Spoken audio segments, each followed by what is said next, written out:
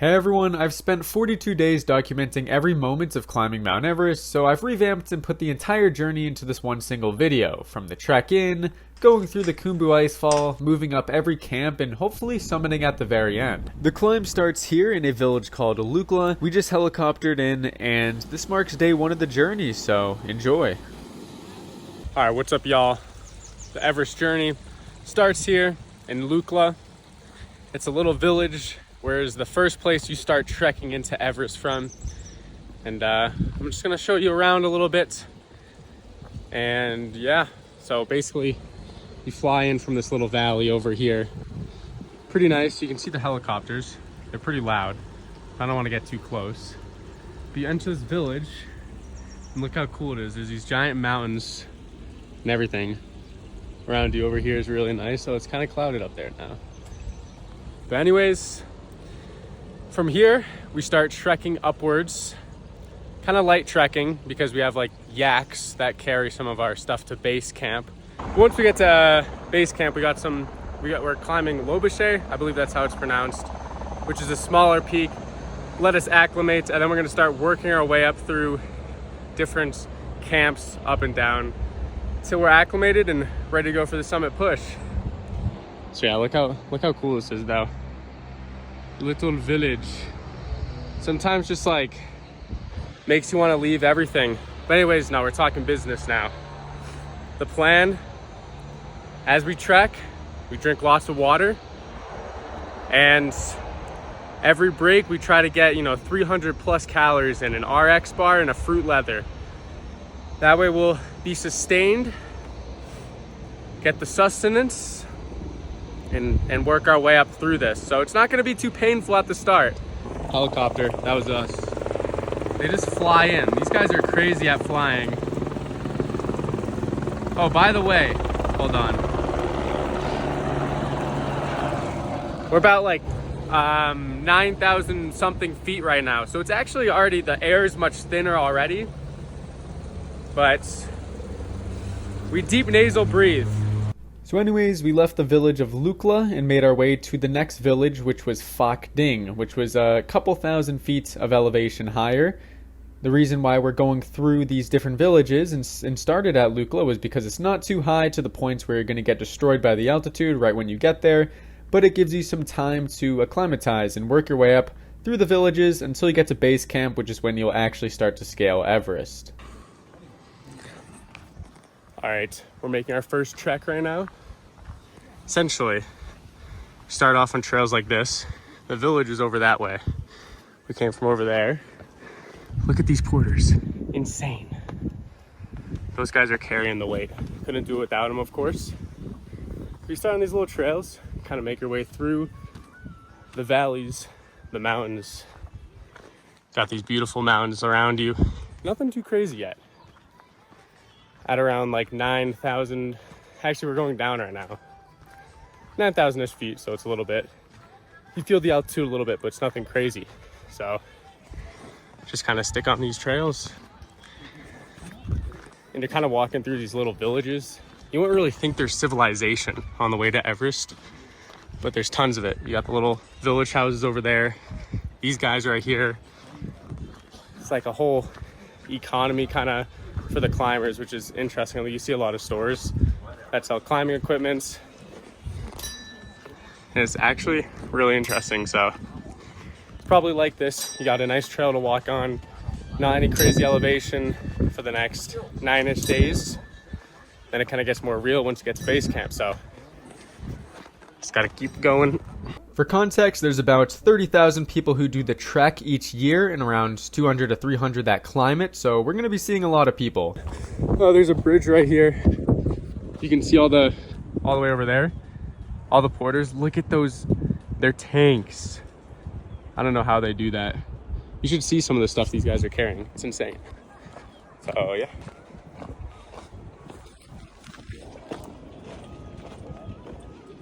Wait, this is kind of epic, not gonna lie. I didn't even intend to film this. Hold on a second. This is kind of crazy. We're walking on a bridge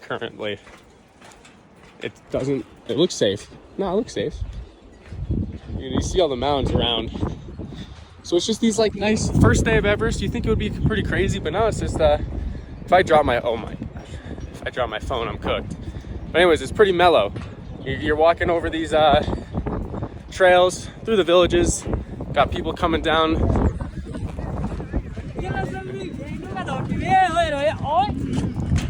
Hello.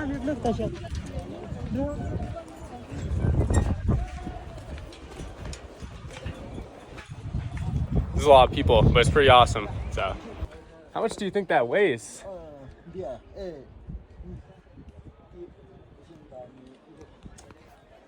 How much heavy? 100 kg. 100 kilos? Okay. Yeah, 100 kilos. That's more than I weigh. That guy was carrying, so absolutely crazy. But anyways, we're about a couple hours into this trek right now. Still just been this mellow trail.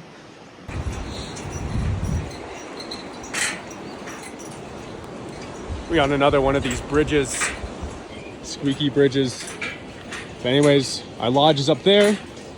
Pretty light, no tents. We're in some lodges, so that kind of concludes day one. Tomorrow we will continue getting after it. And yeah, cool little village though. This is actually sweet. All right, good morning, y'all. We're currently in a little village called Phak Ding. This is where we kind of stayed last night. Honestly, pretty chill. So, yesterday was pretty easy. Today's gonna be a much harder day. I think it's gonna be like 6 hours, but it's not that heavy, so nothing we're not really prepared for. So we're gonna get after it. Feeling pretty good. We're not too high in elevation right now, but I've been having my salt. I've been hydrating. Here we got some mules coming through here. What's up, gang? Yeah. Oh, there's a guy there. I didn't realize. Nice noises. Let's move out of the way for the donkeys. Oh wait, I'm kind of in a situation here. Hold up. Run, they're gonna run us over. They'll kick you. Must be cautious around these guys. Please don't kick me. So anyways, not really sure where the trail heads, but pretty sure we're going that way. It's gonna be a good day. We got about 2,500 feet of elevation gain, so we're getting up there. Anyways, let's go. By the end of the day, we'd reach a village called Namche, which is one of the biggest villages that you'll go through. Really excited to see that. And yeah, the trail is pretty tame, once again. A lot of people, a lot of porters. You can see they're carrying gear up, most likely going to Namche, so really impressive. All right, little update. We're on the move still. Probably about 3 more hours till we're in Namche. Keep the little bridge over there. It's been a nice day. It's kind of hot out.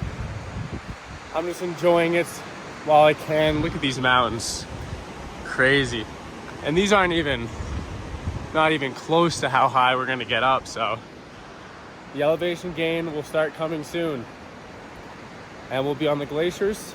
And yeah, look at the glacier water though. The little runoff, it's all blue. But same thing as yesterday. We're on these little trails. And, I'm just chilling, so. It's crazy how much stuff there is going on up here. Like all the porter systems going back and forth.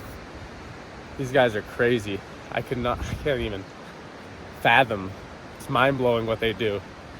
So, carrying the gear up and down the mountain. Look at, the view is really nice. I'll probably put a couple of videos on screen of what it was, but we're going kind of deeper in here now into these woods. I don't know where we're gonna head up after this. Interesting. I feel like we're about to make some massive elevation gain up this. Not really sure. Anyways, we go. Look at that guy just chilling there. Just enjoying himself. That's what it's all about. I fear this will collapse at any moment. Oh, here we go, nice view now.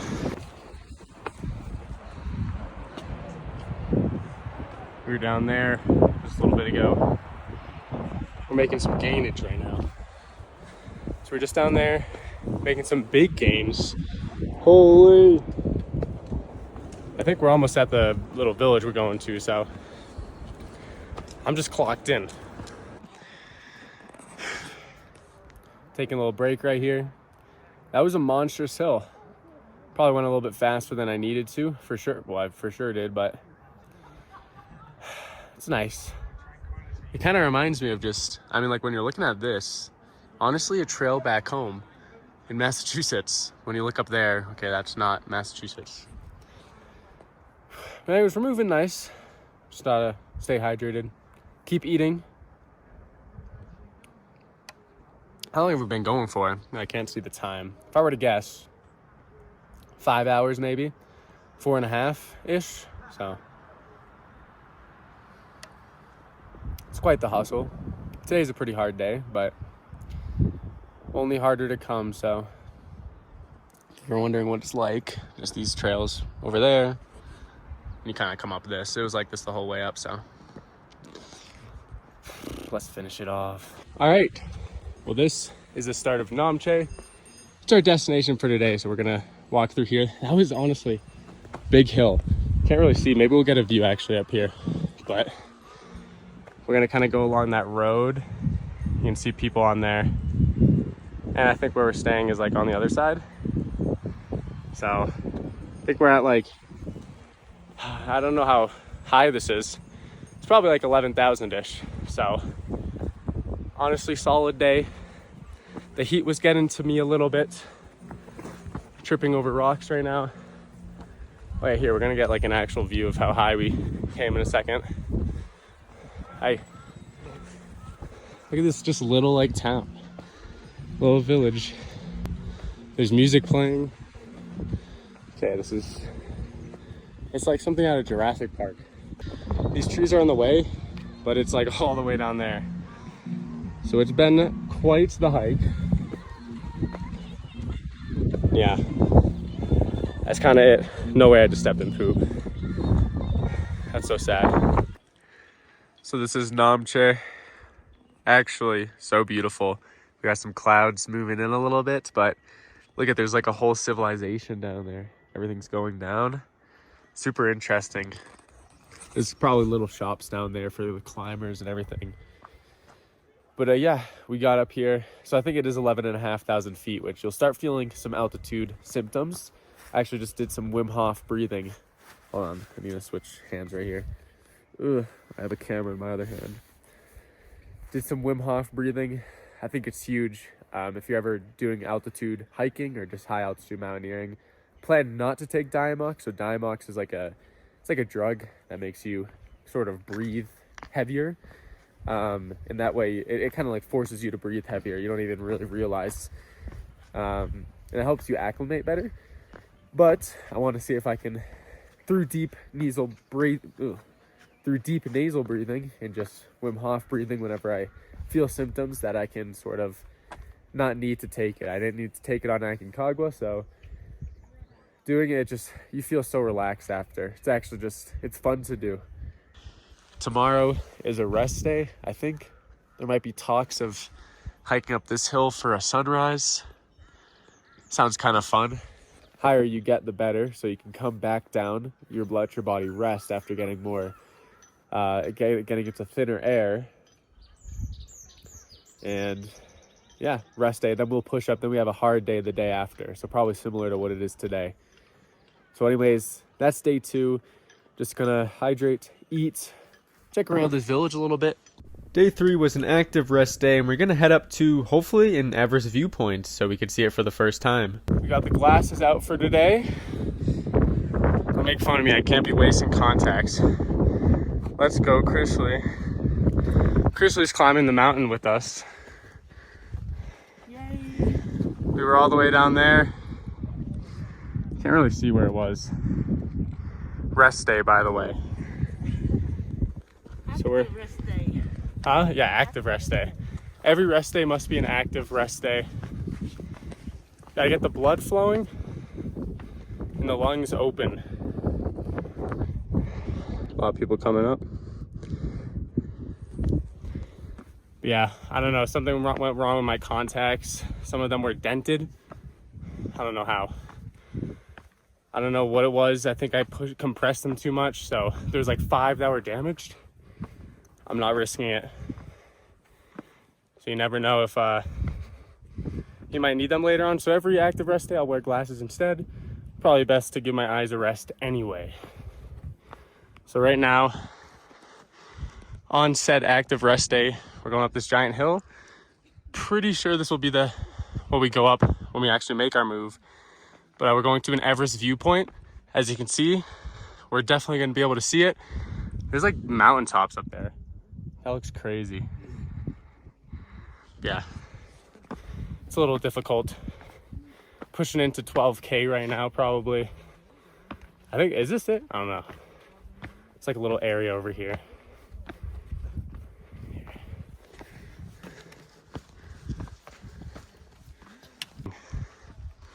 So I don't know, yeah, it's kind of just this chill trail. Perhaps we'll see a view of Everest. Unlikely. You have to manifest it. Anyways, I was about to say, this looks like where I'd get a Christmas tree. Oh wait, they're resting down there. She's just still going. Feeling the altitude, we're yapping a little bit. Look, it literally looks like I get my Christmas tree here. What is this? I think maybe that's where we go. Who's living up there? I wish. How much does that real estate go for? Alrighty. I think the viewpoint is that little radio tower up there. But look at this. We're getting into some deep territory right now. Pretty cool. You can notice how like all the shrubbery is thinner. It's actually getting a little bit cold, so probably put on a jacket if I stop moving. Like you can kind of just see like the trees so slowly go from more thick, and then it just keeps getting less and less. Hello. So Everest is supposed to be there, and I just showed a video on screen. There was nothing. There's literally nothing. It's just clouds. You can see them kind of like moving around you. Wait, it's actually kind of scary. I'm being consumed right now. You got like this, look how fast they're moving. You got like this little bit of wind around you, and it's like pushing the clouds. Unfortunately, they did not move out of the way to see the mountain, which I mean, you got to get a clear day because it's so massive. So it's like unlikely you'll actually get a full view. We were able to see a little bit. We were able to see it kind of peeking out. So hold on, I gotta get out of this wind right now. I need more protection. But anyways, I'm about to head back down. Holy crap, my thumb is literally cramping up holding this. I need more salt. Sometimes my fingers will like cramp up. It's because of the elevation and you're just like a little dehydrated. You need more electrolytes. So that's why we take a pinch of Himalayan pink sea salt. But anyways, we're gonna head back down. Nice rest day. We have more red blood cells now, so we're ready to go up higher on the mountain. So yeah. Don't know if I'll include this, but it's kind of cool. You don't really notice how steep something is until, well, this isn't really steep, but steeper than you think it is while you're going up. Kind of interesting. Just copped these earbuds out here in the bustling center of e-commerce in Namche. It's kind of cool, actually. You have all these little like stores, so yeah, I thought I'd show a little bit more than just the climbs, because we're also doing a little bit of balling out here. Again, stuff. There's like literally stores for everything. Clothes. Over there, there's like shoes. Is that toilet paper? Huge. Because you never know. You might just find yourself out here and you need stuff that you don't have. So they just kind of got you. Pretty interesting. Last little update. It's literally raining out here. But look at the city of Namche lit up at night. It's honestly pretty scenic. Very relaxing with the rain right now. All right, good morning, everyone. I think it's day 4. I'm not sure. Whenever I go on these expeditions, I always forget what day it is, but these logs are actually keeping me in check. This is what we're waking up to this morning here in Namche. We're about to leave though, but hopefully, if you watch day 3s, we didn't get any view of Everest. So we're gonna, here, let me show what's going on. So we go up there, that area, and you get to an Everest viewpoint because Everest is over there. We didn't get to see anything, so it's so cloudy, but it's literally pure blue skies today. So hopefully we can see something, kind of see where we're gonna be heading, and that'll be super interesting. So we're gonna eat, and we're gonna get an early start, 7:45, not that early compared to what you'll be doing later on, but pretty nice. And it'll be a long day. I think it's like literally 6 hours, maybe 7. I don't know how much elevation gain, probably a few thousand if that's going to be how long it is. So it'll be a little bit tougher. Just got to breathe, hydrate, eat. But while trekking through these villages, this is the classic breakfast, porridge and juice. You can't go wrong with it. It'll get you to where you need. But anyways, we left Namche and we hopped on this little trail that goes across the side of the mountain. So there's a few helicopters that were going by and you could see distant mountains that looked extremely beautiful. So yeah, we just had a long way ahead of us until we get to the next village, which is Pangboche. Another helicopter. You could just tell all of them are going to base camp right now. Either bringing in people or supplies. They're going to get either one of those. So once we get to this, it's such a beautiful day out. We're definitely going to see Everest, kind of where we're heading. There it is. I think. Kind of doesn't look like it from this angle, but that is Everest. Huge. Another like, what is that? 18,000 feet to get to that point up there. We shall be there soon. Taking a stop here with this view of Everest. Kind of want to show what we got in the pack. So obviously I'm not just, we got here for hours, so you gotta pack things. Basically, if you're wondering, always carry, probably I got 2 liters for today because it's a bit longer. And then, I mean like really this is nothing. Once you get up higher, you're not gonna have as many porters or anything. They won't be carrying your stuff. This is my little specialty here. We got some, looks a little bit sketchy, but some pure Himalayan pink sea salt. Pretty on theme because we're in the Himalayas. So I'll take a pinch of that, wash it down with water. And then kind of as you're going, you just like try to eat every hour, hour and a half. So then what we got in here, oh yeah, here we go. The best RX bar, in my opinion, AM bar. Probably have some of that. That's like 200 calories. A Zest fruit leather. Sorry. Yeah, these are good. Nice. And you know, maybe I'll have a little bit of dark chocolate if I'm feeling it. You know, if I'm feeling like I'm burning a lot of calories, I'll have some Hue dark chocolate. Bam, all real calories. It's beautiful.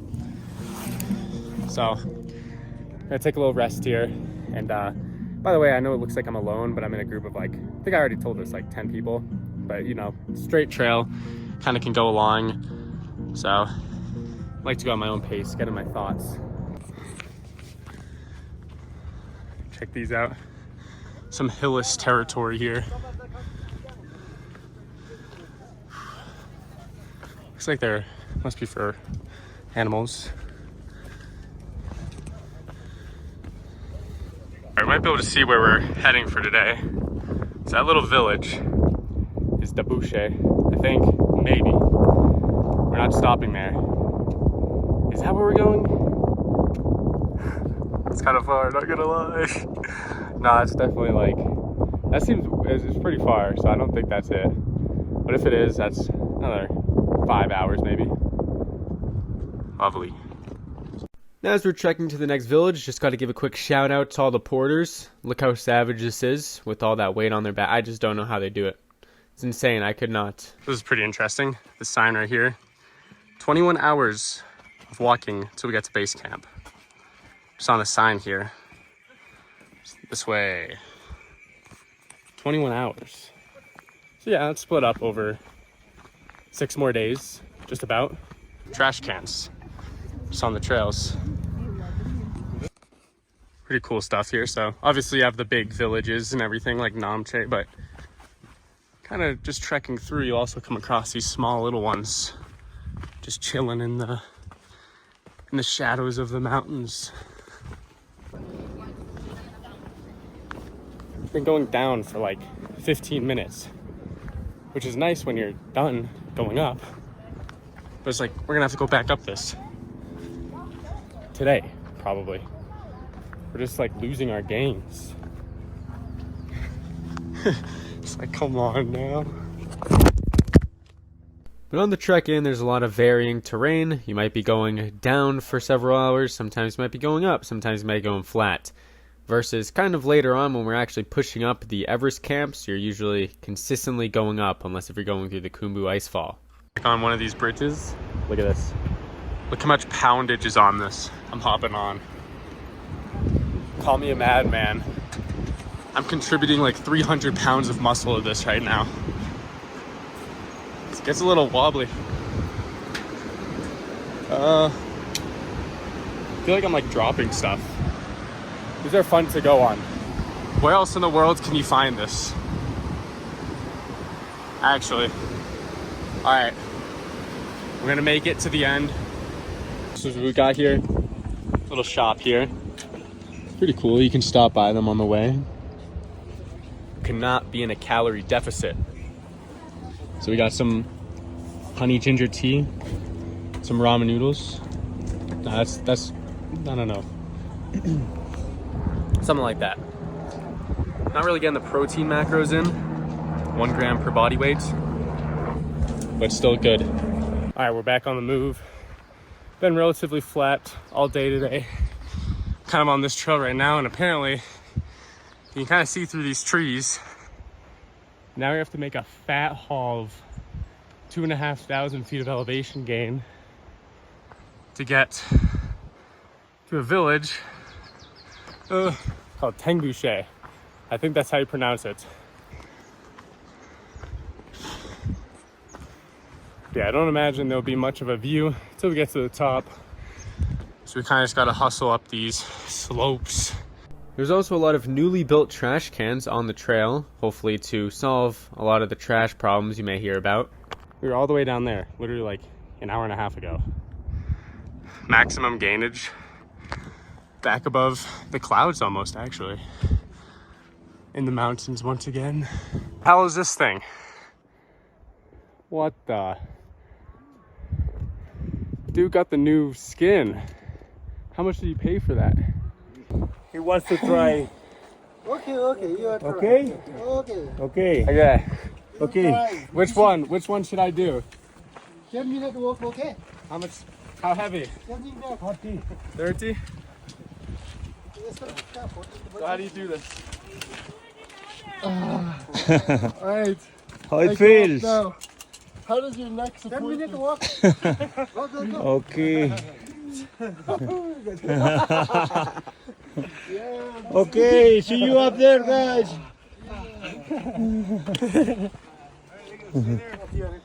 Want me to keep going? Yeah, I'll stop right here. My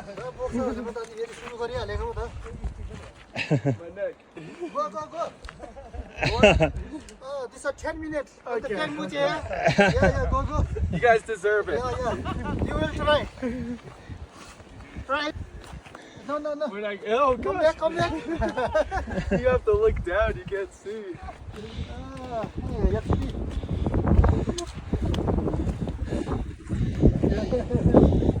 You gotta get your neck used to it. Yeah.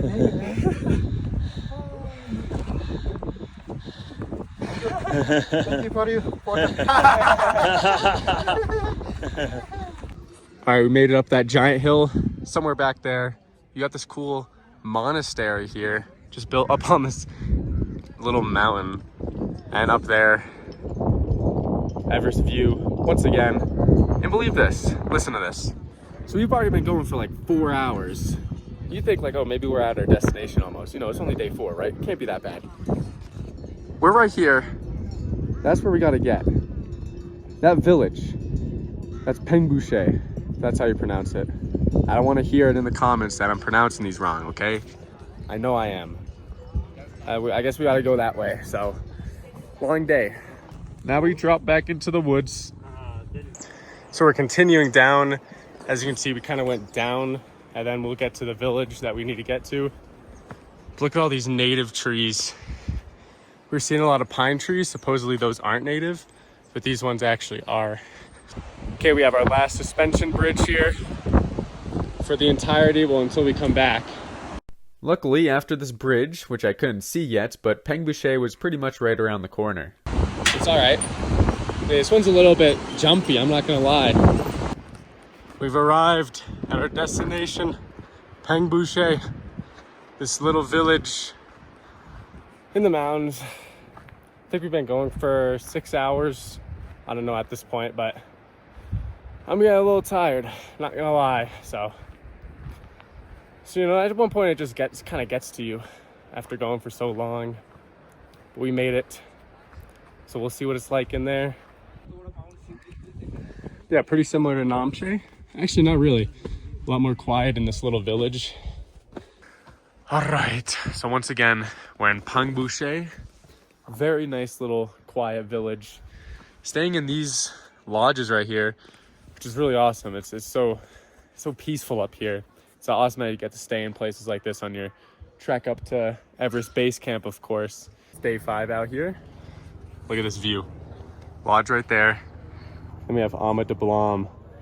I'm just going to voice over the next 3 minutes because I talked extremely confidently thinking that's Alma de Blanc, but that is not Alma de Blanc. Doesn't even look like it. It just looks like a little nub sticking out. Alma de Blanc is to the left, as you can see here. But anyways, today we're going to the monastery, and we're going to get blessings. I don't know if it's a puja ceremony or if it's just a different type of ceremony, but yes, it's going to give us safe passage up the mountain.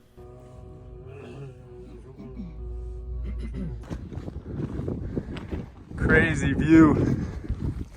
So yeah, we got ourselves our bead necklace here for our blessings. Another helicopter. But anyways, I actually know the town we're going to now.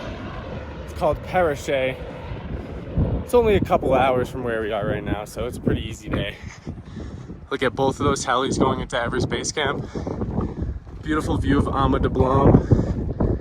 Not the fraudulent one that I thought was it. Anyways, we're gonna trek up to this village. I don't know what elevation it is. You don't think about it. The more you think about how much pain you're in or if the altitude's getting to you, the more you're gonna feel it. We're getting into some interesting territory. Anyways, we've been out here. What is this? Yeah, day 5. It hasn't even been a week yet. It actually feels like I've been out here a long time. I kind of miss my dog, honestly.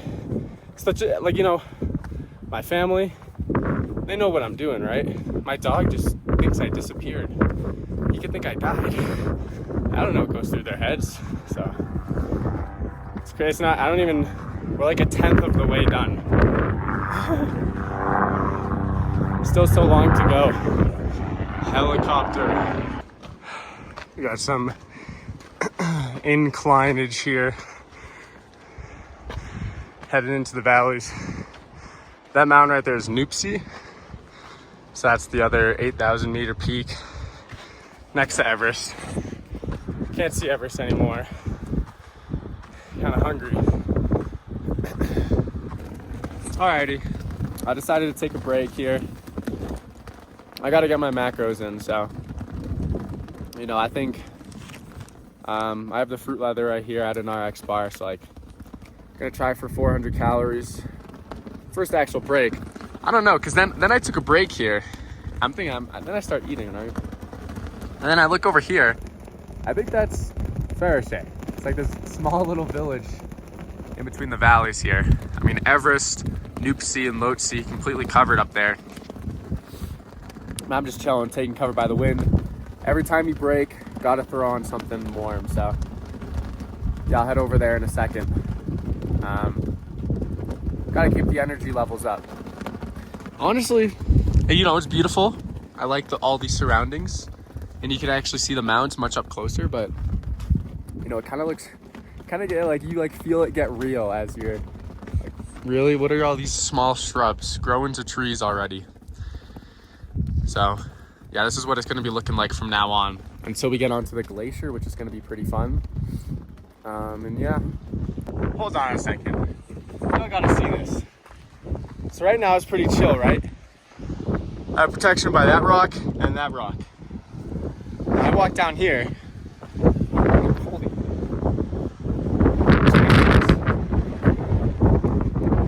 it just starts blasting you. It's coming from that valley. So it's getting, where do I even go here? This is so fun.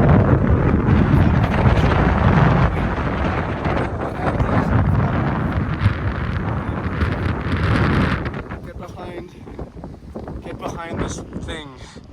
So the wind's all coming. Why am I acting like I'm in the trenches of World War II right now? It's all coming from over there. Not a suspension bridge. Let's go. We did it. We made it to Pheriche. Now we'll stay here for the night. Wait, what time is it? We've only been going for, it's been like 2 to 3 hours. Honestly, pretty easy day. You see this cloud deck, those clouds that were all the way down there have kind of worked their way up. This side still doesn't have many, but on the right side it does, so. Maybe that cloud deck will move down, but honestly, I don't even care. I'll be inside. And then if it's here tomorrow, I don't even care, because we're probably just gonna do a hike up there. And I'll probably care if it's the day after. Wait, hold on a second. Look how stoic this cow looks right now. Look at him, he's unbothered. Hello. So this is our lodge inside of Pheriche. It's very nice. I rated a solid 10 out of 10. The clouds have rolled in. We're doing laundry. We don't have anything else to do. This is the system we got here. So day 6 was also an active rest day, similar to day 3. We were going to go on a small hike right outside of Pheriche. I was using my camera today, so you get that HD, but don't expect that again. But really, it was just going up these little slopes here. Nothing too crazy until we got to the points. You can kind of see off in the distance here. We're going to get up here. Basically, this is just going to allow our bodies to make more red blood cells. Then we can go up even higher. Soon we'll be at base camp because, I mean, we're heading into 14,000 feet if we're not already at that right now, which is usually when you start to feel heavy altitude. So, yeah, we're going to crank out the rest of this hike. Get it to the top. Yeah. Getting sketchy. We got a sketchy drop here. Whoa. You can see the village we came up from. All the way down there. Alright, so we made it back down. It's a little bit windy right now, but we went all the way up there on top of that one hill. It's like all the way up there. Came back down. Now we're back at the lodge area. Gonna rest up here before we go higher up tomorrow. But that's the good news. But the bad news is, so you all know I keep my Himalayan pink sea salt, a pinch of it every single break with my water. It just decided to explode inside my backpack, like the whole bag. I don't know what's going on. Yeah, I just gotta like get it all out. I can hear it. Such a waste of salt. Ugh, come on now. Other than that, honestly, kind of a hard day. We made like 2,500 feet of elevation gain in like less than 2 hours. That's some business right there. So luckily we're acclimated now. Body is ready to go higher up on the mountain. And yeah, so I'm gonna go like figure out this salt situation. And look at how cool this is. It's water. All right, so it's day 7 out here. It's kind of loud, but anyways, we're leaving the lodge. We're heading up to the city or the village of Lobuche. It's by that mountain. So we're also gonna climb that mountain, but there's also a village there where we're gonna kind of make our next move up to. So that's where we're heading right now. Woke up in the middle of the night. Felt a little bit off, but hey, it's a nice day out. It's gonna get warm. Look at all this. Helicopters right there. All right, currently about 20 minutes into this trek right now. Still in the valleys, it's relatively flat. I'm assuming as you get more towards Lobuche, we're gonna have that. Kind of see it, probably move through that valley right there. So, what's interesting is there's not as much porters as there were below.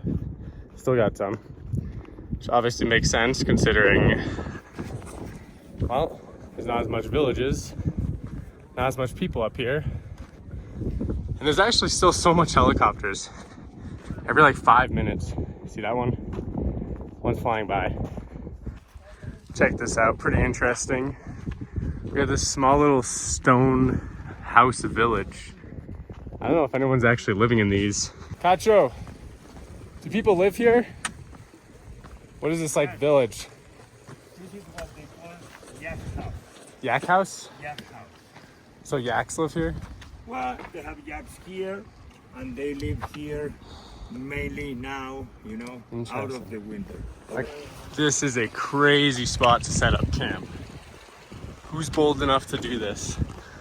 Look at all the poop. You step out at night, actually lethal. That's a lethal spot to set up your camp.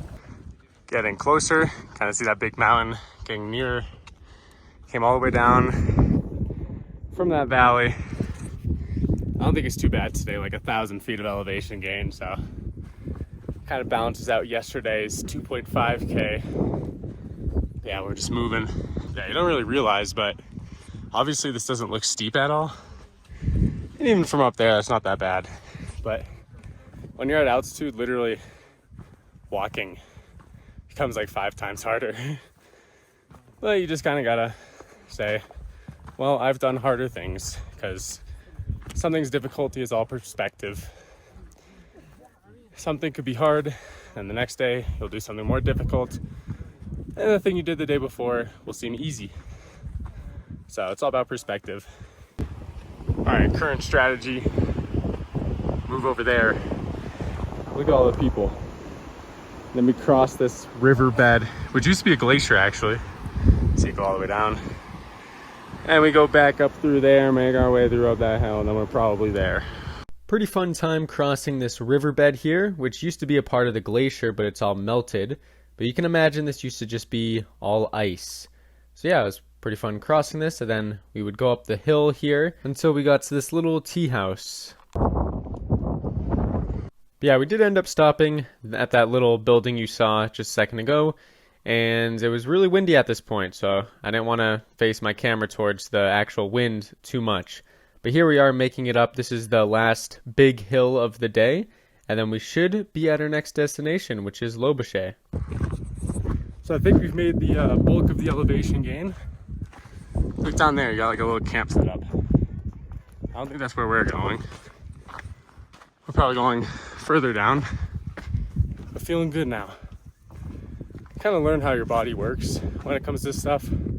For me, it's like, I always start off kind of slow and feeling like not the greatest, but after a couple hours, your body kind of goes into like overdrive. It just is like a machine. So once you get there, you can kind of just go forever until you bonk. So that mountain on the left is Lobuche, and those tents are at Lobuche Base Camp. We'll be climbing this mountain later on, but we won't be going from those tents, we'll be going from the village. How heavy? How? Huh? 20? 30. Are those probably 32? Try it. Try it? You try? Yeah, sure. I don't know why I kept doing this, because it really did hurt my neck, and I needed to stop. Your neck is just not meant to do this unless you've been doing it all your life like these guys have. I seriously gotta stop. All right, so we've made it to our destination, the village of Lobuche. That's our little lodge right there. That one I'm zooming in on. Very nice, cool little village. Pretty small. I mean, the villages are getting much more small as we go up. But I mean, we have a beautiful view of Namche, and then, do I want to say that's Lobuche? Probably is, because we're right in the village of Lobuche, so they named the mountain after it. But yeah, honestly, pretty solid. I will note one thing that I've noticed. Obviously, the trash is getting a little bit more severe, at least as we hit this village, because it's so much harder to bring down trash once you get up higher. Like, here, we'll go take a look at. I mean, this just kind of caught my eye. It's like muck. Don't know what that is. Day 8, we were leaving Lobuche on our way to a village called Gorak Shep, and we're also going to do a hike called Khumbu by the end of the day. Going to see some good views. It's going to be a good day today. All right, everybody. Day 8 out here. Check this out. We got Namche up here, and there's this cloud coming off of it because of all the high winds up there, which is pretty cool looking. It's like ballooning. But there's no other cloud anywhere else, which is kind of scary, not gonna lie. But we'll be up there soon. Anyways, we're heading out from the lodge, going this way, and then we'll come back over here to climb Lobuche in a few days. Yeah, you know, we feeling good. Oh wait, did you notice there's snow on the ground? We got snow yesterday night. So as I was uploading the log, you couldn't really see anything, was kind of like a winter wonderland. But luckily it's, you know, it's not deep enough to the point where we need micro spikes or crampons. We're all good. We'll move up. It'll probably keep melting, but you got to keep the glasses on now, or else you'll go snow blind. I mean, it's not really severe enough, but I'd rather not be squinting the entire time. So anyways, we're heading out, whole group. We even have some Sherpas with us now. We're getting into that territory. Absolute beasts. So now, only being a couple days in one village away from getting to base camp, we actually started to see some really nice views, getting into that slightly more alpine territory. So we have views of Pomori there on the left, and of course Nuptse, Everest, and Lhotse to our right. Can't see them full yet, mostly Nuptse, but yeah, I mean, we kind of could actually see where we were going now. But yeah, you know, trekking through these flats, through the valleys is pretty easy. You know, fun days. Super excited for when we actually get to base camp though, and that's when the real climbing starts. So I'll be like 2 days from now. And you know, trekking through the villages is nice. You don't really get that mountaineering experience though. So once we get to base camp, then we'll start pushing up camp 1, camp 2, camp 3, and we're gonna have to come back down. But I'm just excited to get those crampons on, get moving into mountain territory.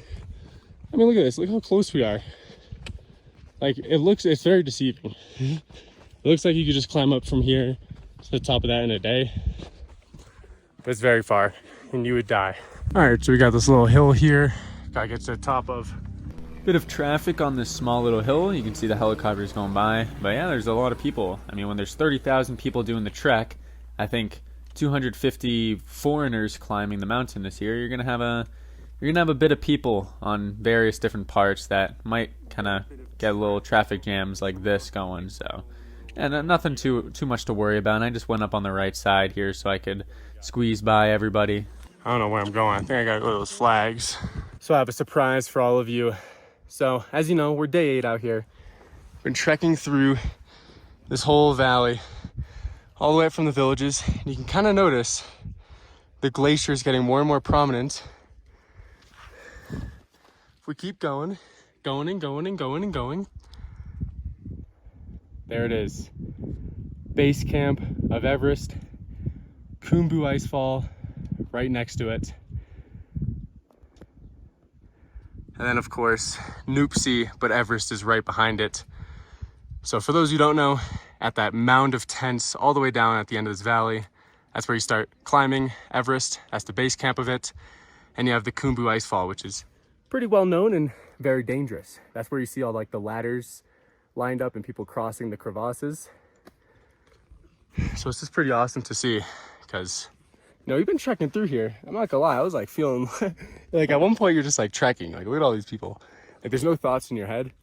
But then when you finally see something like progress, it's really cool, because once you get to there, I mean, it's practically only up from there. So Base camp is still quite a ways away though. As you can see, this kind of big hill and that trail going up that, we're going to be going up that today, but right at the base of that hill is Gorak Shep. That's where we're going to be staying tonight, and then the next day, then we'll be heading to base camp. So yeah.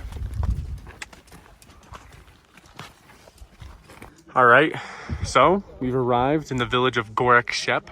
Kind of see it's pretty chill, just like a little village going down here in the valleys. Came all the way through there. Look at like these lines of people here. Obviously a lot of these are trekkers. It's actually kind of crazy. There was like 2 people just throwing up on the trail.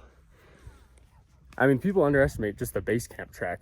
Once you're getting into like 17,000, 18,000 feet, yeah, I mean, you could throw up if you're not, you know, ready, or you weren't taking care of yourself. So drinking enough water, eating, everything like that. But we're also gonna head up this, not all the way up there, no, just this little dirt patch.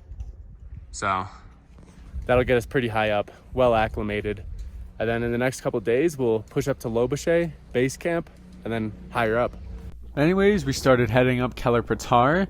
I'm pretty sure at the top of this hill or mountain or whatever you want to call it will get us to the same elevation as base camp. which is great. We're really going to be able to acclimatize using this peak. And we got a really nice view of Everest just going up, which is the best view we've gotten it so far. You can see the yellow band and the south summit up there, so really awesome.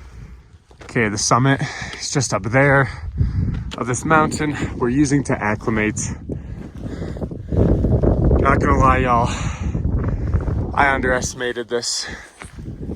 From Gorak Shep, it looked like a pretty small hill, but it's been just straight gain for the past like 2 hours. Almost there. Summit. Right there. This was an absolute haul. Just gotta finish it off.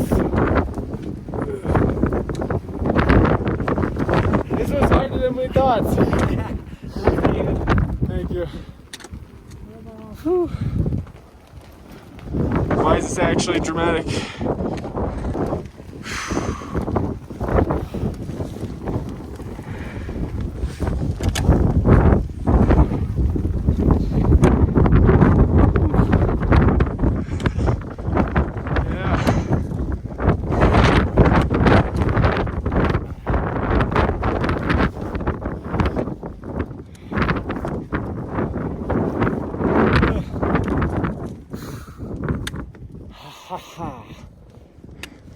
What's up?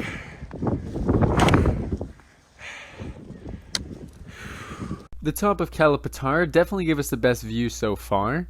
Very, very nice view of Everest up there. And now we were much more acclimatized, so we have more red blood cells, more oxygen in our system, which will allow us to go even higher up on the mountain in the next upcoming days, especially when we head up Lobuche and eventually make our first summit rotation. Heading out from this view here.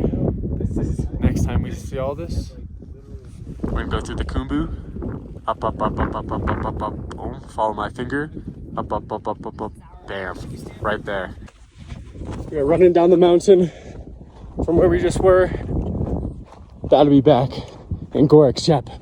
This is what the inside of our lodge looks like in Gorak Shep, in case you were wondering. It's pretty nice. The next day we woke up and we were heading out of Gorak Shep, and we were finally going to make our way over to base camp and see our camp for the first time. All right, so it's day 9 out here. We're working our way through this valley. Today we get to base camp. So we're feeling pretty good. Always nice if you're feeling good on your way to base camp. Gorak Shep is the village where we came from. About like 20 minutes back that way. Oh yeah, getting much closer. Look at that. Khumbu icefall, baby. You can see our guide, Kacho, up there. We're getting close.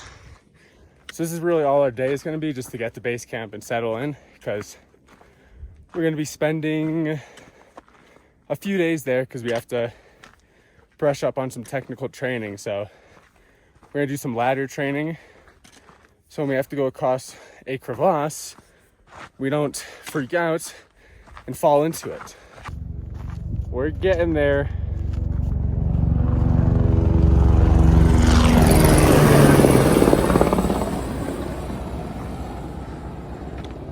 Cacho, how much people do you think are in base camp right now? Right now. What a good question, eh? I guess that most of the climbers are already there. So let's consider around 200 people. And then you have the locals, all the locals that work over there, maybe 1,000 more. So yeah, maybe over 1,000, 1,200. Check this out. Coming in here, we got a little pool here. Oh, if we get 5 likes on this video, I'll do a cold plunge at base camp. So after just a few hours of leaving Gorak Shep, we had arrived at base camp, and there was a sign here. This is the first time I've seen this sign. Now it's covering the iconic rock. I don't like it there, but anyways, we were glad to be here. So many tents. So we got to our camp, and these are the tents that we're staying in. There's a few different tents that I'm going to go over quick. This blue one is where you go number 1 in, and that one is where you go number 2 in. So we don't want to mix them up. This is what the inside of the white one looks like, but yeah, I mean, tents are pretty good. This is a really well-established camp. Inside that big red one is this lounge tent that has some foam rollers, some little mattresses, and everything just to chill out. There's also a shower tent. You know, we took some cold showers in here. We don't mess around. Inside of those box tents you saw, we can store our gear. There's a nice little bed, a nice little table, just to stay organized and everything like that. This is our Wi-Fi, this little tower. This is the cook tents.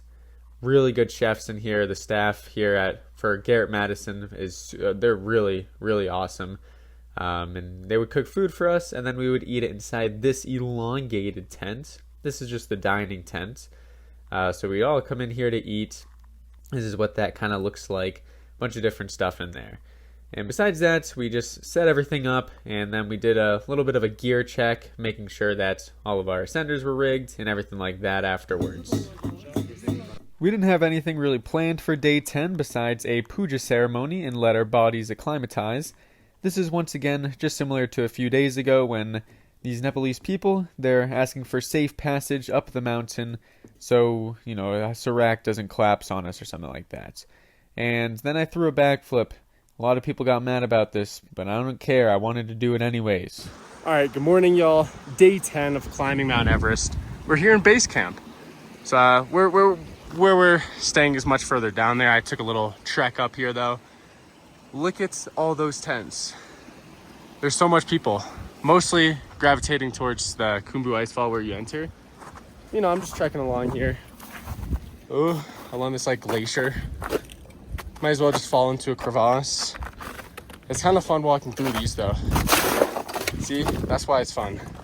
Because it looks like you can step on some of these, but you actually end up falling. This is all right here. I'm gonna go through this.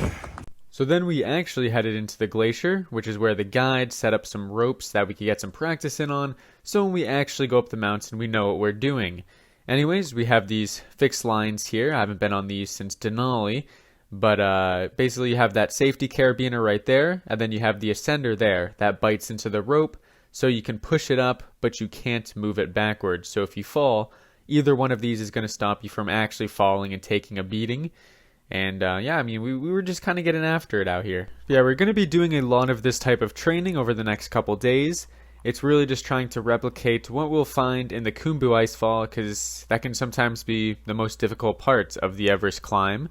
So it's just moving over these big glaciers. They sometimes are very vertical. They're sometimes flat. Sometimes you're going down. Sometimes you're going up. So you kind of have to be able to go on all different types of terrain going up. And it took some time to get used to, especially at first. As you can see here, I'm not using the front of my crampons when I should be. You should be front pointing on a steep part like this. So I'm kind of just like, you see that thing? I just kicked that to the moon. I would have killed someone below me. But anyways, yeah, you're supposed to use the front points. It just gives you much more leverage to push up, and you save a lot of energy. You can kick that way. And we also were going down them, just rappelling using a figure 8 belay, which is, you can use either or, rappel device or figure 8, but personally I like the figure 8 a little bit more. So we got the new line right here. Go up this. You got one more section. Transition into the rappel. There was some ice that I was so close to just, it was close. It was gonna go up on my rear end, it almost felt like. So it's like right there, like these guys, like they just crushed them out, but you gotta watch out for them. So day 11, I started off by doing some foam rolling and stretching. Can't let the legs be getting tight out here. Absolutely not. But then we headed into the icefall once again. We're gonna go back to doing some training. This time, going to try to get more vertical and really just get comfortable on the fixed lines. So Kacho was kind of demonstrating exactly how we should be going up these vertical slopes. You can see how effortless this is for him because of the technique he's doing. You can see he really just digs his front points in and then stands up, moves his ascender up, which holds him there, and then he can rest. So you want to preserve as much energy as you can when you're going up these vertical ice walls. So we were really getting that practice in here, trying to get the technique down so we don't exert ourselves too much in the icefall. But there's also a nice little traverse at the top of this that we would go down into a figure 8 rappel, which is really awesome. Gave us a lot of variability, and it'll prepare us for when we go in. Here I am going up, giving it a try. You get up to that top anchor, and now you have to transition to the traverse. You don't use your ascender there. You usually just use one Jumar. You don't want to let yourself get too much slack. And then you have to transition into the rappel, which is probably the most difficult part, especially when you're already hanging off of a rope, because you have to be able to get the slack through the figure 8 belay, which basically just creates tension and allows you to come down nice and easy like that. So day 12 was pretty exciting because we were leaving base camp and we are going to go all the way back to Lobuche. This is because of that mountain that's right next to Lobuche, the village, which is 20,000 feet. So Lobuche East is going to be one of our climbs that we're going to do to prepare ourselves for Everest. It's just going to get us up to a much higher altitude, and therefore we don't have to go through the Khumbu icefall in extra time like most teams do. So yeah, I mean, we just kind of started making our way over there, and we're going to climb it tomorrow.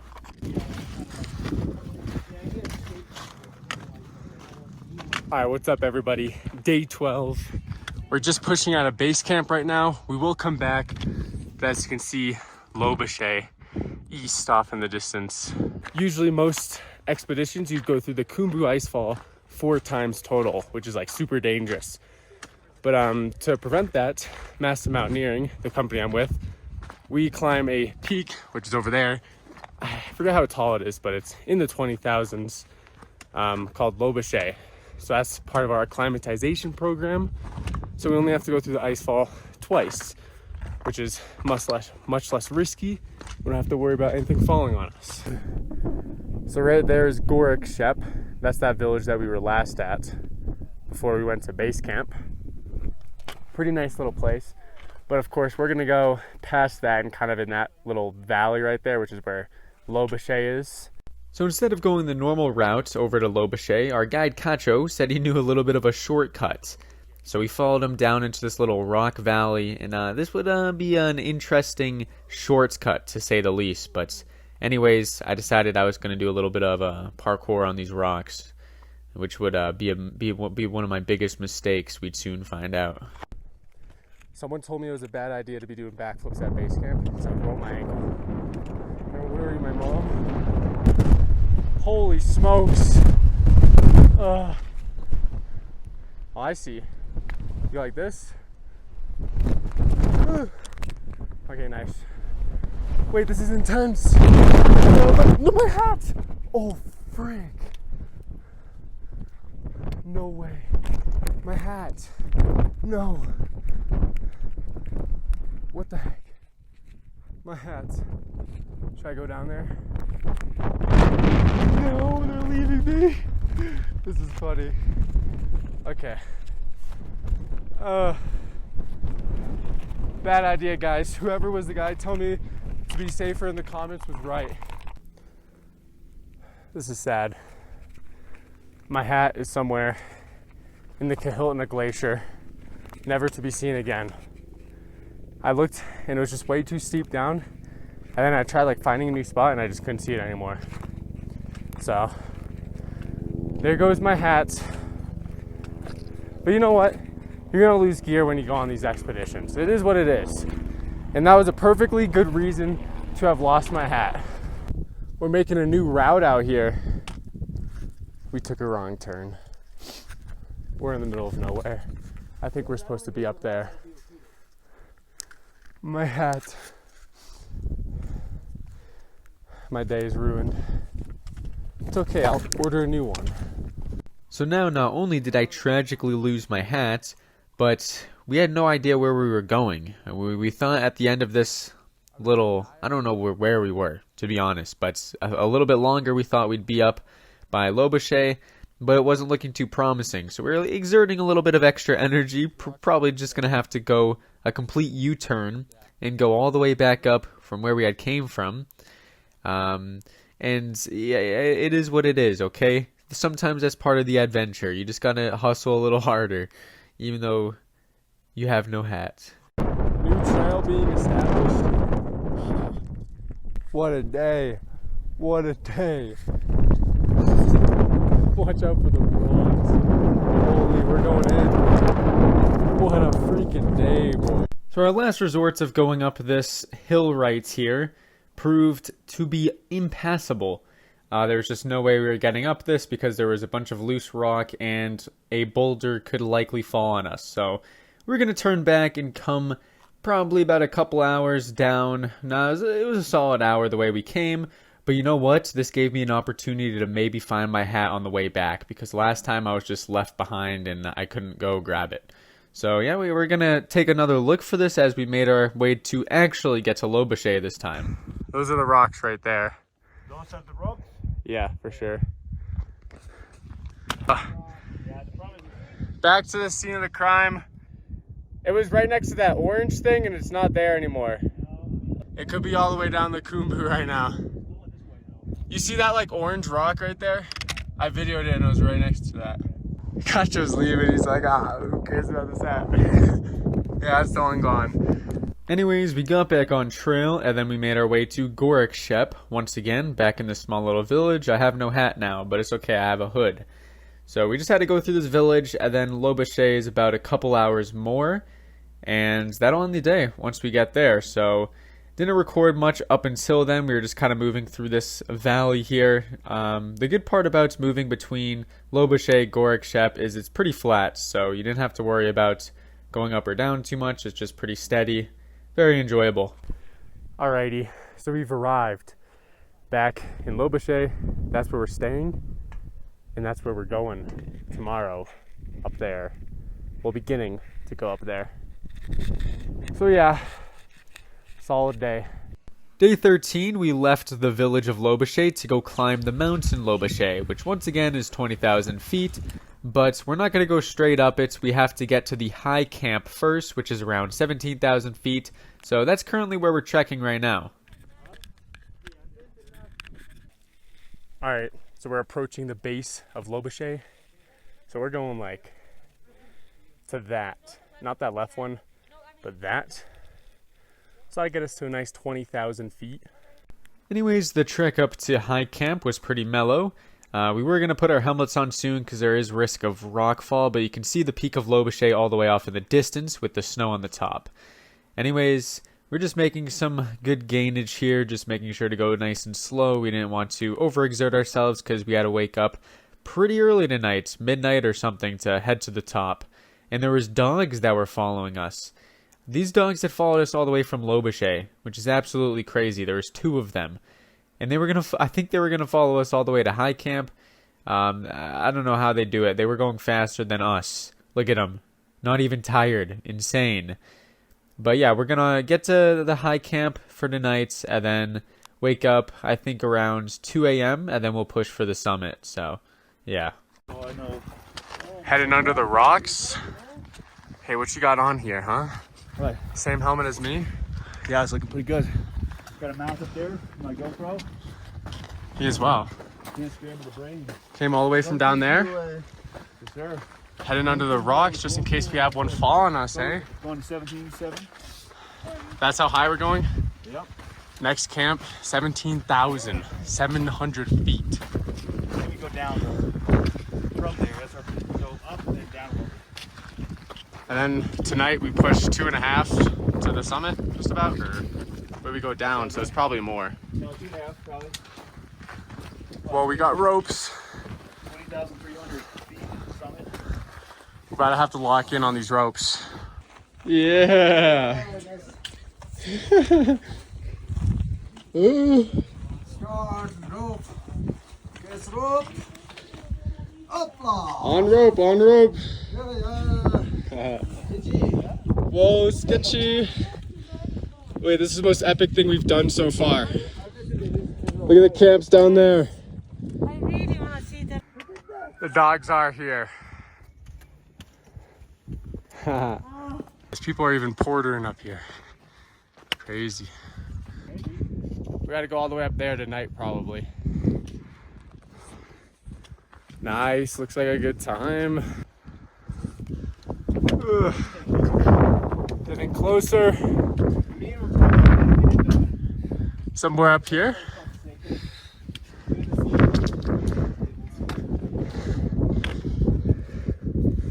Nice views out here.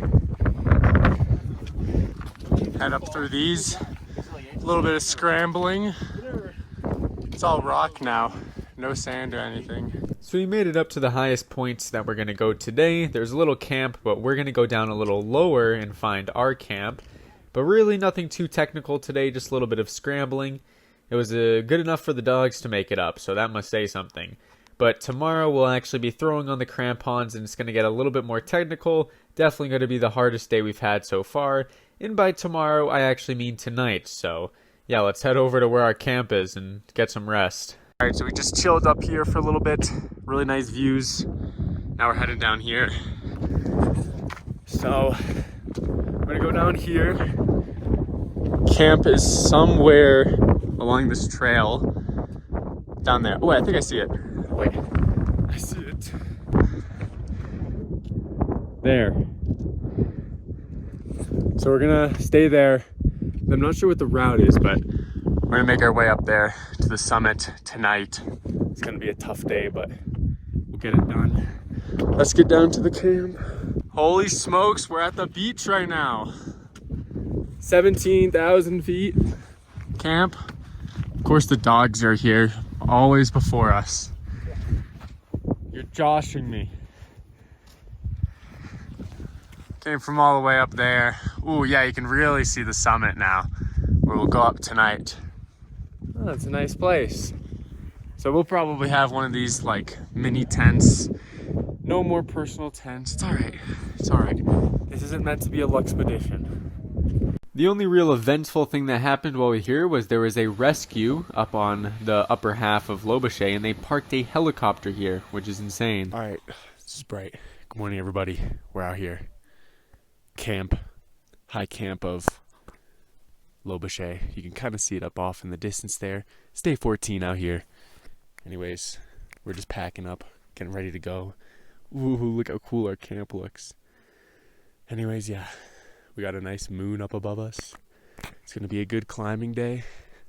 Good summit day. It's nice and warm. No wind yet. Let's do this. Our summit push was beginning at around 3 a.m., which isn't that bad, honestly. But yeah, we headed out of camp. We had our trekking boots on for the time being. Once we get to the point where we actually have to put on our crampons, because there's the glacier, we'll put on our big boots. And it really wasn't too cold either. It was a little bit chilly, but it might get cold later. Usually the coldest time of the day is when the sun is rising, usually around 5, 6 a.m. So once we get there, we'll probably end up putting on some extra layers and whatnot. But, you know, it was just pretty mellow. There was a decent amount of people out going for the summit as well. But it was just going over these little rock scrambles and making our way through the dark.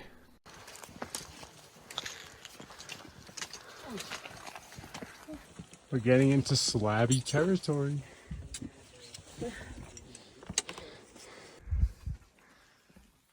Just came up that nasty funnel. Aye. Getting brighter out though.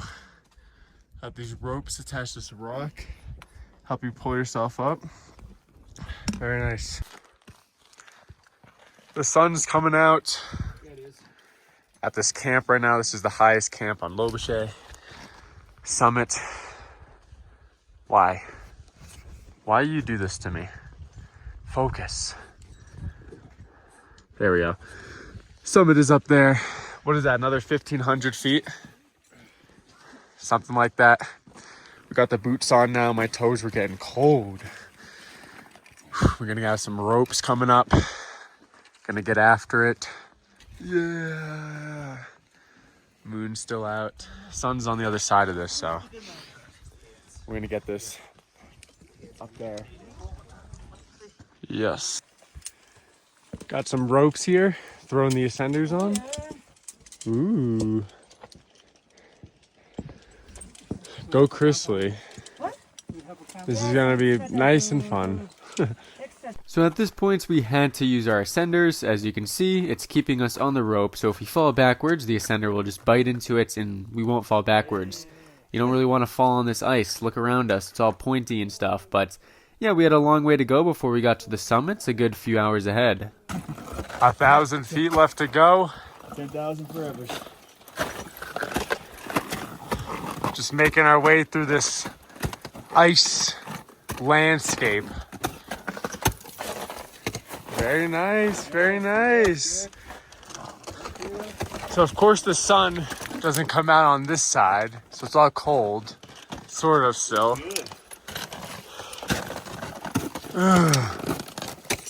Locked in.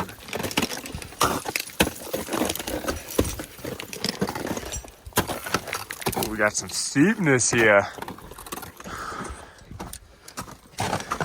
Solid day so far. We're gonna get to the top. I don't know, like 45 minutes. I think so. Yeah. Yeah. Very nice, very nice. We play Monopoly deal in about 2.5 hours. Exactly. We're in the sun now. That was brutal. Ooh, look at that. Big gain. Oh wait, you can see where we came from. Those guys down there. That was good. Yes. Wow, good gains. We should get to the top of that. Isn't it like flat once we get up there? Yeah, there's a Chick-fil-A up here. Nice. Just FYI. Well, it's Sunday.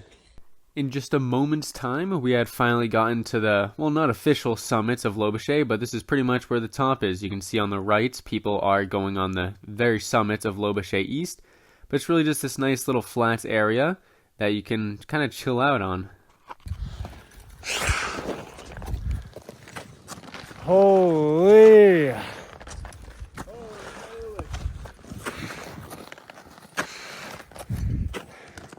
The fact that we probably stopped for one break probably isn't the best. Hey! Half complete on this mountain. Here we are. Going down. Summit We're going down. of Lobuche. Yeah, let's go. Let's go. Hey guys. Woo! One picture of you three. Yala, vámonos. Yala. All right, time to head down. Vamos, perrito. Solid summit. You ain't gotta go home, but gotta get the fuck off my mountain. Couldn't have done it without the guides and sherpas here. Yep. Yeah. Look how sketchy this is. No, you just send it. Just gotta send it. You rappel down from this. Well, arm wrap. You ready? Yeah. I'm filming, bro. I filmed this. If you're wondering what's down there, literally a crevasse. Insane. Good luck, guys. Anyways, mission complete. It was now time to head down. Obviously, the way down you have to be really careful, so we were just arm wrapping down the rope so we didn't fall and just tumble down the mountain. But really, it was just down from here. So here we are, back at the base of Lobuche. You can't see the summit anymore. It's kind of oh wait, actually you can. All the way up there. Solid day. We actually went pretty crazy out there today. We got the summit in under 5 hours. So we went pretty fast, a little windy. But yeah, no, that was a pretty tough climb. Definitely good though. Got above 20,000 feet. Really good for acclimatization. And from here, we go back to base camp, and now we're gonna actually start climbing Everest. From this point on, we've just been preparing ourselves for it. But now we're actually gonna go head up to Camp 1 through the Khumbu icefall in the next few days. So it's gonna be a good time. Only goal for day 15 was to get back to base camp coming from Lobuche, which is where we stayed last night. So pretty simple day. All right, what's up everybody? Day 15 out here. We're saying goodbye to Lobuche, the village. This is the last time we're ever gonna be here because we just climbed the mountain, so we're not gonna come back to this. Got around a 3-hour trek ahead of us, so just about. And we'll be at base camp. And we're gonna begin our first summit rotation. So we're not actually gonna go to the summit once we get to base camp because we're not ready for that yet. Our bodies are not acclimatized, so we gotta give it some time. We're gonna push to Camp 3 over the next week and a half, and then we come back down. We go all the way back to Namche, which is like the village we were in on day 4. And then we go back up and then we push for the summit. So it's gonna be a bit of time, but we'll actually be able to get into the Khumbu icefall in the next few days, which is pretty exciting. Feels like just yesterday we were back at this hill. Made it up, big hill. Good, good. All right. Now it's just kind of up and down hills till we get to base camp. All right, currently making some good timing. You can see the Khumbu icefall all the way down there. Holy smokes. What is this, the Hillary Step? Holy smokes. Look at all those people. We'll have to find a way to pass them. Nah, just kidding. It's a nice day out, so it's a good day to go finish the trek. It's base camp. You can see it again now. Boom. So then I actually did decide to pass up those people. There was a huge line, so I decided to go around them. Because we had gone to 20,000 feet, and nobody else had, so I had more red blood cells than them, so I was going to pass them. Just kidding, it's not that deep, but I wanted to get to base camp because I was pretty hungry at this point, so yeah.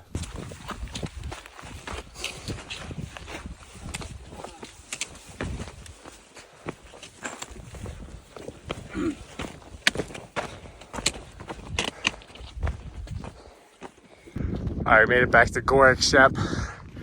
Best village on the mountain. So it's like another 45 minutes to base camp. Rolling in past this water. Good timing. We're heading for sub 3 hours, Lobuche to base camp. Huge. They seriously gotta get rid of that sign in front of the rock. What is that thing? So ugly. They're landing. Ugh. Anyways, back in base camp, 2.5 hours from Lobuche with Chris Lee up there. Hustle. Anyways, yeah, we're back. Nothing's really changed. Honestly though, I bet you the glacier has melted like quite a bit. Cause it's hot. Is that a shirtless guy? There's a shirtless guy up there. Day 16, we had another puja ceremony. This would be the last one we have before we go up higher on the mountain. And yeah, nothing really crazy happened today. Like I said, yesterday though, the glacier has been melting, and you can see here, this is a toilet, so people go pee inside of this, and it kind of seeps through the rocks, and it gets into this water stream here, which is pretty gross, because villages below might drink that. But anyways, massive drone spotted. These are carrying number 2 because porters and sherpas don't want to carry it anymore, so they got drones to do it now, which is pretty crazy. Wowzers. I heard it. There was one last night. 6 a.m. I heard one. Yeah, me too. Or no, I heard one like right before bed last night. When do we start running? We got a good valley to protect us. So day 17 was a training day once again. This time we were going to do a little bit more technical stuff, maybe some ladder training. Not a maybe. We were going to do some ladder training, as you can see the setup here. You go up this ladder, you kind of make your way around, and then you go up these fixed lines. So it really gives you that authentic Khumbu icefall experience. So yeah, we just had to get up there. I decided to go for it. You start off on this right side here. And while I was going, there was some random guy who just came up out of nowhere and went up on the left. He wasn't even wearing boots. He just threw on one of our guide's crampons and just thugged it out. He just went up. So I had to wait for him to get down because he kind of got stuck up there. If you don't, his crampons were falling off. So if you don't have good footing crampons, you're just it's not really a good thing. But he did get down. So then we had to wait for him. But once he was gone, I decided to try some ice axe, just ice axe, no ascender, using one of our guides. And it was pretty good. It gave you that kind of a experience that you would get if you didn't have an ascender, just in case you ever needed to use it. Really digging in those front points, pushing up, and whatnot. So yeah, that kind of concluded our last big training day. Carrying the ladder back. No, it's mine. It's mine. I gotta do some work out here, you know? I decided to end the day off doing a little bit of investigating around the camp, base camp. So here's the mega drone that we saw before. And then right here is all the trash that's trying to be picked up from the mountain that's going to be kind of brought down and whatnot. It's all coming from base camp. Here is an absolute city of tents. This is all just the same company, I'm pretty sure. At least the majority of it. I mean, this is a whole civilization. There is dozens of people here. And this is one group's tents. They had an espresso machine and a bunch of other stuff. I wish we had that, but you know what? I like our camp, okay? But this is pretty nice as well. I'm not going to lie. Plan for day 18 was to go on another acclimatization hike. This is really what we do while we're waiting for a nice weather window to go up, is we get the blood flowing, we get up higher, so we're more prepared to actually go up. But essentially, we're going to this little hill over here, right behind base camp, called Prayer Flag Point. You can see to the left there, kind of how that mountain has two humps. We're going to head up that, but you know, it's just a pretty steady hike. You can see it once again right here. Just making our way up, taking it slow, taking it easy, because in the next couple days, we're going to be going up to Camp 1 on the actual mountain, so we don't want to wear ourselves out. Really nice view of base camp from here. Aha. I think it's like right there. Right, I'm going to zoom out. Scale. Is that like big dome tent? Look at the Khumbu. And look at Everest.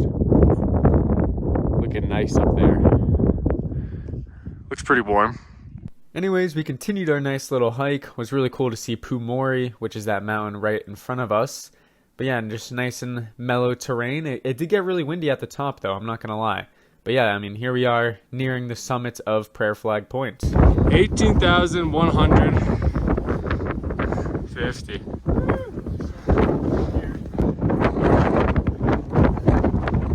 Checking out the other lagoon. Well, that one's huge. From the top of Prayer Flag Point, me and Cacho spotted out a nice little lagoon that we're going to cold plunge in. Just kidding, that would be stupid. I'm going to backflip instead. Anyways, we actually did head down to the lagoon. We're going to do a nice little cold plunge. Just, you know, get the blood flowing, get the lungs open. We made it to the beach. What a nice day out here. Not windy here, eh? Yeah, it's pretty protected. Whew. Nice beach day. Alright, we'll be heading in here. Look how blue, pristine this water is. So we said if we got 5 likes on the video, we do the cold plunge. So this is probably gonna be the guys in the comments saying it's stupid to do this, and it probably is. But we'll do it anyways. So we're just gonna hop in, a nice 3 minutes. Wow. It doesn't look cold to me, eh? Yeah, you're in a nice jacket. Yeah. Boots on. How long? 4:14. Finish it off.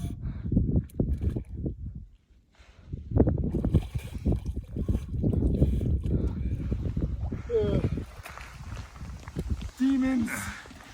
The demons are after me!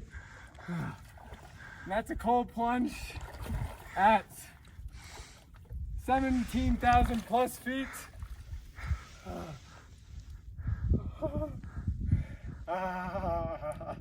My crap.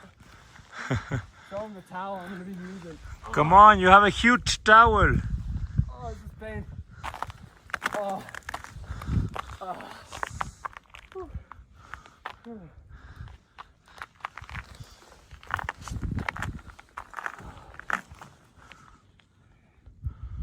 This is why you invest in your gear. Still shivering, Cacho took me on another shortcut as we headed back to base camp. Day 19 was pretty exciting because we knew when we were going to go up the actual mountain now. So we had locked in our push through the Khumbu icefall for day 21. So we have tomorrow to rest, and then we're going to be waking up that night to push up. So we decided to head into the Khumbu icefall today and actually just get a feel for it. We weren't going to go too far up, but we wanted to see what it was like. So when we go up that night, we're going to be prepared and we actually know what we're doing. What do you think about the Khumbu icefall, eh? It looks fun up there. Whoa, where's that helicopter coming from? Camp 2.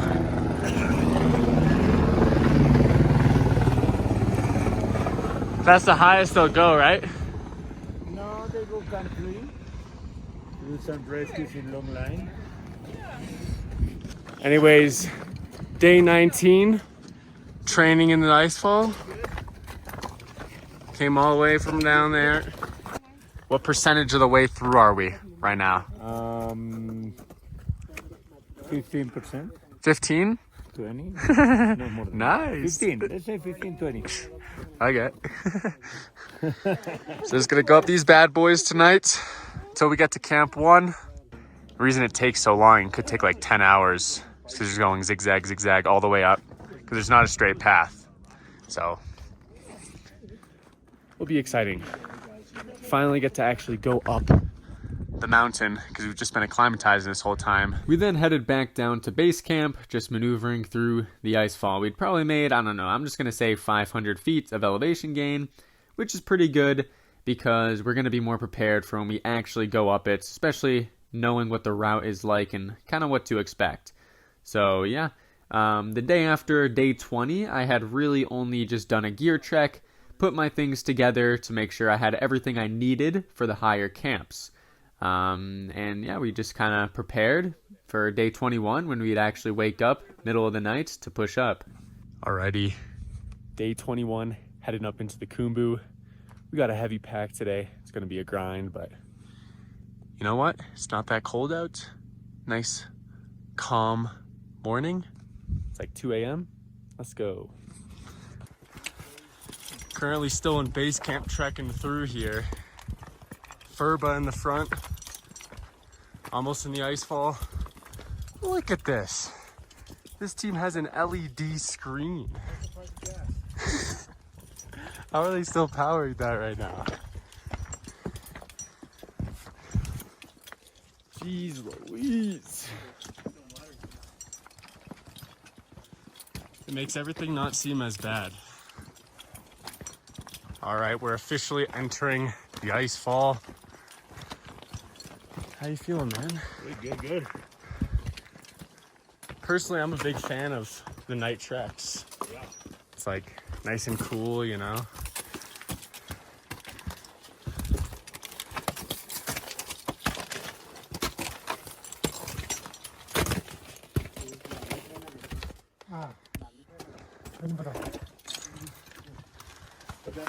So those little flags mark where we need to go.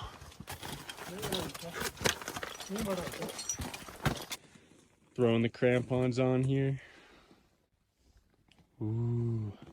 So now we had our crampons on. They'll spike into the snow so we don't slip at all. But really nice, calm morning, moving up through the icefall. Nobody was really out, so not too crowded at all.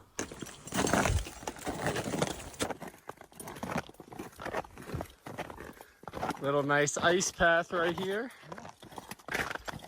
Cold plunge. We're trailblazing right now, Pheriche. Best Sherpa on the mountain right here.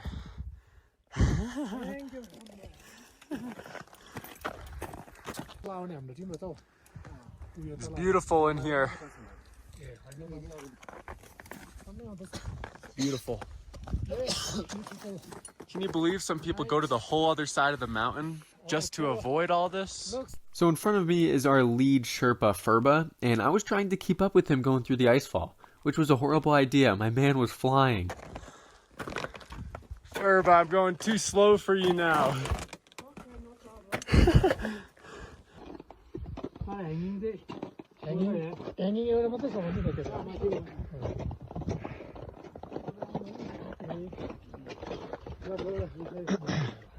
What percent of the way done do you think we are? Nice 30? So it wasn't too much longer until the sun had started to come out and you can actually see the spectacle of the Khumbu icefall. We had some ladders coming up, so we were about to have to lock in a little bit.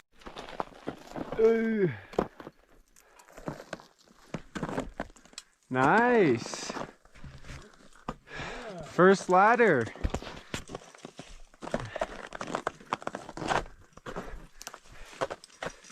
Alrighty.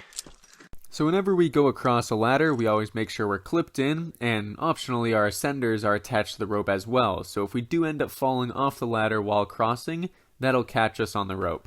Oh, come on. Why is this being so annoying? There you go. Okay. Hey, man, you just don't overthink it. This is like so like weird slanted.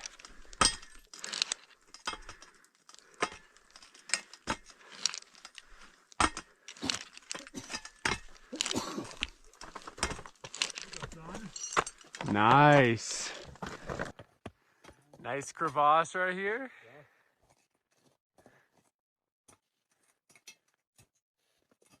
Nice and easy. Ooh, too fast. Too fast on that one. It's getting light out here.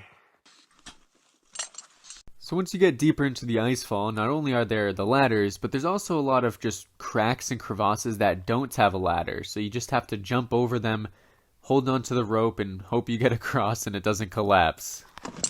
Boulder problem? Sorry, left a water bottle. What is that? I don't even know like what the strategy is here. I guess it's just like Grip and rip, baby. yeah, grip the rope.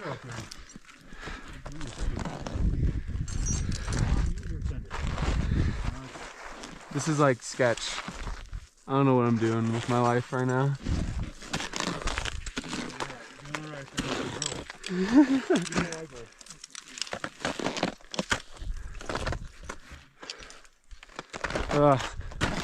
All right, good luck. Herba just like leaves me. I have no idea where he went. So you'll see this pretty often, but Furba will just zoom off without me. Hey, you know, I couldn't handle the smoke. I gotta catch back up to him one way or another.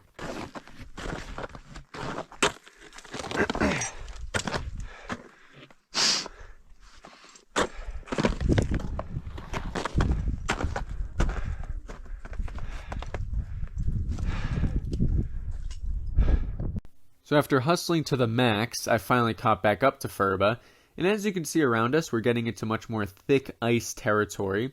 It's getting a little bit more flat, which means we're getting to the top of the Khumbu icefall, because it kind of flattens out once you get to Camp 1. But we still had a bit to go, a few more ladders to cross. You running off without me? Yeah, you can take off your light. Turn off your light. Oh, true. Alright, so. Okay. Here we go.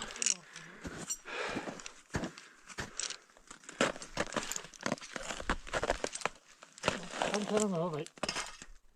Mà thế nào thắc vào No, no.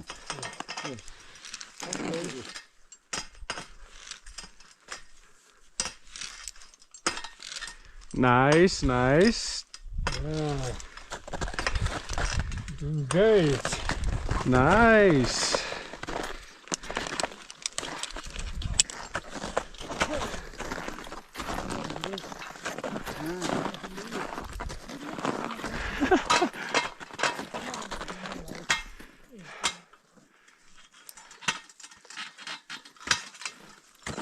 So yes, I just want to point out that was not mountaineer's etiquette. I should have been holding the ropes for him to make them tight so that he actually had something to grab onto.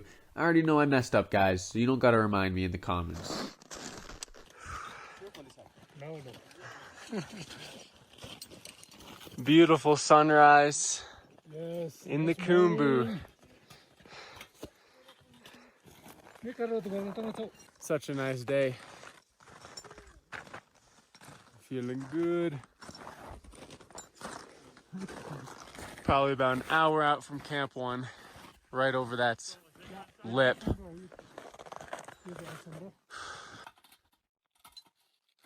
Ooh. What do we got here? Ah, clip. Whew. Wait, this is a deep crack right here. Hey.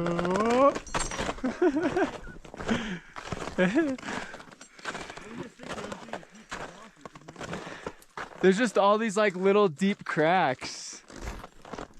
There's one right here. Ooh. Oh boy. This one's kind of sketch.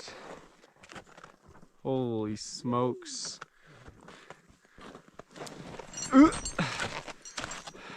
Yeah, these small crevasses were a little bit scary, but I like jumping over stuff and climbing things, so it was kind of fun. You just didn't think about it a lot. Same thing with the ladders. You just don't really think about it. Same thing with the seracs hanging above your head that could collapse. You just don't think about it, and then you just try to enjoy yourself in a place like this because it is magical. It's the only place in the world where you can find something like this.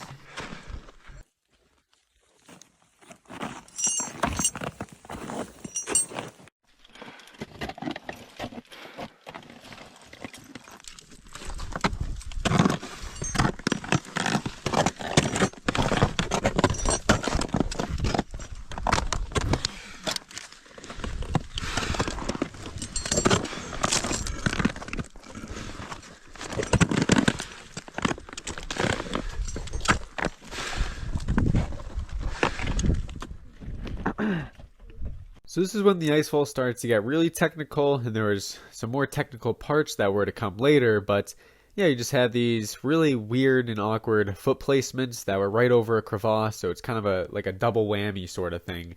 But yeah, we just had to move through this, and then we were near the top. We weren't there completely yet, but yeah, we were making progress.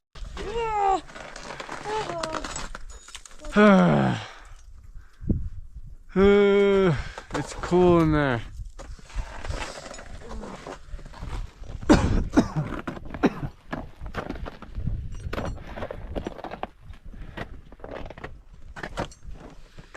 Do do do do do.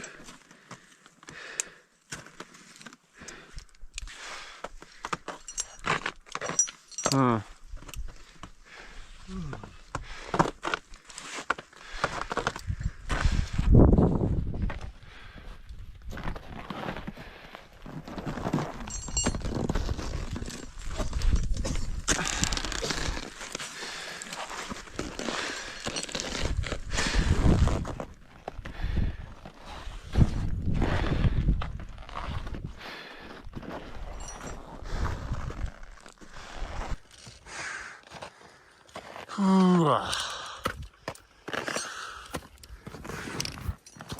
Oh, this is brutal.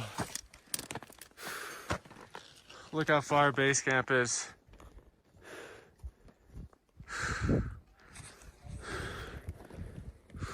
Big serac.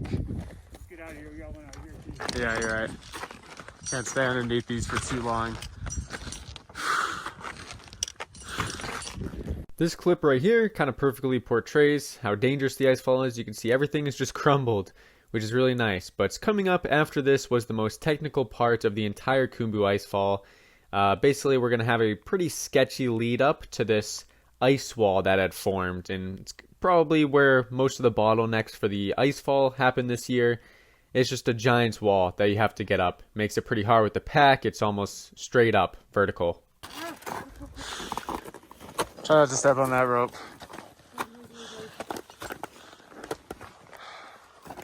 Oh my goodness. This is just intense. How's it going?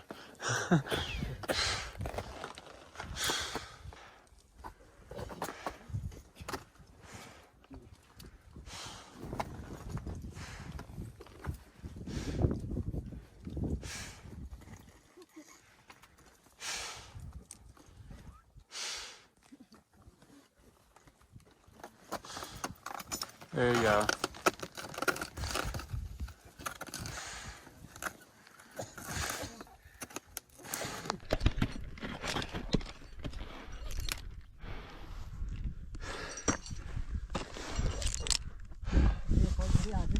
So this is me going up that huge wall you just saw in the previous shot, but yeah, essentially there's just a rope hanging down and you use your ascender to push yourself up and then push yourself up, kind of like you saw in the training videos that we did before. Really just trying to use your legs, not your arms. And luckily we're close to the end of the icefall because this absolutely drained me.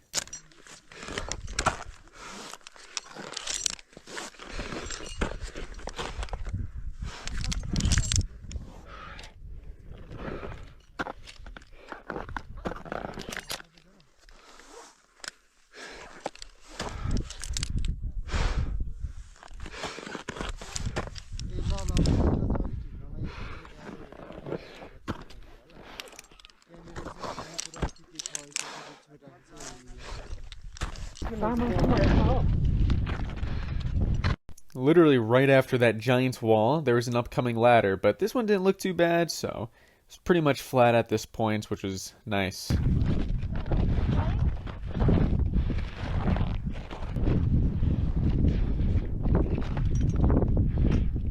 What the? No, he just like stepped up half of the way.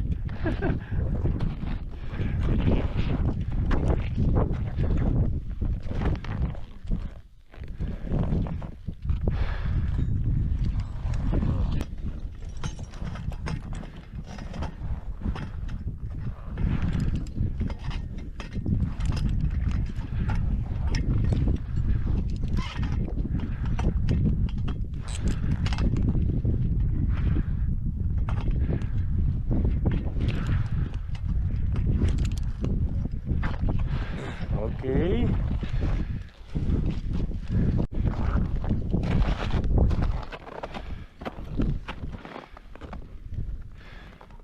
I think this is the last ladder.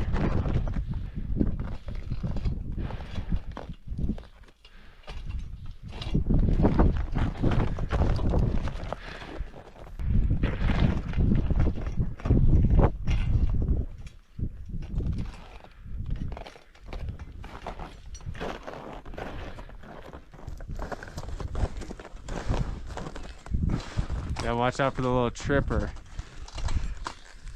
Yeah.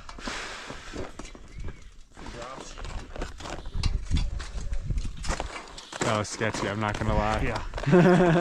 Kind of stuck it back in the thing. Yeah. Look at this thing, eh? It's a masterpiece.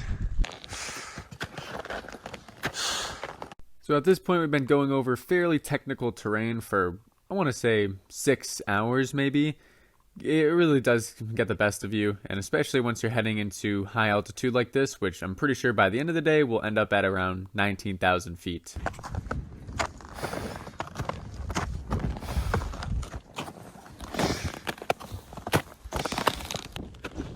We made it!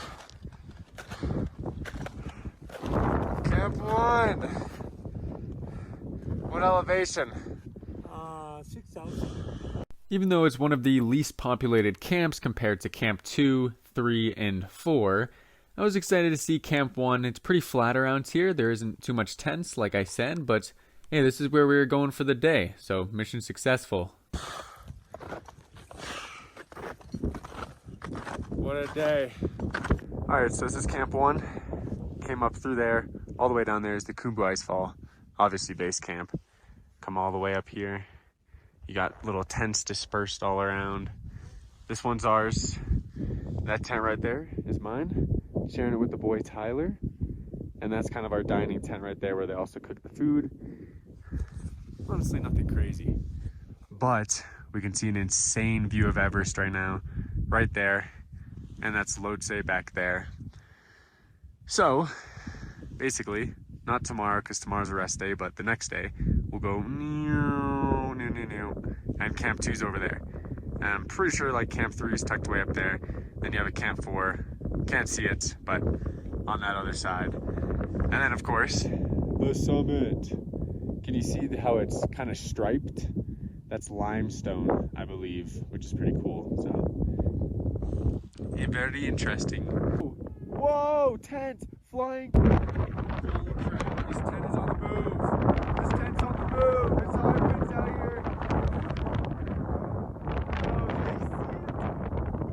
That tent is on the move right now. It's going straight up Noopsy. Day 22 out here.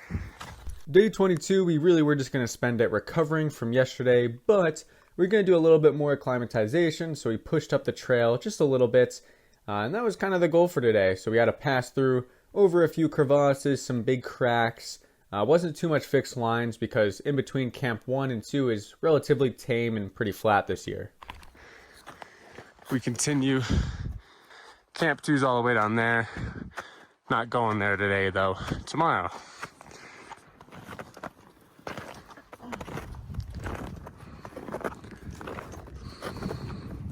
Check this out. Ooh, Camp 2 is that way, up the valley. We're stopping right here though. Getting some pre-sip. Hey, nice little 1.5 hour hike. Get the blood flowing, the lungs open. That's all you really need up here. And tomorrow will be good to go through there. Can't see the camp, but it's in there. So you kind of go flat, flat, flat, be a bit more uphill. And yeah, look at these though. It's so cool over here. Obviously there's like hidden crevasses, so I don't want to, venture too far out by myself, but you got these like giant cracks that just run all the way through. See this one right here? There's a crack underneath there. You just can't see, but it opens up right there. So it's pretty nice out here. Day 22, good day. So tomorrow is looking good to push up to Camp 2, and we're only going to go up to Camp 3 from there because remember, we can't rush up the mountain. We have to be patient with it or else we'll probably die to some sort of altitude-related sickness. But yeah, we're going to touch Camp 3. That's our goal for this rotation, and then we're going to come all the way back down the mountain, rest in base camp and whatnot until we're all prepared to go for the actual summit push. Through. Say goodbye to the weird ladder that's just above this. Don't know why. Maybe this like opened. Now it's once actually used to get across. Once we got back down to Camp 1, we continued to get some good snowfall, which is, we wanted this because it's going to make crossing snow bridges a little safer, as well as moving up the Lobuche face. We're not going to maybe have a chance of rocks falling on us, and also makes it less icy. Got a beautiful day here for day 23, right, Cacho? Really beautiful day. Different landscape today, yeah? How much snow do you think we got? Solid couple inches, right? How much? What do you Yeah. think? 4 or 5 inches? 4 or 5. You can see it. It's looking like the mountains again. You can see everybody moving their way up to Camp 2. And then even the trail. Camp 3, boom, Camp 4, up the Lobuche face. Right there. We're homeless now though. Where our tent used to be. Vagabonds. Now we gotta move. Nice 4-hour day. We'll set up a new camp at Camp 2, which is 21,000 feet. 21,300 feet. 21,300. But yeah, straight out the gates, you could already see some massive struggle on the trails. These guys have a lot of weight, but yeah, it was hot. I mean, when you have the sun glaring and reflecting off of all this snow around you, it's like a sauna. It's extremely hot, so you got to move slow. You don't want to sweat too much because I actually felt like I was going to throw up.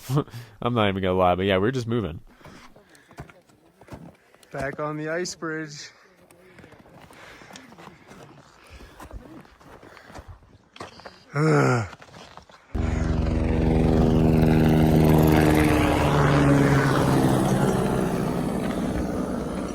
Moving slow.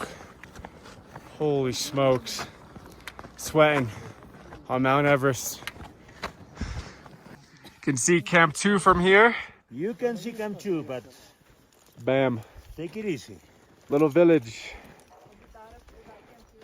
Yeah, the little Camp houses. 2, but take it easy because it's Yeah, that's far. Mama said it's much Yes. closer than it looks. I caught that on video for about. Dang it. Ready? Hey, hey. Huh. Come on now.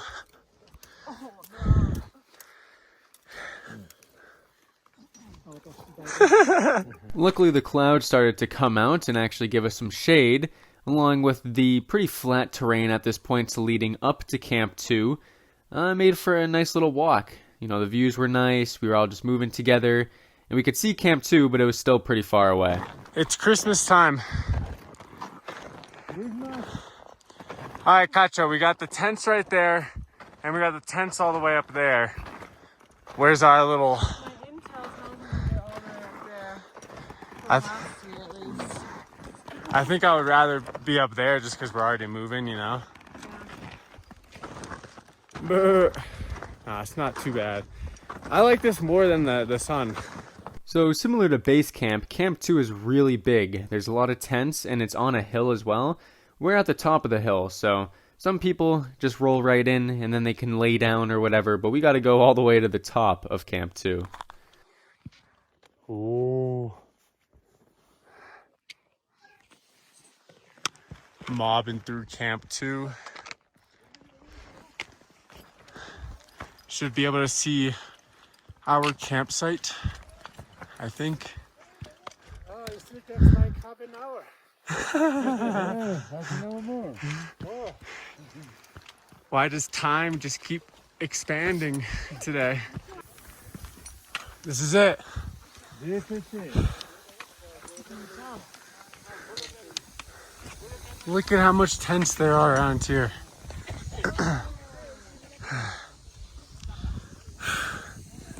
Hold up. Brutal trek through camp. This is way better than Camp 1. I dropped my pole. Holy oxygen. Oh, look at all this. Whew. We won't be using any of this till our second rotation, but kind of cool to see. Dining tent, let's go.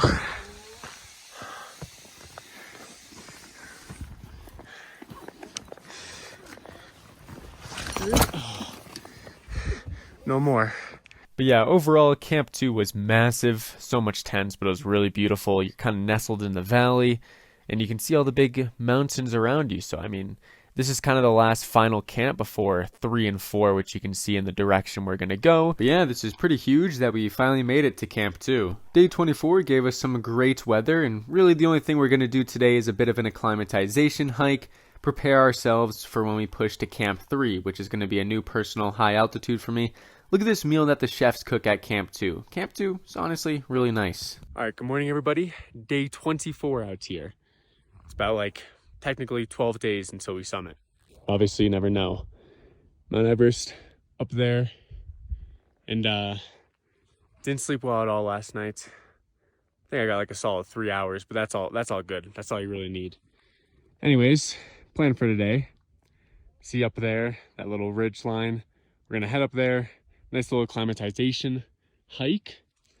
Because we just made a big move yesterday at 21,000 feet.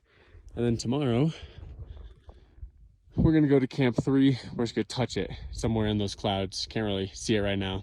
And then it'll complete our first rotation. So yeah, we're about leaving like 10 minutes. But yeah, I was feeling pretty bad after yesterday.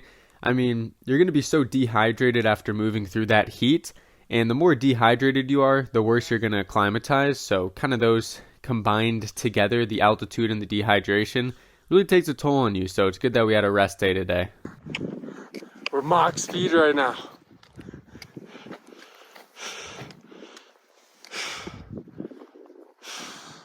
When you go fast, you send it downhill. I think I might just start rolling down, honestly. Remember, I'm shorter than you. You right. Nice terrain here. But anyways, we got to the top of that small little hill, and we were really just surrounded by clouds and this giant ice wall and this flat. I really wasn't feeling it today. This was probably like my worst day yet. Not gonna lie, I was quite down bad, as we say. But yeah, I mean, we just headed down from here. Ooh, Camp 2. I feel like it's almost as big as base camp, but it's not. Cold plunge. It just looks so tempting. The way it's just opened like that. All right, so came back from up there, had some lunch. Base camp over here. Not gonna lie. Like I was saying, wasn't filming too much. Not feeling it too much at all. Definitely just the altitude. Had a couple hard days the last couple days, but I'm faced with the dilemma here. So I haven't taken any pills, no Diamox, none of that. Whenever I think like you're feeling altitude, usually something like drink more water, breathe harder, etc. So I'm trying to hold off of it as long as I can, so I don't have to take it, and I can do this kind of like drug-free, as I say, because I like to see what the body's naturally capable of. That's kind of why I do all this. One of the reasons. I am doing oxygen, of course, once we get up higher. So I guess that's a lie. I guess I'm not really doing this, seeing what I'm naturally capable of, but you know what? It's a step in the direction. So yeah, I mean, it's just kind of snowing out here. Nothing crazy going on, just a chill day. Tomorrow we head up the Lobuche face, like partway, until we get to Camp 3, which is like, I think 2,500 feet of elevation gain, which is quite a lot because it's like steep. So we're probably gonna start pretty early. Hopefully I can sleep well. Oh my gosh, last night's sleep was brutal. Like I fall asleep. See, I fall asleep fine, but in the middle of the night, like 1:30. I mean, when you're up here, because your breath is like condensating inside of the tent, so it creates these ice flakes. So there's like ice and water dripping on me in the middle of the night, my face, and then you're like struggling to breathe in the middle of the night, which is why you would take Diamox, because Diamox, for those who don't know, basically speeds up your breathing, helps you acclimatize. So either you can force yourself to breathe more, or you can take Diamox. That's kind of the way I see it. So either way, I think works fine. There's nothing wrong with it. I just want to see if I can breathe my way through these things. But yeah, I was like breathing heavily. My tent mate Tyler, like we were dying in there. And we woke up and had to go up there. Definitely wasn't feeling it, but you know what? It's all good. We'll get a nice rest in tomorrow, and hopefully some good weather if it's hot again. The heat is insane. I can't deal with the heat. I'm a cold guy. I like this environment I'm in right now. I don't like when the sun's out and it's all reflecting off of me, so. Look at all that ice. That is crazy. That just moves down the valley. But anyways, y'all, tomorrow's a big day. We're gonna touch Camp 3 and then come back down. That's our first cycle. Go then rest in Namche and then come back up for the summit push. Very nice. This is what our camp looks like. You go to the bathroom in this blue tents. This is where I'm sleeping. Me and my boy Tyler, we're just in that tent right there. Pretty nice. We got a dome. I think we're just storing gear in there right now. And yeah, it's a massive camp.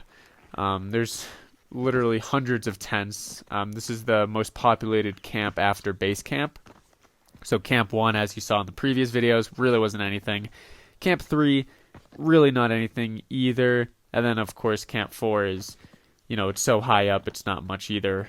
I think it might be bigger than Camp 3, surprisingly. But, I mean, there's, like, lights and stuff. It's kind of nice here. And the food is obviously good. I was kind of showing that earlier, and I'm kind of making my way on this path here that we go from our tents to the dining tent where we eat together. You got some of the chefs, some of the sherpas outside the cook tent right there. You can see the mound of oxygen bottles right there as well. Yeah, I mean, I was kind of just showing off this. Oh, yeah, look at those bad boys. We won't use those until our second rotation, so we have to go touch Camp 3, then come back down, and then we'll use those on our way to Camp 3 next time. But also, it's kind of nice because I get to drop off some gear here, so it's not going to be as heavy, but beautiful view of where we're going to go, Lobuche, and then, of course, Everest up there.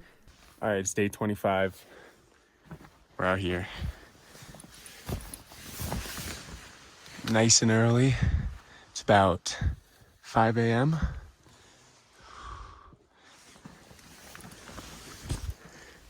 Just getting ready before we head up to Camp 3. Yeah, slept way better last night. Did some breathing before bed. Feeling ready to go today. So hopefully we can get all the way up that Lobuche face up to Camp 3. Check this out. Little heater guy. Be careful, you might catch yourself on fire if you're not careful about that rock heater. But anyways, we're also going to be trying out the down suit today. First time actually wearing it. I've worn it, but not on a climb, so that'll be fun. I hope I don't overheat. So this is like my message to myself. If I'm overheating, then I knew it would happen. You ready for Camp 3? Yes, ready for hike. Nice hike up into the clouds. Don't go too fast, all right? I learned my lesson. We got a nice little snowfall. It's kind of cold. Once you get moving, you're all good though.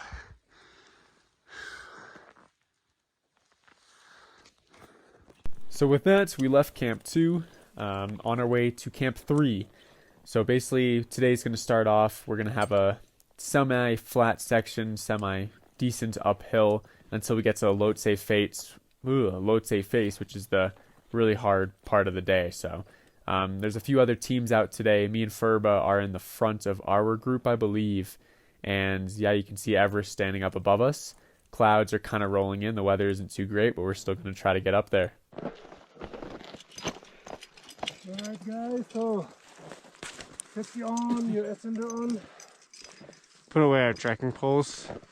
Guys, just from there we can take just one step here. Can I throw mine up there? Yeah. Oh.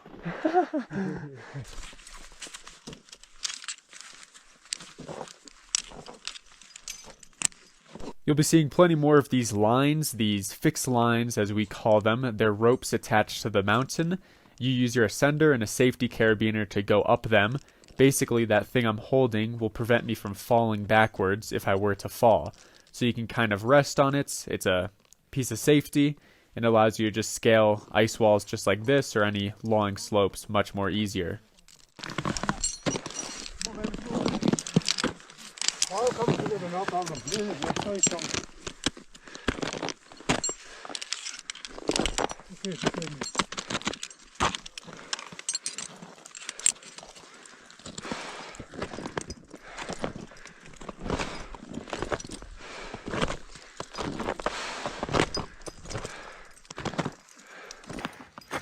Camp 2 back down there. Look how open it is over here. So beautiful. Yeah. Feeling good. And from here we started off onto this long flat part, which is right below the Lhotse face. So Ferber, you can see Camp 3. Those tents, right? Yeah. Little orange tents. Hold on. Right there. Gotta head up that steep Lhotse face though. Yeah. You know what? We're making some good progress. Wait, Camp 2 doesn't seem that far away. I feel like we made so much more.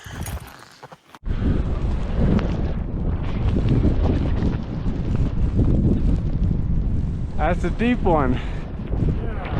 Oh, it's getting windy.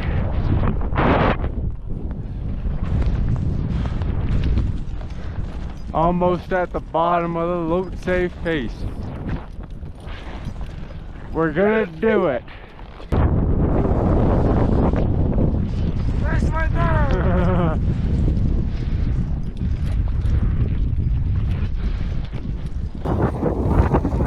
It's getting chilly. Mount Everest.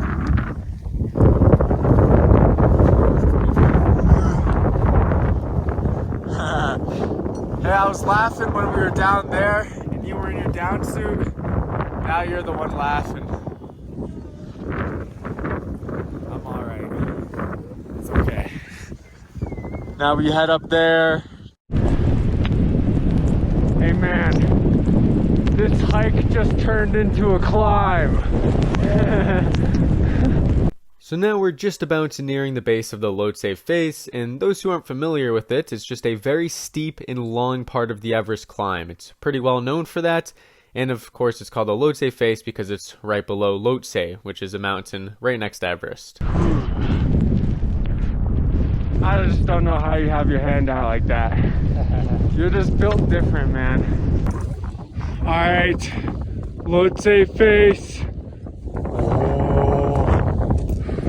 Cashing the poles. Yeah. Looks like we might get some sun, maybe.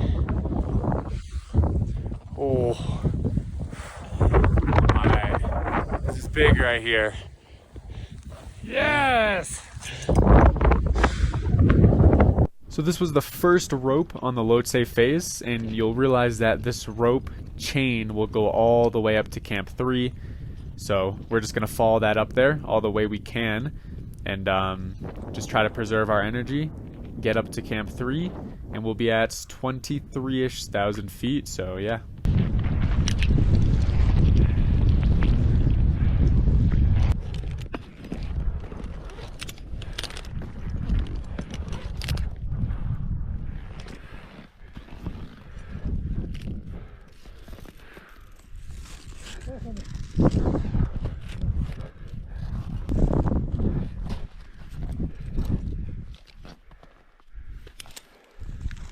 So this rope proved to be a little bit tricky. As you can see, it's just completely hugging down on that bit of snow right there, so it's hard to get the ascender off. But anyways, once you're off of that beginning slope, you get up to this. This is the Bergstrand.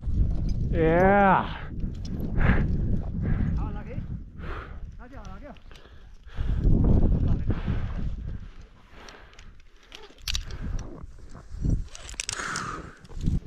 As you can kind of see, we're getting into some steeper territory with these ice walls. Really just making sure to stay on that ascender, pull yourself up, use your legs. We're about to hop onto this thing. And yeah, I mean, these things are real energy grabbers. We're pretty early into this climb still today, so really don't want to waste anything, make any run. Want to be really deliberate with all the foot placement that we do, so yeah.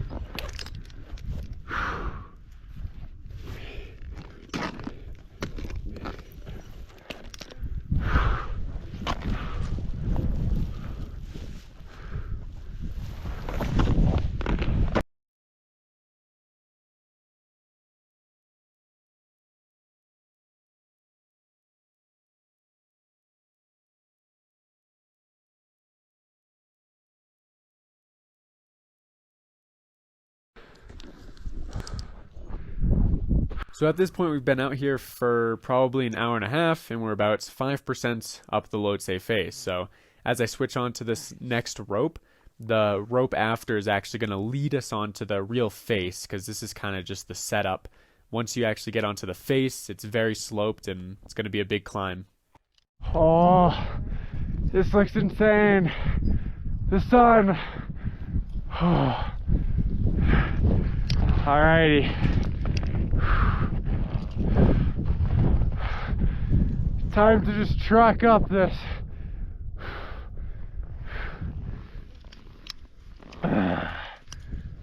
So as you can see, the lines go all the way up this face, and we're just going to clip into this and slowly work our way up with our ascenders, making sure our safety carabiner's on, so if we fall, we'll hit one of the anchors.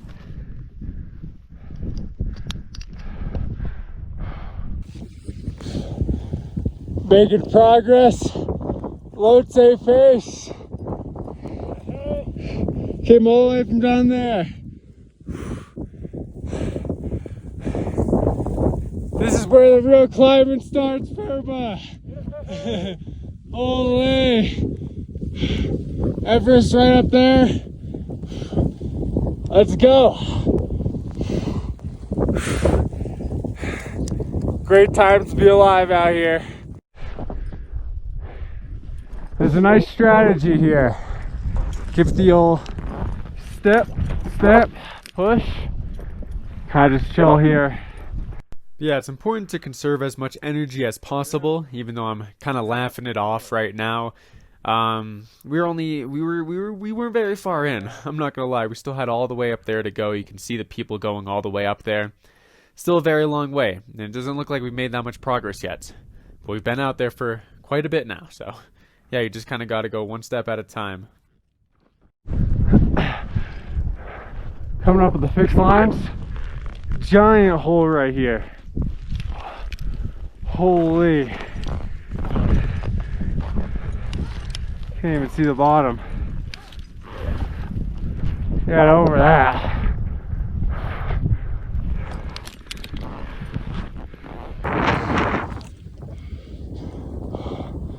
Almost there. 30 minutes. Nice pace.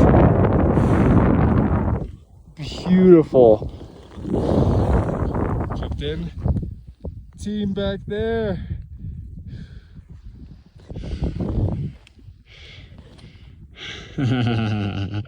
So way up ahead, you can see those big ice humps where those people are about to get to. That's where we're trying to get to right now, and then past that there'll be a few more ice humps, and then Camp 3. Oh yeah. Still icy.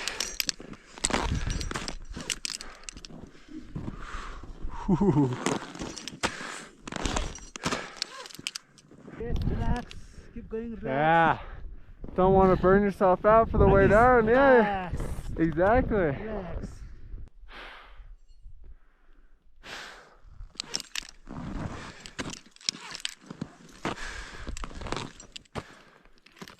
As you can tell by my breathing, I'm not really having that much fun anymore. It was getting really hot with the sun, honestly, and you were kind of getting condensation from the cloud.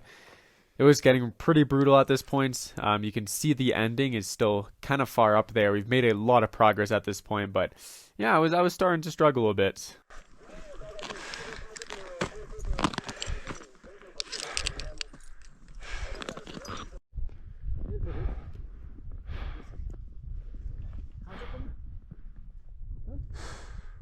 So we went up and tackled that big ice hump, and there was another hump after, but as you can see, the Lhotse face was incredibly icy this year, and this is more ice than it usually is. It's just because the lack of snowfall throughout the entire season so far. I gotta shed a layer. Yeah, you come here. Yeah.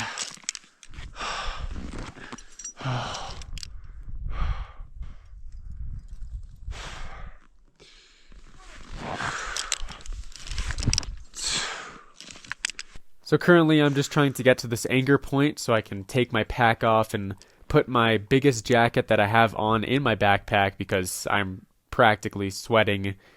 It's just not nice. You really don't want to be sweating out here. Luckily I didn't wear my down suit, but yeah, I had to get that big parka off of me ASAP.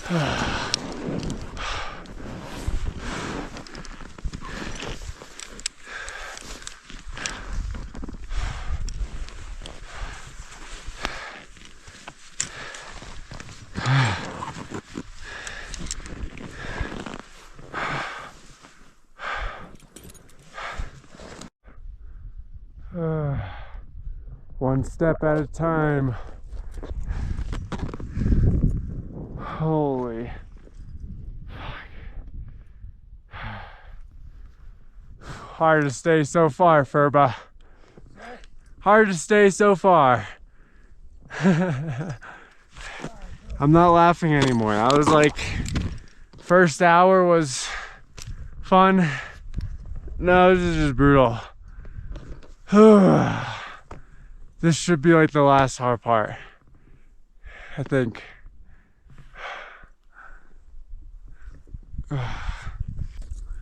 What's up there, man? There's gotta be something. Pheriche, is there an ice cream shop up there? Oh shit. Alright. Just a little bit further.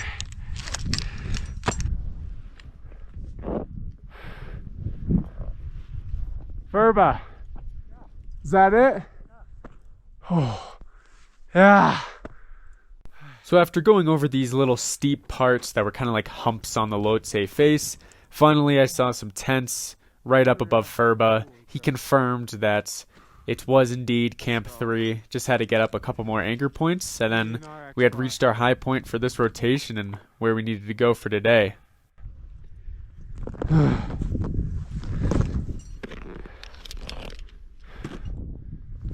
Camp 3 looking populated.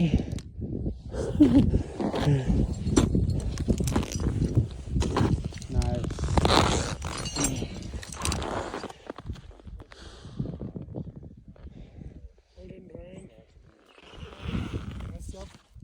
We are in the mountains. Why is there nothing up here?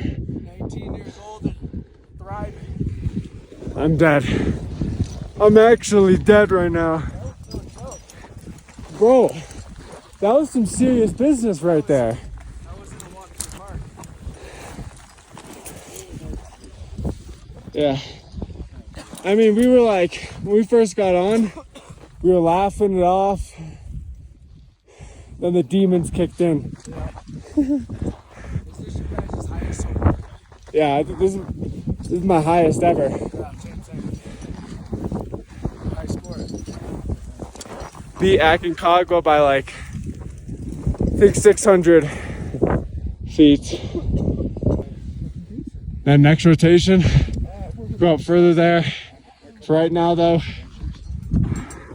we're stopped here. And we just gotta get down.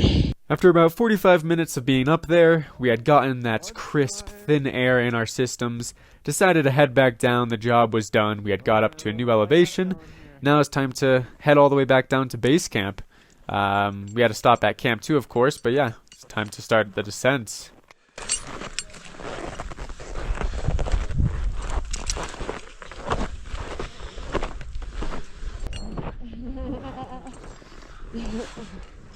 That's strong today. So if you're wondering how we're actually descending, as you see on the way up, we have an ascender that keeps you tied right into the rope. You won't go anywhere. But right here, we're using arm wrapping instead of rappelling because it's not steep enough to really need to do that. But I mean, if you're feeling tired, you might want to. But you just have to maneuver around the rope. You're using your arm to create friction on that rope. And if you were to fall, you would fall quite a bit. But you always have that one carabiner locked in. So if you do end up falling, you'll hit an anchor, the carabiner will catch you, and you'll be all good. So basically it's just all footwork, going slow, and keeping that friction on the rope.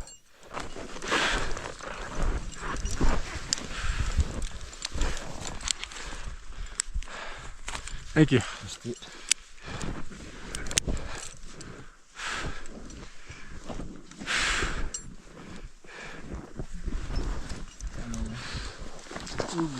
Very kind of like, can you please be safe?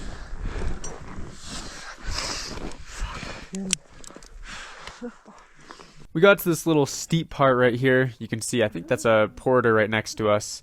He's going up. He just got off that steep part. You can see it's super icy. So really good footwork is key here. I have Chrisley and then Furba now in front of me all the way up there.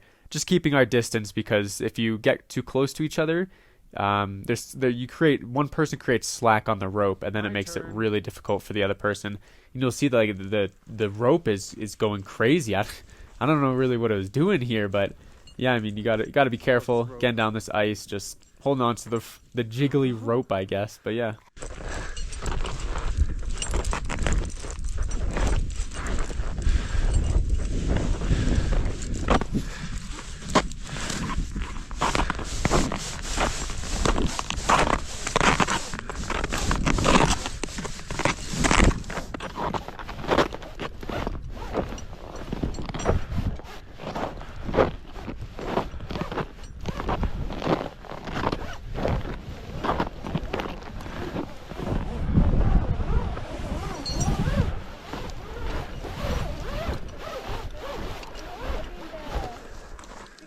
Okay.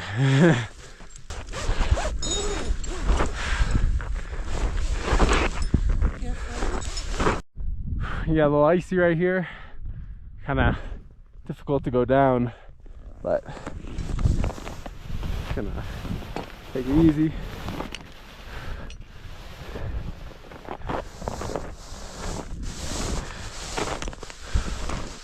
So you can see me looking over at this porter to our right. I mean, you could just see the toll the load safe face takes on you. Like sometimes you literally just wanted to lay down. It was so tiring. So you can kind of he's okay. He's for sure. He has his team behind him. But yeah, I can feel that tiredness. I felt the same way coming up this part. So.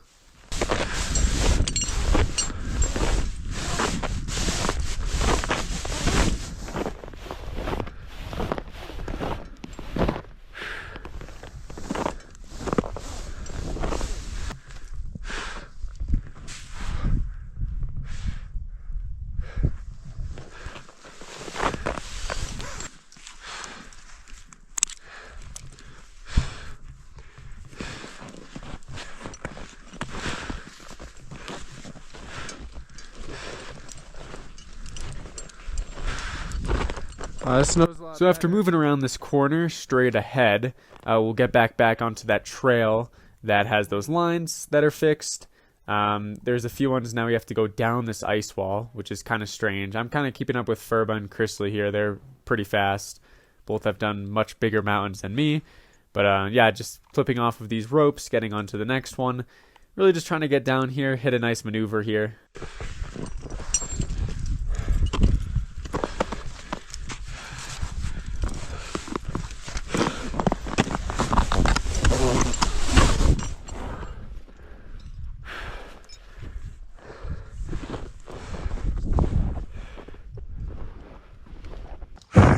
Made it off the Lobuche face nicely. Just got the flats now. Nice.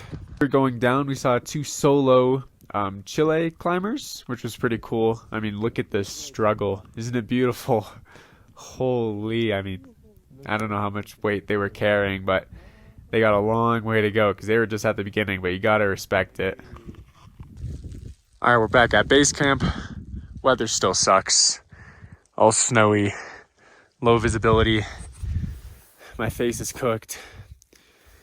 Hey, you know, like, it's 19 years old, these hormones still act up. Got the sensitive skin, but that's just the cost of getting to camp 3. So, it is what it is. Might hurt a little bit over the next couple days, but that's all right.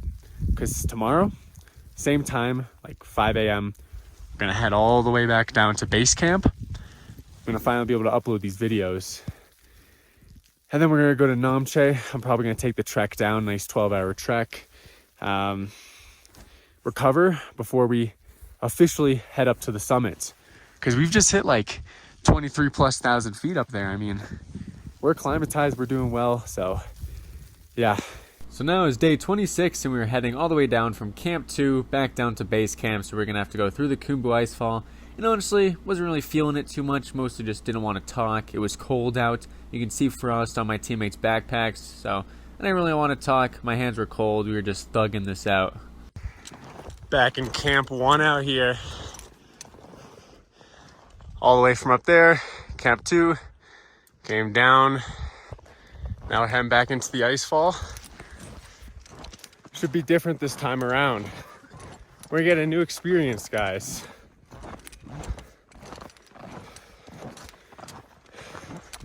And going for about an hour. Probably gonna take us like 3 to 4 hours to get down Khumbu.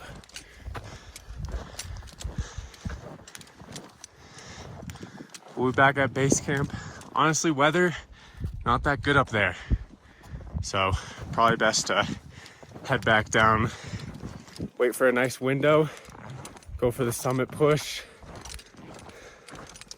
and that'll be a wrap. Back in the icefall, huge.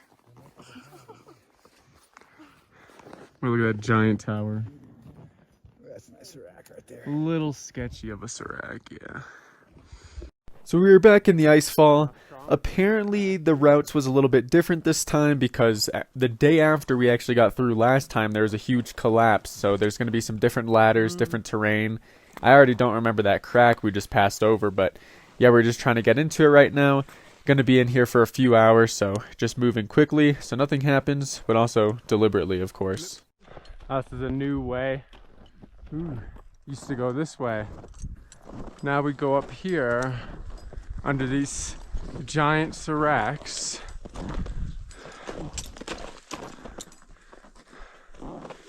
No.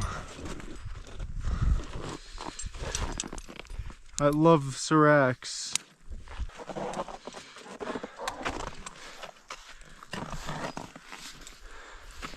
Solid icefall moment.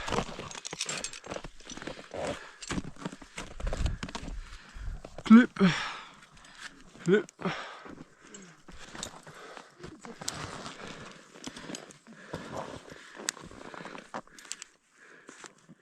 What are the odds?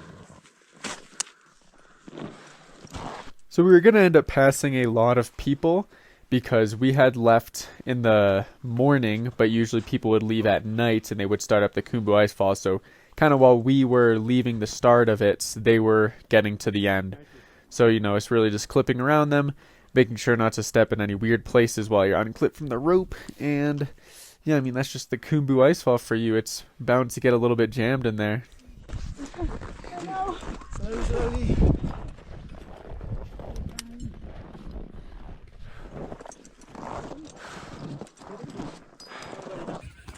I love ladders. Ladder.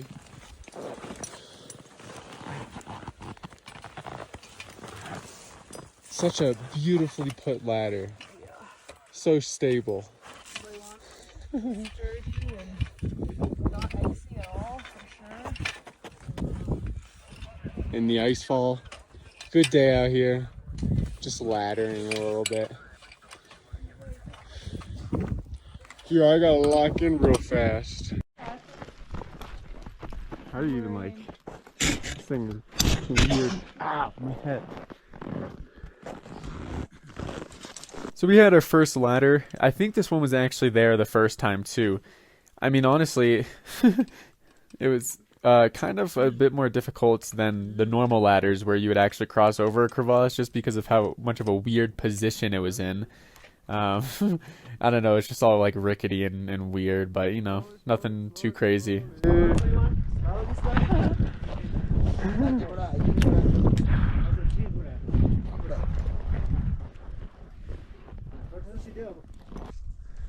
Alright, what do we got here? Nice little dropper with the crevasse and 2 ladders. Nice.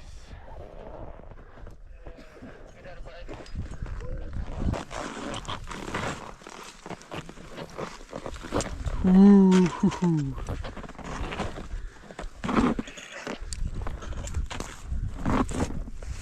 Ugh.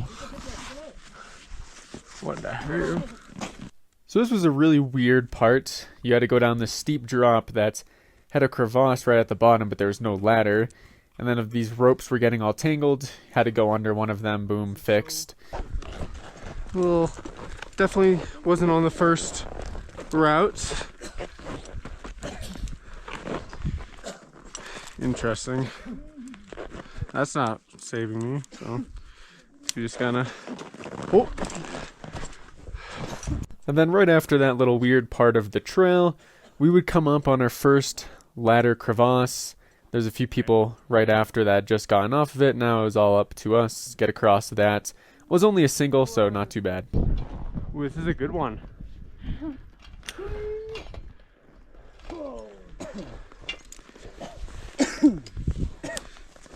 Thunders.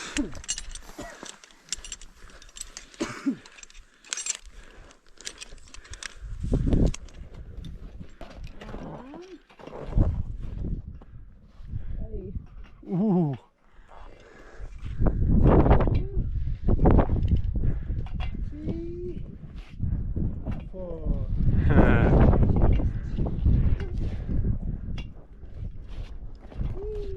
Yeah. So now after my teammate got off, it was my turn. Basically, we're clipping our ascender in, and we have 1 safety carabiner, just 2 layers of protection, just in case if I did fall in, I could save myself. Wowzers. Okay. Okay, thank you.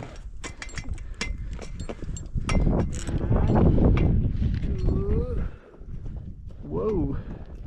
Crampon acting a little weird there. 4. Finished.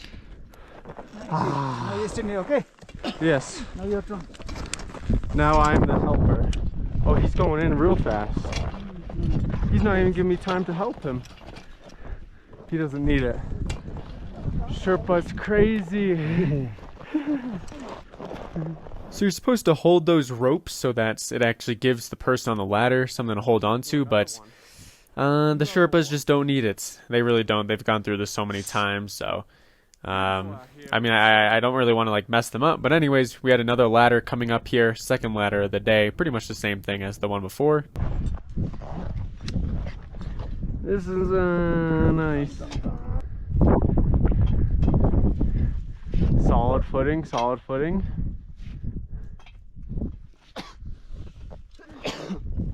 This one? You go, okay. Yeah. Sound like before. Ah, you're jumping.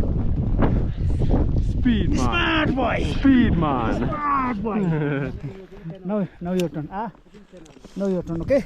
Yeah. Oh, you'll go, bro. I got you, brother.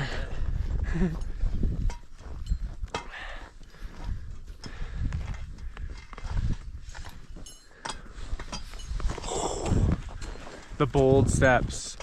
Now he goes.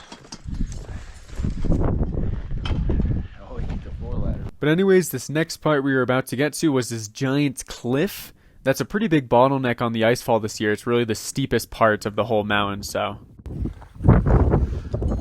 Nice steep thing again.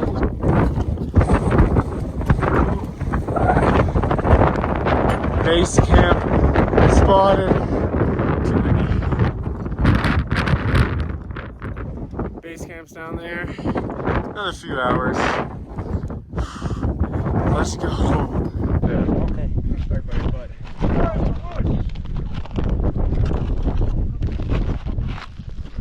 Ouch. This is so painful. Right hand back farther, dude. No, it's so tight. Like it doesn't matter. You have to let go completely. So this is the only part of the icefall where we would actually rappel. As you can see, I have this little figure eight, that golden thing that's connected to the rope. That's creating a bunch of friction attached to my harness. So I'm only really going to go down if I let go of the rope. But this rope was like tight. It was so tight. And it's pulling on your cheeks. It's very uncomfortable. I'm not going to lie. But it's just about like a 50, I'd say 50-foot wall. Very steep. You can see a few people down there. I'm on the descending rope right now. The one that goes up is pretty hard to get up. So there's usually a bit of a line there. But once you get into it, once you get lower, it's a lot easier to get down. But the landing zone is kind of sketchy because, I mean, you don't really have anywhere to go. This rope just ends. You can see it just goes into that crevasse. So you kind of got to like get a good spot to be able to unclip and then maneuver your way over to the next rope.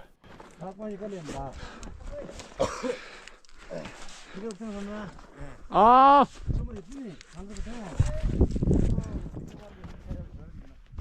And then I was trying to get off here, trying to get on this rope. Feel kind of bad. There's like a one-to-one guide thing going on here, and I like kind of made them move because I wasn't really sure where to go. I mean, I don't know if I really could have walked around them, but I don't know. I don't know if I was in the wrong there. But anyways, we had a ladder coming up here.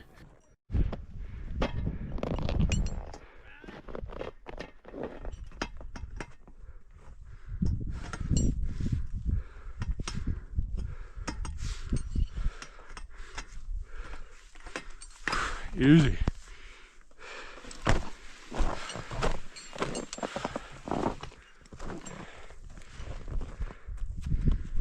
How's it going?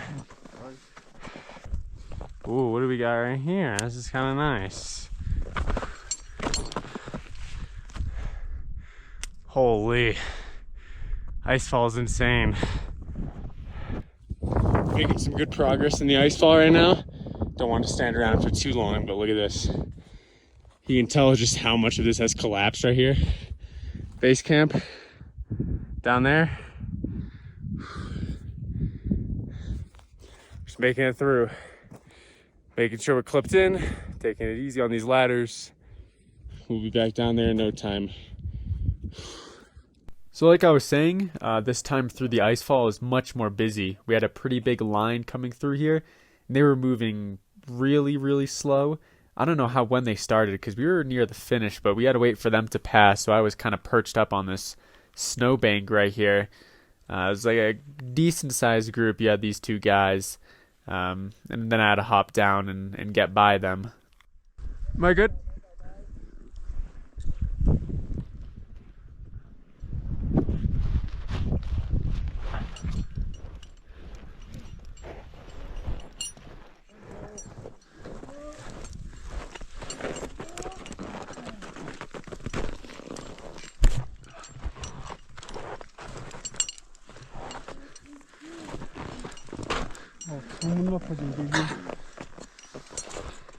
Thank you.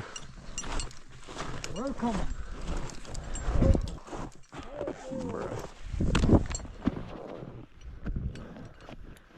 Well, this is kind of cool.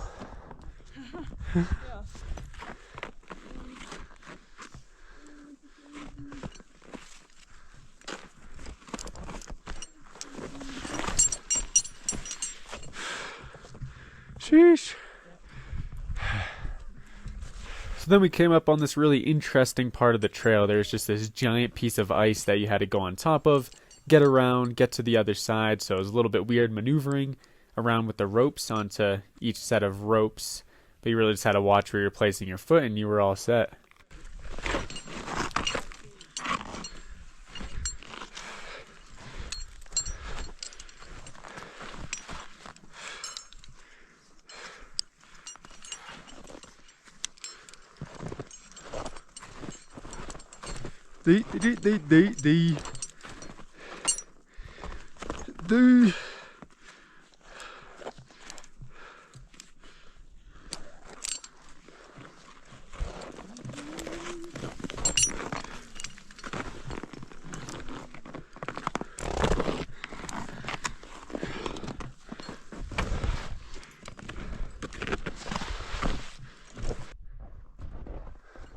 What is this?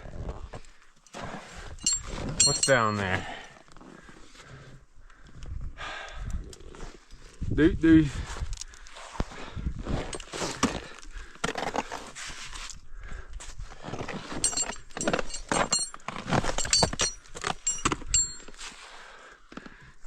But yeah, even when you're going down the mountain, you'll still find yourself going up a lot in the icefall, which is what makes it so difficult, is it's always up, down, or flat. It's never really consistent.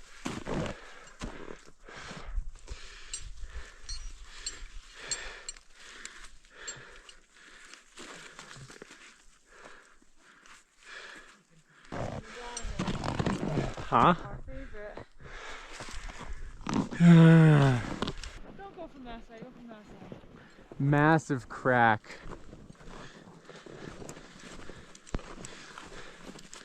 This here is a big one. Ooh.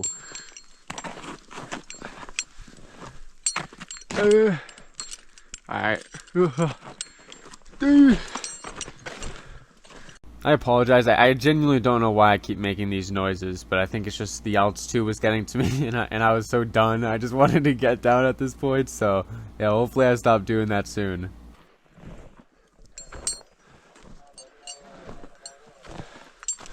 Last ladder, perhaps?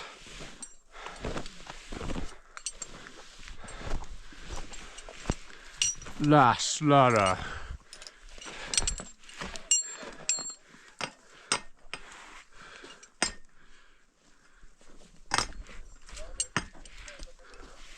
Okay, we're tired from ladders. Oh, never mind. A double? I know, I feel like this one wasn't here before. No, it wasn't. Oh, shoot. Yeah.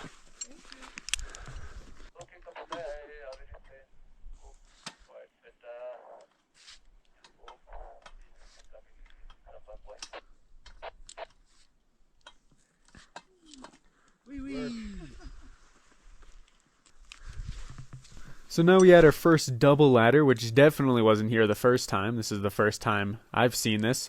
But really, I mean, once you get used to the ladders, it's just the same thing. You just go over them, make sure you're clipped in on both sides, especially on one like this, and you're pretty much ready to go. Just make sure not to make any stupid movements.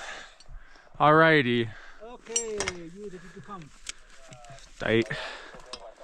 Whoa, this one's huge. Da-na-na-na. Da-na-na.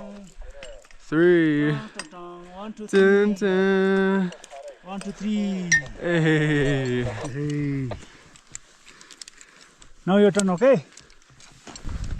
He's going anyways. Madman. He don't even care. Looks like I'm on my own for this one.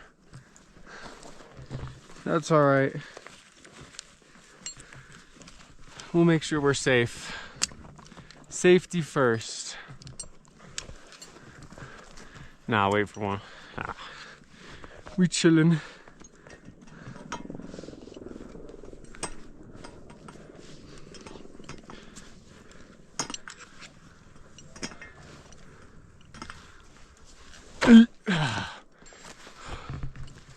There's no laughing matter. I gotta stop making these noises.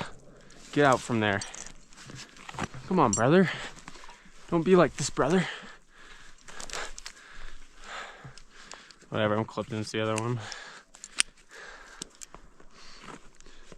Now at this point we were getting closer to the end of the annoying parts of the icefall, where everything is crumbled around you, but it was kind of annoying terrain. You saw we had to go down there, and then go over a little crevasse, and the ropes were kind of giving me a hard time here, because there's like multiple different ones. Some of them are stuck, and then you don't know which ones to go into. You don't know which ones to clip into, so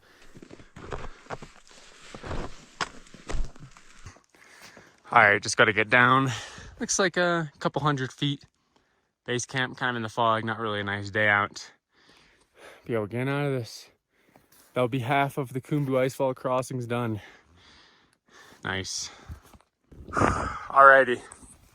So at the kind of beginning of the icefall here, once you get down, you have these waste deposits, so you don't leave them. So yes, this is like a bag of my waste. Just goes in there. You know, I don't leave the number 2 up there. So anyways, yeah, we're back down. Just want to show it's kind of cool. You have like, you can throw trash from each camp in their own respective place. So yeah. There we are. Back in base camp. I really don't remember those giant domes being there. They're kind of ugly, not gonna lie. It looks way too populated over there. But anyways, we're back. Descended about 6,000 feet. Was that just today? Yeah, pretty much from camp 2. And of course, the reason we didn't go up 6,000 feet to the summit from camp 2, because that's how much was left, is because we ain't ready for that. But now, back down here, we're gonna go even lower, back into the little villages for a few days and kind of just recover. And then once we're all set, we're gonna come back up here, go back up the Khumbu, all the way up there. And this time we're not stopping at camp 3, we're going all the way to the summit. So that's a day right there. Gonna go fuel up, fix myself, because I'm like broken in many ways right now. Emotionally, just kidding. Really, I just miss my dog, but I got some like burns and like stuff, so I gotta fix all that up. So day 27, I decided to trek all the way back down to Namche from base camp. Like I said, we're going to recover better in Namche because it's at a lower altitude than base camp. But it was nice. It was like a little museum. You know, I saved some money on the helicopter flight because I'm not going to lie, guys. We're not trekking out of here once we climb Everest. We all want to go home, so I decided I might as well get the trek in while I can. So over the next 7 days, we really just rested in Namche. So that was kind of boring and nothing actually happened. Day 34, though, was finally time for our summit rotation. So we woke up once again really early, and we're going to head back up the Khumbu Icefall. Here we go. All right, good morning, everybody. It's day 34. The time has finally come. Here we are in camp for the last time. You can see some distant lights in the Khumbu. Those are people. So it's about 2 a.m. We're heading up. Should summit in around 6 days. So yeah, lighter pack today because we dropped some gear off at camp 2. I don't have a sleeping bag, so that's all at camp 2. We'll get up there by the end of the day. It's gonna be like 8 hours, so let's do it.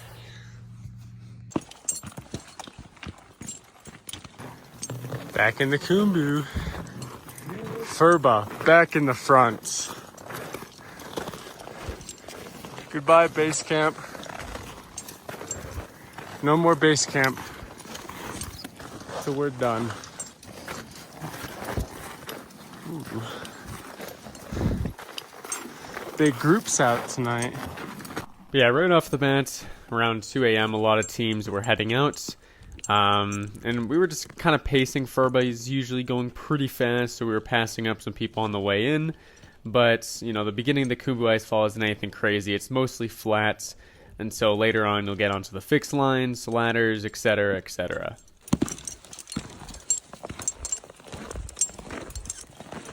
So once we got to a place called Crampon Point, it's just this one spot where we always put on our crampons. Well, we threw them on.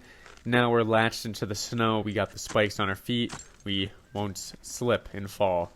But it was around this point where, when I was kind of putting them on, I realized how much people there were going to be in the icefall today. A lot of teams were going up for their summit push at the same time. You can see all these you can see all these lights, people walking by and everything. So it was going to be a little bit frustrating of a day, it seems, right off the bats, because when you're walking in a huge line, it gets a little bit tedious.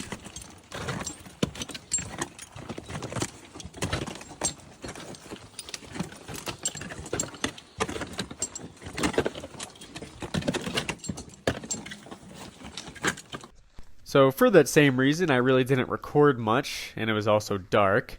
But here we are at what I believe is called the football field. It's a pretty common break spot, but the sun was coming out. So you have Pamori, which is that mountain that's spiking up straight ahead. Nice little spot right here. Got water, got some food in us because we know we have a long day today.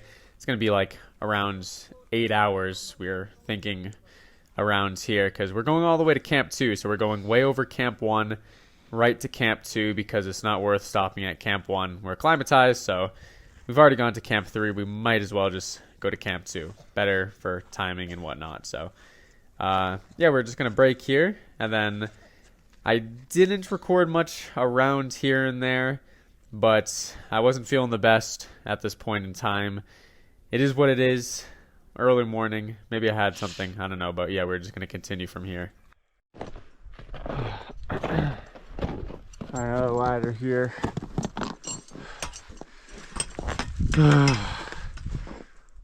I'm not feeling that great.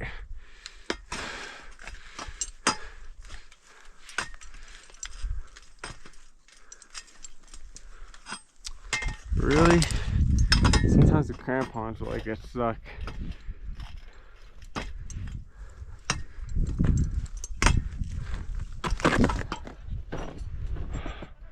Oh, the wall. Looking crowded.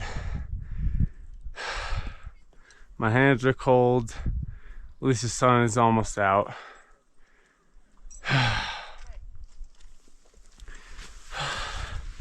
Thought this would feel a lot better being lighter. Like 15 pounds lighter, but still feeling it. It's just one of those days. So these are clips from our last time through the icefall, but really it was just a lot of crossing ladders, a lot of these mini crevasses that you had to actually jump over. But basically, you have 2 ropes on each side, and then you're clipped into one. You have your ascender on the other, so just in case if you do fall, something's going to save you. And it's really just going across these nice and easy, making sure not to make any stupid movements. But yeah, there's probably around 4 of these ladders.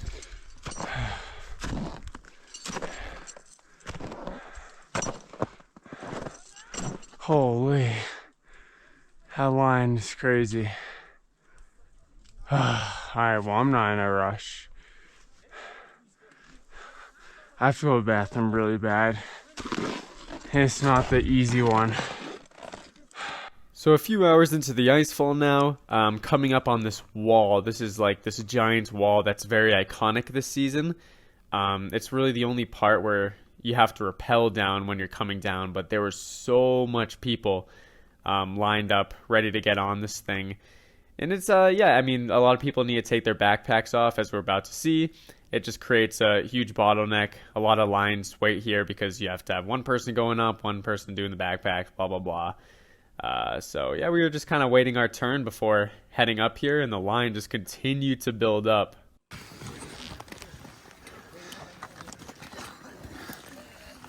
Line, look at that thing.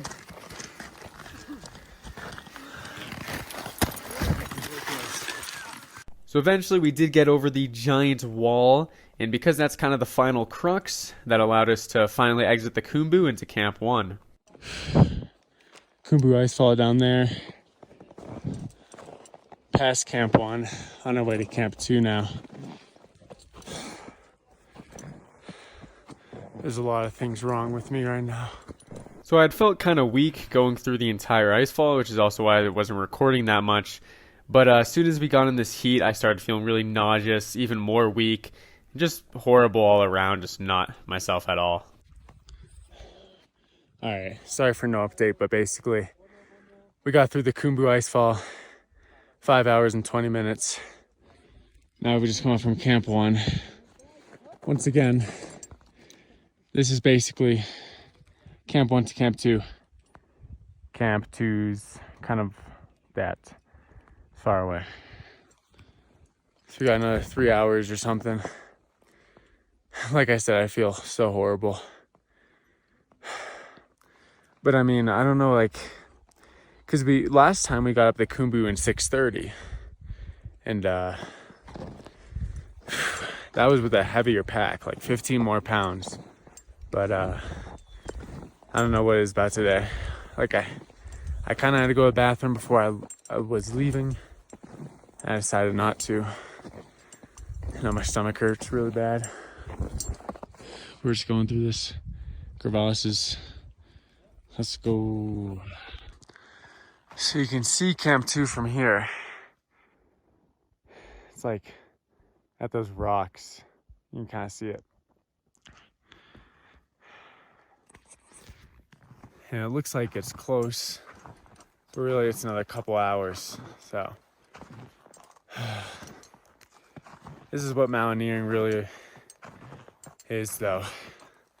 It's not exactly like, well, of course it's not how much you can bench or how strong your leg is in a squat. It's literally just how long you can go through pain. Just like step.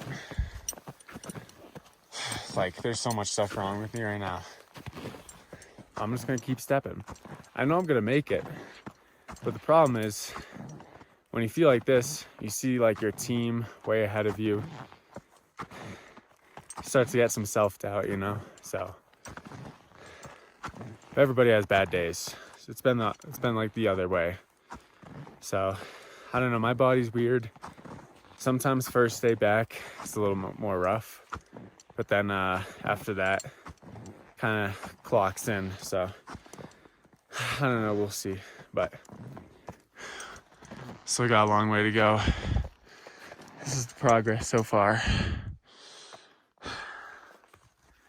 So after a few hours of walking through a literal oven, because the sun is reflecting off of every side, it was mostly flat though, but you know, once we finally did get to Camp 2, I was very slow. Look how slow I am walking. This is the slowest I've ever been this entire time. So I thought there was something wrong with me. I don't know, dehydration. Maybe I picked up something on our rest below, but yeah. Besides that, this is Camp 2. You might have seen it from our last rotation, but we stay in these red tents right here. And this is the most populated camp besides for base camp. A lot of teams will rest here for a few days before going up for their full summit push. We go to the bathroom in that blue tent right there. You don't really want to see what's inside. It got pretty disgusting in there, but yeah. Anyways, that's kind of Camp 2. All right, we're right outside of camp. Not really as sunny anymore. Genuinely the worst day of my life. I'm not even kidding. There's like one day on Denali that came close to that, but for like 4 hours I was holding back vomit. So anyways though, no complaining. We're here. We're doing much better now. Kind of just got here, drank a bunch of water. It was really hot out, so I wouldn't be surprised if that was like a pretty big factor. I don't know if it's the altitude, because I felt fine when I was here last time, but you never know. It could get you in weird ways like that. But yeah, I ate some food, water, etc. Feel much better now. So yeah, basically the plan now, we're at Camp 2. Pretty exciting because we only have 3 more move days, including summit day, until we're on the summit. So tomorrow is going to be a rest day, which I definitely need just to get myself back to 100%. And then we all remember the Lobuche phase. We'll be heading up that just like on day 25. This time a lot more weight because I'm going to be carrying like all my stuff. It's going to suck because that thing is steep. But the good thing is we'll be on oxygen, which is pretty solid. I don't know what the flow rate will be. Probably like 1 or 2. Summit day obviously is 4. Yeah, we'll see how that goes. I'm excited to see how I feel on oxygen. That'll be interesting. But yeah, I mean, we're feeling much better. Did some deep breathing after all that. Took a nap. I never take naps, but today was an exception. So we're doing a lot better now. And after that, we'll go to Camp 3, just like we were, stay there. And then the next day, push up to Camp 4, rest there 1 day. It's somewhere in there. And then, of course, after a day of rest at Camp 4, we push for the summit. We'll be on oxygen the whole time. So, yeah, that's about it. Anyways, see you all tomorrow. Today was insane. All right, it's day 35. 3 or 4 more days till we're on the summit of Mount Everest, which is all the way up there. So as you can see, there's a lot more people out. You probably could tell from yesterday's video too, there was like lines. Like when we went up for our first rotation, it wasn't really that bad. But now there's a few good windows of weather coming up, and you can see there's so many people going up there. And you can also see Camp 3 is much more populated. When we went up there, it was literally just a couple tents.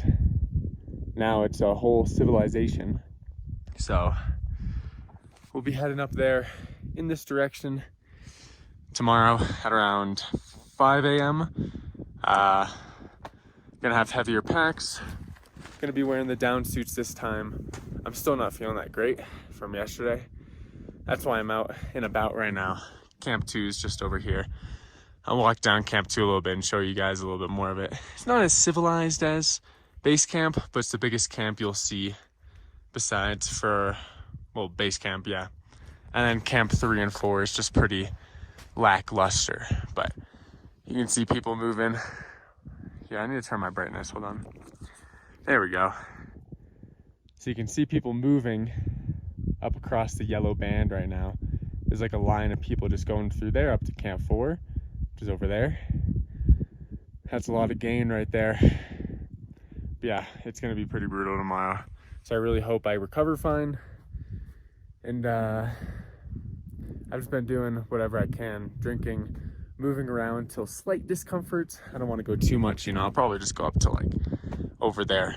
Just want to get the blood flowing a little bit because blood is what heals the body. So yeah.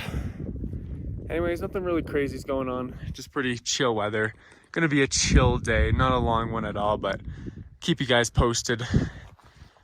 And the next few days is the big moves up to the summit. So looking forward to it. We'll be on oxygen tomorrow at the very least. So if I'm not feeling 100%, hopefully that gets me up there just a little bit more. Anyways, yeah. So anyways, I went for my small little walk, and you can see how hot it is. These people are in their down suits, and I could just tell that they were boiling in those things with the heat. But really, I just went up to this small little wall here because now I need to put on my crampons, but I'm not actually going up, so I'm not actually going to put on my crampons. But yeah, nice little view of Camp 2 from up here. Really, I don't even know if it's 100 feet of gain, but yeah, I mean, good to get the blood flowing. But yeah, it is horrendously hot. I mean, I don't know what this team was thinking, but they're going up in down suits right now. Hottest time of the day. That is crazy.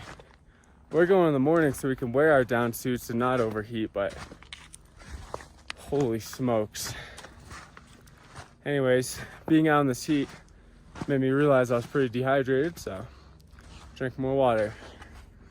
Gotta go back to camp. Alright, currently in the tent. Snowing right now, which is a good thing because we want more snow on the Lhotse face, so there's less rock fall, less ice. That'll be nice. So some of you guys were asking for a little tent tour. You know, it's nothing crazy, but I'll dive into it real quick. So we got the negative 40-degree sleeping bag right here. Keeps me nice and warm. Basically, I don't really know what that means. I guess if it's negative 40 degrees, the bag will freeze. So it's got that much life in it. Then this is the down suit right here. So I kind of divvy this up here. I put the down suit in the crack in between my sleeping pad and thermarest so I don't go sliding, because you'll notice sometimes you'll just end up on the other side of the tent. It's not fun. It's not comfortable in the middle of the night. Try to avoid that. So that's also why I put my backpack there. Also acts as a little like doormat. I can sit on it, get my boots ready if we're about to leave. Anyways, keep my stuff sacks nice and organized. We got the utilities here. Headlamp, whatever. BAM, clothes going up, keeping it light because we're mostly going to be wearing the down suits from here on up. And then big mittens, food, not bad. That stuff, got some dehydrated meals and oatmeal. We'll be bringing that up. And then all that stuff I'm leaving here. Keep the gloves right there. Toilet paper, headlamp just in case. So really nothing crazy out here. Keep the Garmin right there, just in case I need to text my mother. It'll go through because it's higher up.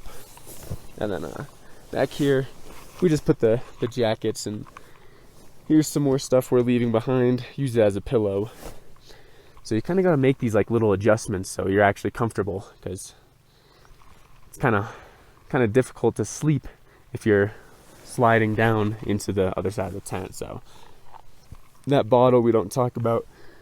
And then outside this little vestibule, we keep our helmet, harness, and boots, just because, I don't know, it's like gonna be going out anyways, might as well grab it then. So I mean, that's about it. Nothing really crazy in here, you know, we're just making ourselves at home. But yeah. All right, everybody, I lied. It's the next day. I think it's 36 too. Camp's over there. But basically, we were planning on summiting the 22nd of May. It's like the 19th today or something. But now the weather window's gone, so we're gonna wait till the 23rd. And honestly, it was probably a good idea because there's so many people out. The entire Lobuche face is covered up to Camp 3. Could be like that tomorrow. I don't know, but yeah. Anyways, we're just out for another walk because I'm still not feeling the greatest right now. But what's weird is, so I've been contemplating taking Diamox, but what's weird is I did an oxygen saturation test. You just put your finger in this little thing and it'll tell you your oxygen saturation in your blood. And mine was 82, which is like really, really high for you usually shouldn't listen to them that much. You should be taking those with a grain of salt because it's different for everybody. A Sherpa might have 65. I have 82. Sherpa feels better than me, right? But the thing is, usually 82 is what I'm seeing way lower. So like for me, that's pretty uncommon. So I don't know if it's an altitude thing. It doesn't make sense why it would be an altitude thing because I felt so good last time. So I think I actually have like some sort of like bug or like some sort of cold because I've been congested, just not feeling the greatest. So trying to move around just very lightly, hopefully get rid of whatever's wrong with me.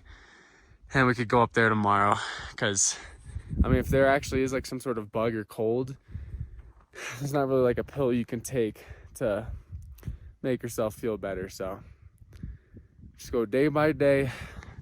Tomorrow might be a struggle, but we'll try our best. The body can adapt to anything. Just might have to go really slow, so. Anyways, at least it was a little bit more cloudy today, so the sun wasn't destroying me. You can see here's Everest covered in the clouds. And what was really interesting is a lot of teams moved up today and yesterday. Look at this thing. That is a black mamba going up the Lobuche face right there, which is where we're going to go up tomorrow. You can see Camp 3 is so much more populated, but yeah, I mean, a lot of people going up. Anyways, I clocked out for the night here. All right, we're leaving Camp 2 for good, Furba. Yep. Doesn't look too crowded up the Lobuche face today. No. For us, no. But yes, of course, for yesterday. From 3 to 4, there's a big crowd. Look at that thing. It's insane. Hopping on the O's today. In the down suits.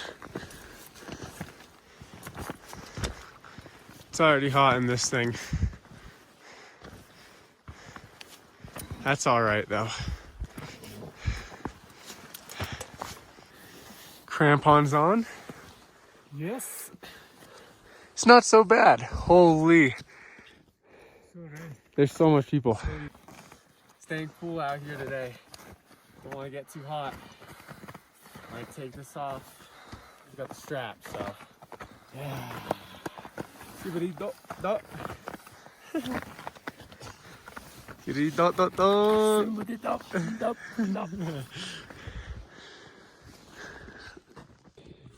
So we got the oxygen bottle on the pack. Turn it to a nice flow rate of 2. And we breathe through this thing. See how it feels. So anyways, we hooked up our oxygen, we had our crampons on, and we starts off pretty mellow, just this small little slope. Here we are with the oxygen. Definitely was feeling it right as I put it on. I mean, just going up this slope, you just have much more breath. We weren't on a huge flow rate, getting a decent amount of oxygen though. Anyways, we got to this wall, which is really the first part where you get onto any sort of fixed lines on your way to Camp 3. Just a small little steep section. This is really melted since our last time up here, so you really don't need to use your ascender anymore. You can kind of just grab this thing with your hands, this rope. Anyways, yeah, we just had to scale this. This was kind of our first obstacle.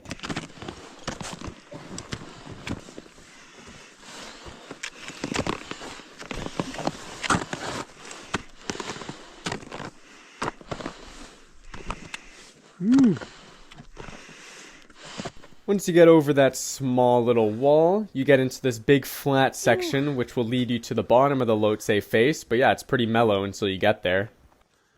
Back in the flats, leading up to the face.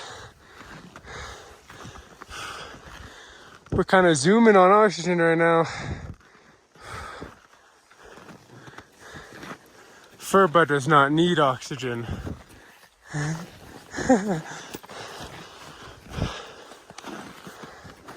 Feels pretty good, it's just gets hot underneath it. Crevasses.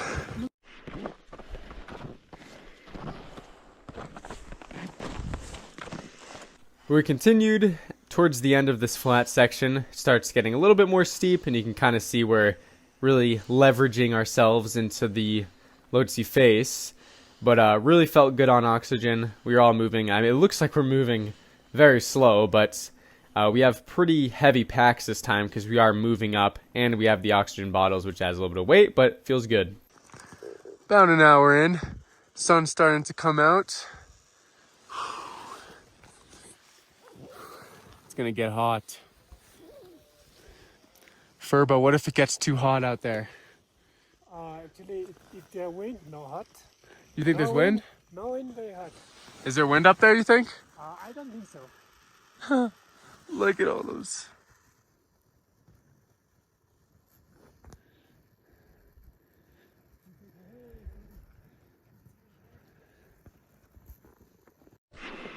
Nice crack right here.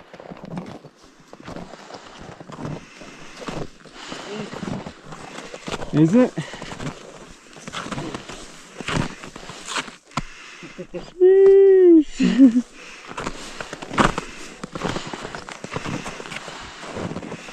Oh, this actually feels amazing.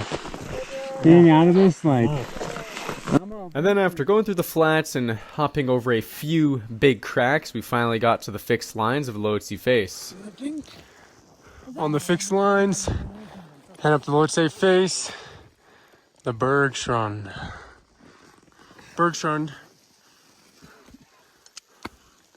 Hustled all the way down there to here.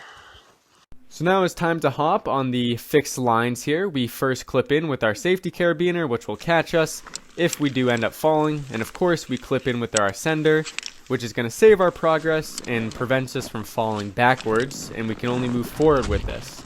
So essentially, right when you get onto the Lhotse face, you have this big wall that you have to get across, or up, sorry. Here we are. And it's a little bit finicky right here. The rope gets really tight, but anyways, just gotta move from one anchor point to another. So if you end up falling, you're gonna hit an anchor point and not fall all the way down the ropes. So I'm struggling a little bit here to get my ascender off, but yeah, basically you're just going from one rope to the next. And this little Bergstrand area is a bit tricky. You have a ice wall right here, which you gotta really dig your front points into. Takes little bits, and this is a pretty common bottleneck spots because it's melted off a lot, so it's a little bit sketchy here. But yeah, we're just kind of moving up this with our ascender, really focusing on that footwork so we can get onto the actual face.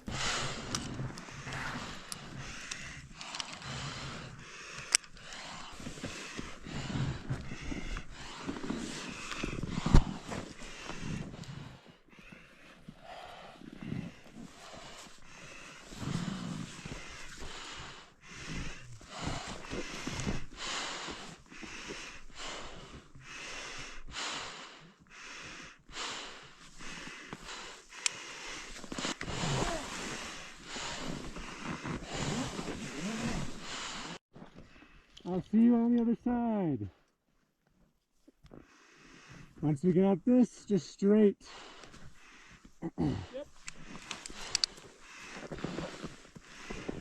So once you get to the top of the Bergstrand, right before getting onto the actual Lhotse face, you have a pretty significant ice wall here, which used to be a lot worse, but it's melted down a lot since our last rotation. But yeah, it's a little sketchy. Garrett! After getting to the top of that small wall, you're welcome with the Lhotse face. Just a giant slope that if you end up falling and you're not clipped in, you will fall very, very far.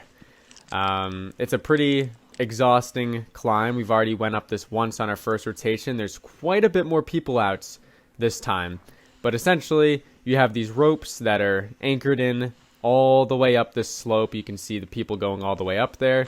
And you just have to go from one section to the next, clipping in and out, until you get to the top. So yeah, it's a bit of a grind.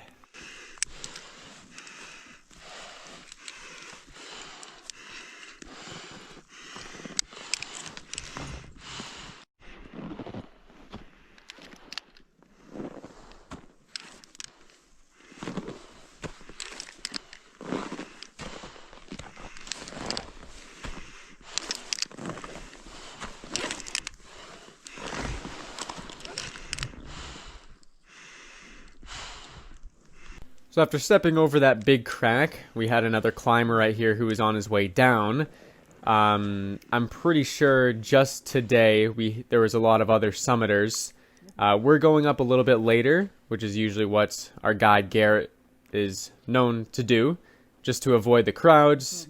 But we ended up getting behind some people anyways, but way better than the lines that I was pointing out in the past few logs. There was a lot of people going up. But we had a little bit more freedom, I guess, this time, and there were still some steps kicked in for us to head up. So, yeah, it made it pretty pleasant of an experience.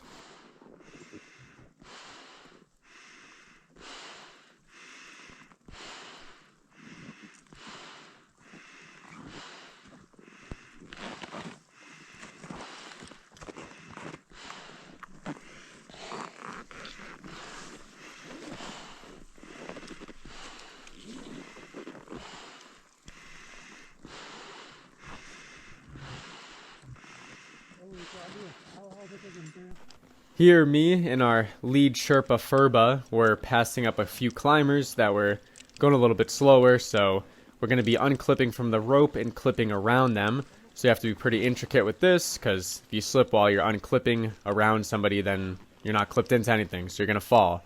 So you kind of have to go one at a time, make sure that you always have something connected to the rope. Oh, a little liner got caught in the carabiner there. You got to watch out for that one. That's a classic mishap out here.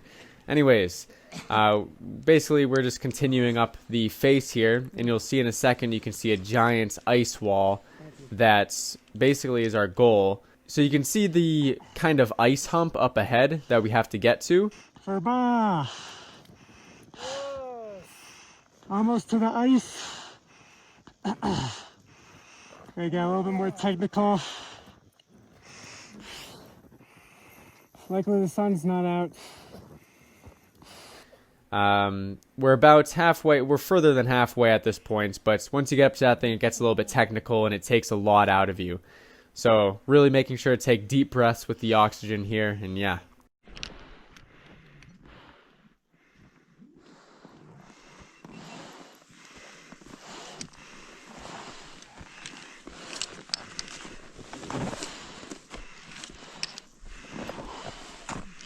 So as we were approaching the big ice hump, there was something weird going on up top. You could see from down here, it looked like somebody was being dragged down.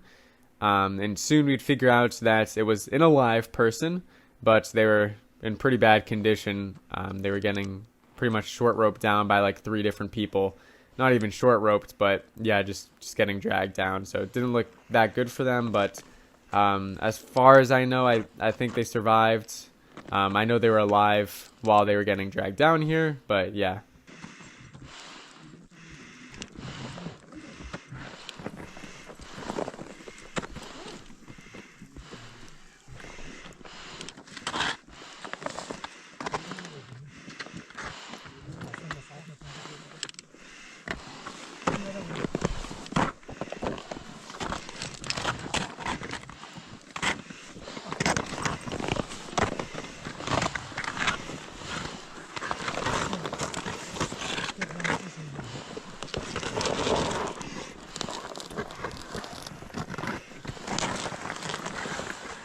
But I'm not exactly sure what happened to him or her. I'm assuming it was some sort of altitude symptom like HAPE or HACE. But I gotta say, it's really impressive how these guys are actually able to get this person down. I'm assuming once they actually do get down from Camp 3 to Camp 2, they're on their way down the Lhotse face right now. They'll get helicopter evac'd from Camp 2 and hopefully make a recovery. But yeah, look at that. I mean, that is insane that they're able to handle that. So props to these guys for rescuing.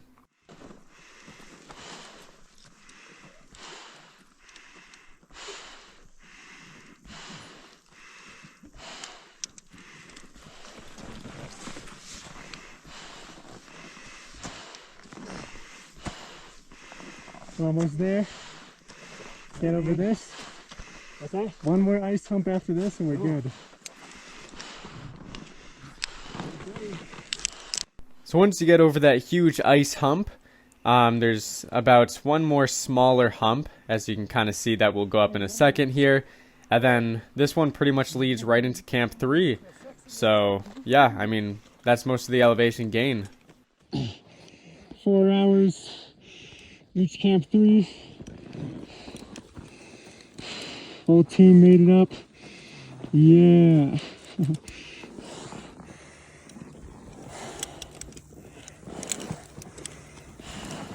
And the sun just came out. Very nice. Yeah, Doji! Came a long way, didn't we? Yeah.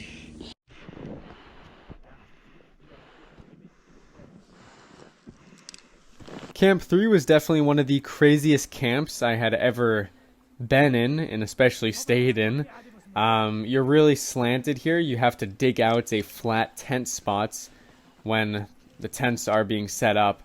It is just crazy, and there's literally fixed lines going through the camp because there's that literally a danger of you falling. So I mean, this is pretty crazy out here. It gets a little bit wild, but anyways, we got to our campsite. How we doing in there? Oh, but the fucking snow is like collapsing into our tent. Somebody would like shovel the shit out. It's like, what the fuck?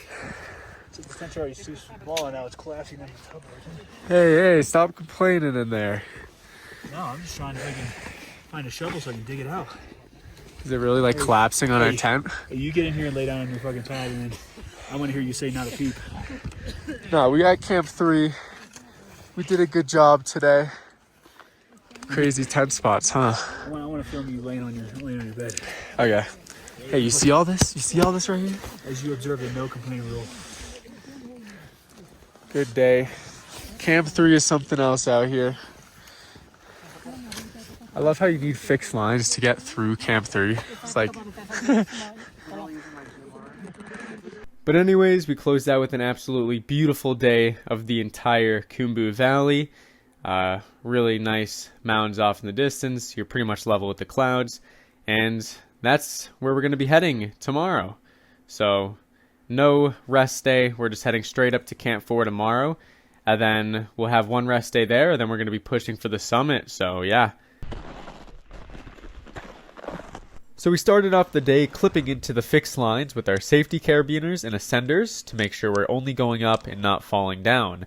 As you can see, we just exited Camp 3, which is down there in an absolutely crazy spot. Yeah. Just leaving Camp 3. Yes. On this nice steep slope. Heading up this to Camp 4. We got Garrett Madison up here. Yeah. Garrett, how long of a day do we got? Big day. Big day. Biggest day yet. Last move day before the summit. Camp 3 to 4 is said to be one of the hardest days besides summit day. I'm pretty sure it's just under about 3,000 feet of elevation gain, but the elevation gain is very mundane, boring, and just tedious. I mean, you're going up a pretty steep slope the entire time. I have nice boot holes kicked in here, but this is the last day that we're going to be carrying heavy packs. I have around probably 40, maybe 45, probably 40 with the oxygen bottle, which is pretty difficult to carry at this altitude. So we're just kind of moving up one step at a time, not rushing or anything because we don't want to exhaust ourselves. We're not in a rush to get to Camp 4, so we're just making our way up there.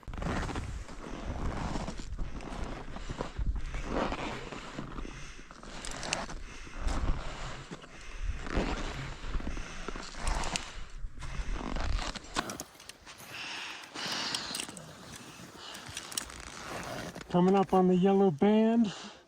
Hey Garrett, the yellow band is made out of limestone, right? Limestone. Came a long way. Camp 3's all the way down there. And Camp 2 down there. Just steady steepness all the way up here.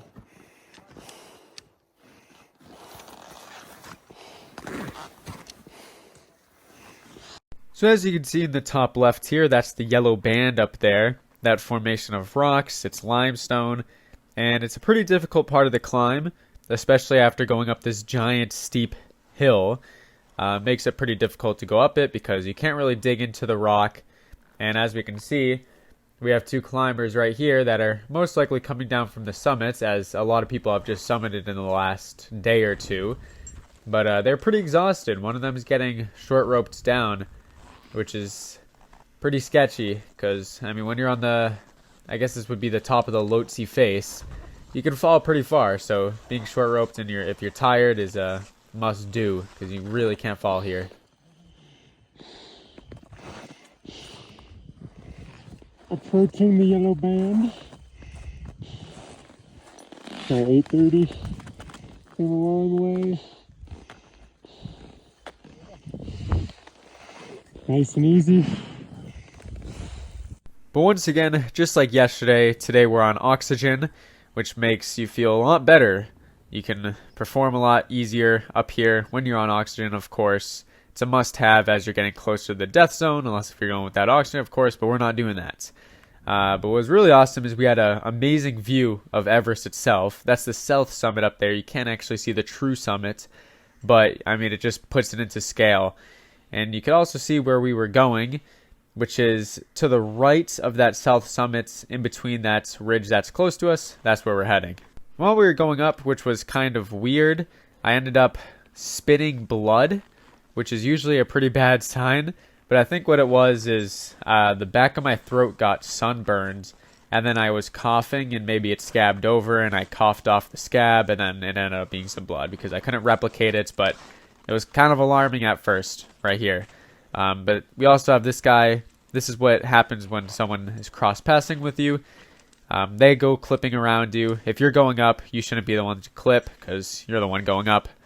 Kind of courtesy of the person going down to clip around you, so I'm making space for him. Taking a break here right before the yellow band. Garrett's munching right now. How much elevation gain have we made since Camp 3, you think? Oh, about 1,500 feet. Solid 1,500. Halfway, maybe. Brutal, brutal. So here we are about to go up the yellow band, and as you could probably hear, I'm still pretty stuffy. I think I definitely did have a cold, and I had some sinus stuff going on. So that definitely made me weaker the past couple days, but definitely getting over it, feeling good, and ready to get up this yellow band. So as you can see, there isn't much ice or snow to kick into here. It's pretty steep, and I mean, it's just rock. So you got to really be careful where you put your foot.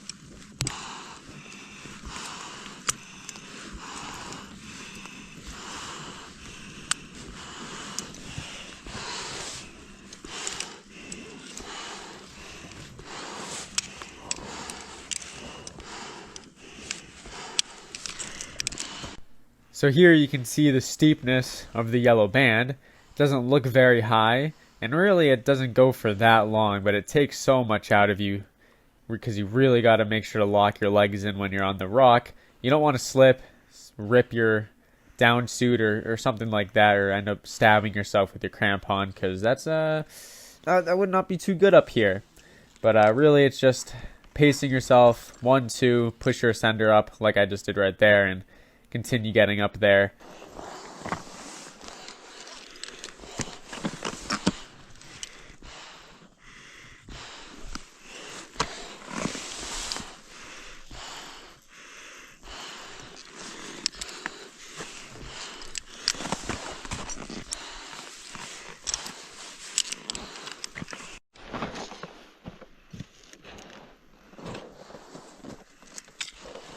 Let me check auto pressure. So here our guide Pheriche Sherpa is checking my oxygen tank, making sure I have enough O's to get to Camp 4 so I don't go hypoxic. Which is kind of weird, is even though I'm breathing really hard, I actually save a lot of oxygen. I'm not really sure how, but it's pretty nice. Garrett, is that Camp 4? Ah. So there I mistaken those tents that you can see for Camp 4, but that's actually Lhotse High Camp, which is an 8,000 meter peak right next to Everest. So you're going to go past that right on the way up. It's a little bit of a false summit. It kind of gets you because you think it's Camp 4, but it's really just an entirely different camp, and you still have like an hour to go.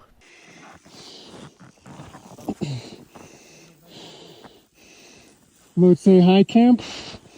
This is where you stay if you're going up there. We're going up this, and after that ridge, that's the Geneva Spur. That's Camp 4, and that's the South Summit. Yes, son. Yes, son. Look how far we've come. Yes, son. We used to be on that small trail down there. Hold on, thumbnail shot. You know me, son. No. Is this a downhill? It's the first downhill of the day. Gotta enjoy it.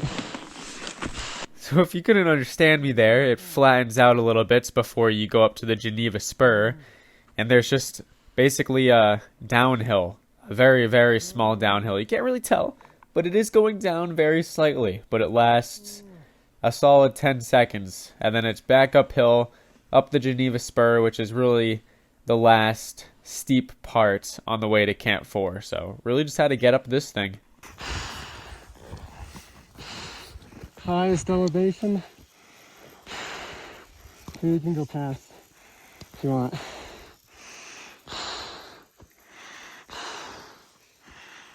One last push, Tyler, let's go. Just up here.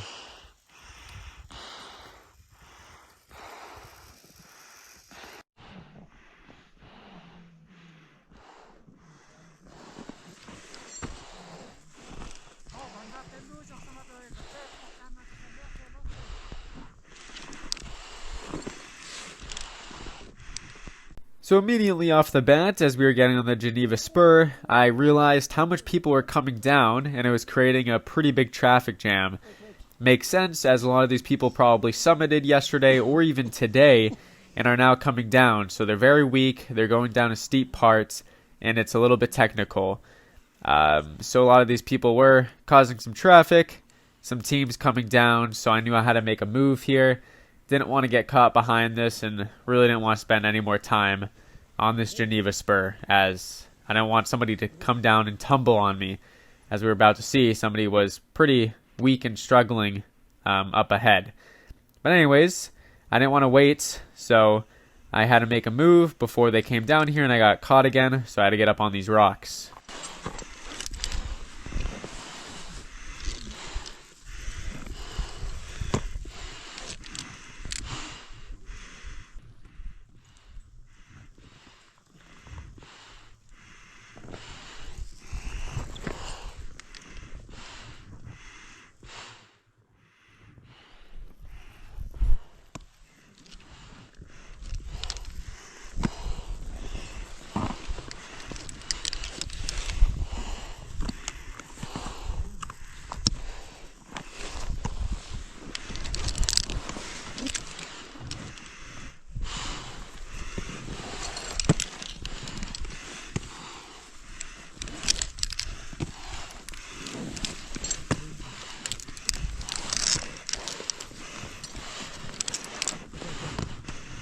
So I managed to get over those small rocks so I didn't get caught up in the bottleneck.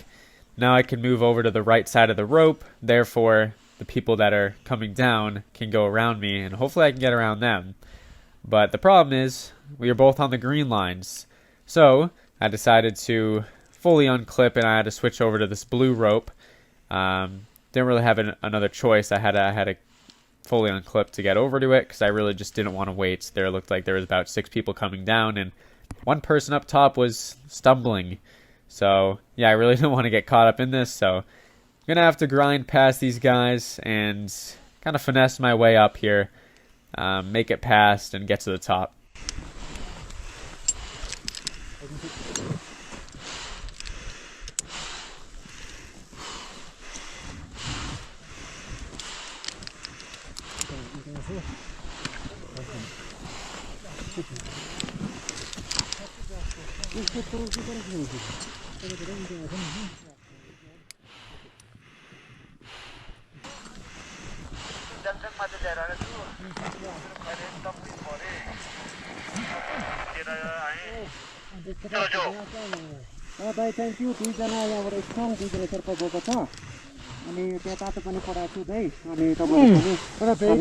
What's up, Tamari?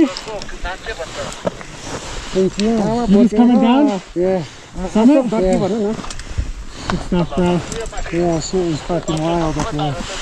Someone died. It's fucking wild, man. Hope you guys have less people. I think there will be. You guys went up in a big line. That big line came up with us. Yeah.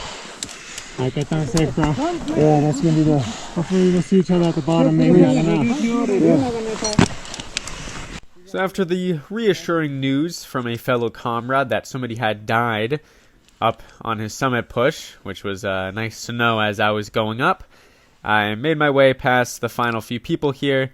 Just had this small little last stretch to get through up the Geneva Spur, and once we got to the top, I was able to look back at the massive elevation gain we had just accomplished and make my way to the final stroll to Camp 4.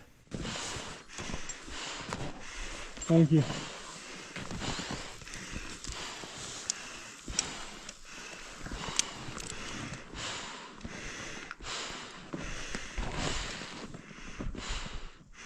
So once you get over the Geneva Spur, it's just a few hundred feet or something like that of just flat. It's a little up and down, which is really hard to get over at this point in time because you've just been going hard for a while, hard day. But right at the end of this ridge will be Camp 4.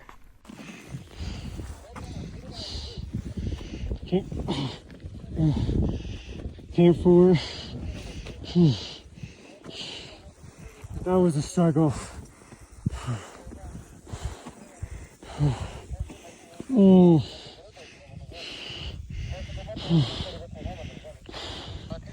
Yeah, man. Look how much tents there are.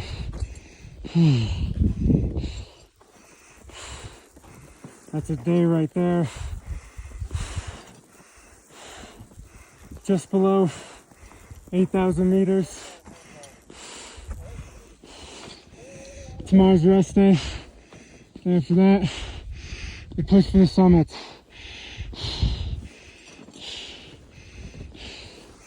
That's what I'm talking about. All this gear.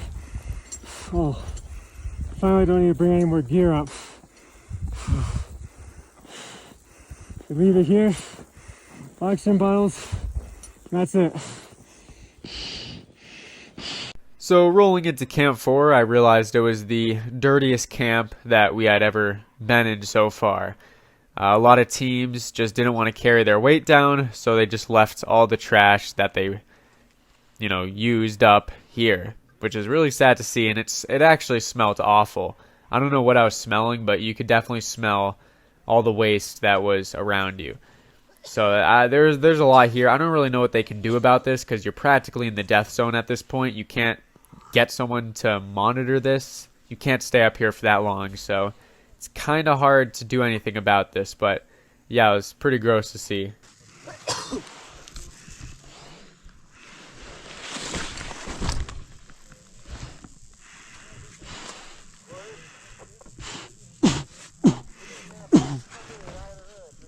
Hello.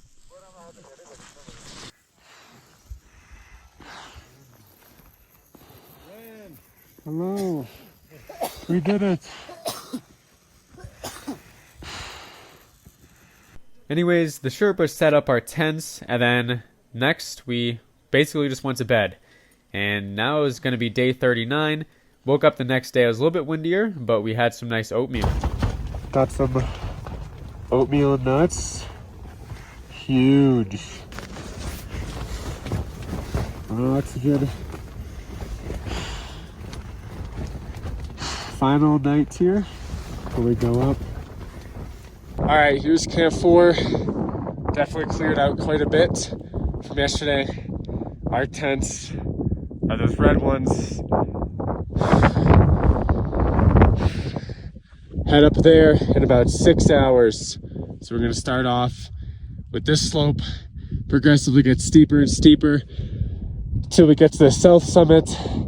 Then it's gonna go down, and then we're gonna go up again to the main summit. Probably gonna take average 8 hours to get to the top and down. We're looking at a nice 12-hour day, probably. We never know.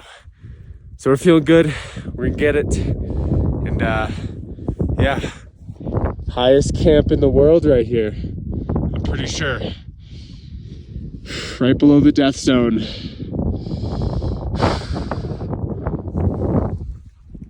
Just took a poop right here next to this rock.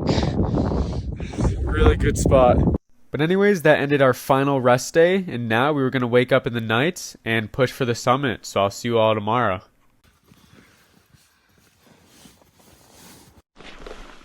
Hey, is it good?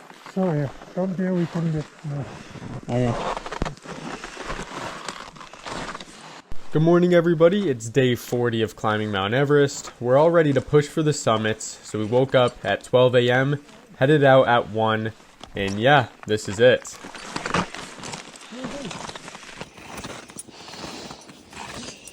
Leaving camp 4.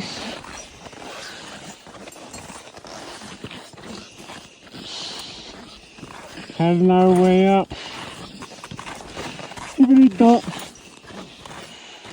To visualize the route for today, I took this yesterday when we got into camp 4, but currently we're heading up this mediocre, not that steep slope right here. And as we continue up through the day, we're going to reach the balcony, which is that kind of lump you see at the top here.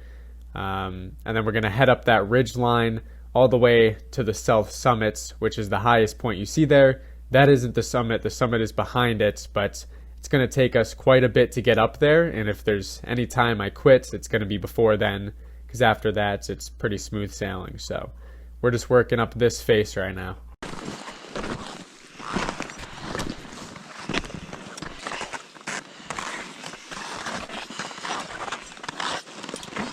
The weather was luckily looking really good so far. It's projected to be a nice day. It wasn't too cold, wasn't too windy, but where we are is pretty shielded from the winds. The start of summit day isn't very windy. But once you get to the top of that kind of hill I was just showing a second ago, you get up to the fixed lines. Now we're going to be clipped in. We're going to have our ascender. Our ascender is going to keep us from falling back. It's just going to bite into the rope, and then the safety carabiner is going to stop us from falling. If we end up falling, it's going to hit an anchor. So we're just going to ride these ropes up. The whole way to the top is fixed, so we shouldn't have to worry about falling if we do. And yeah, we're just going to keep a steady pacing and get up there.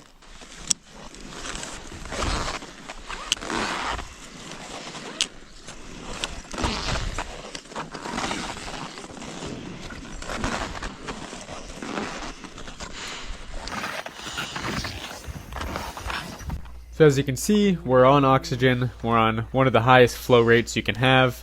We have enough oxygen for the day, so we're going to be able to get up and down.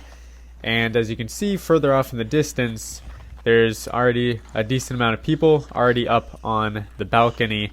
You can see their headlamps. So we'll be up there soon, full moon, very nice. Yeah.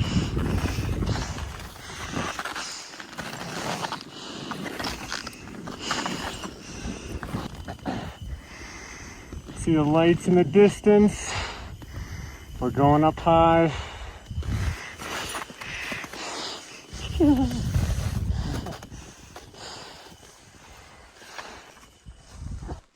So as we're on the fixed lines, there's going to be a lot of people that are coming down.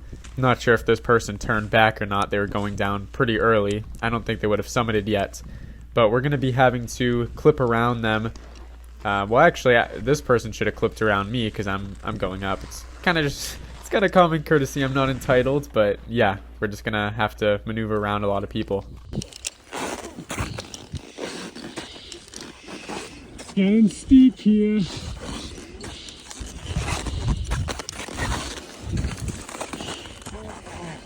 Yeah, making some progress.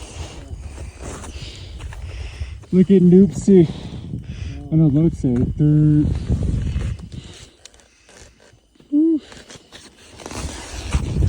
again after it. Such a nice morning.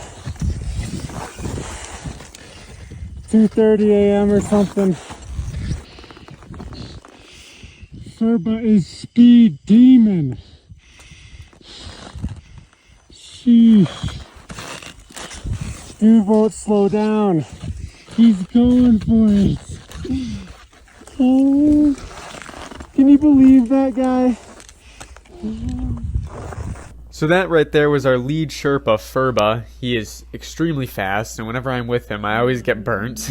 But I was feeling pretty good today. So as you get higher up on this beginning face, you'll reach these rocks. It gets a little bit technical. Once you get to this point, it gets harder for your crampons to dig into the snow because it's rock and not ice. So we're just working up here. There's some footsteps kicked in because a lot of teams have gone up over the last couple days. Not really too much snowfall.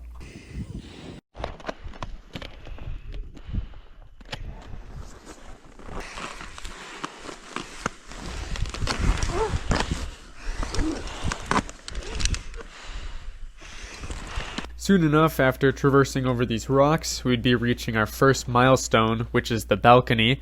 It's the first main break spot that people will go to, and you can start to really see your progress. Currently at the balcony, first break spot.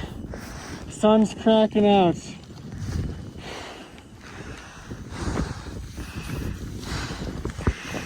Next stop's the south summit, right? And it's the summit from there. I got some water. Fuel up. Yeah.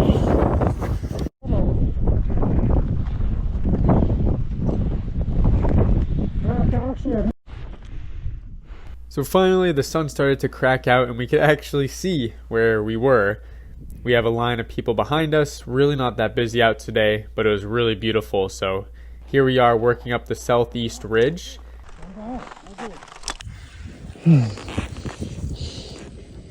We're going up. There's the south summit. Behind that's the main one. That's the full summit.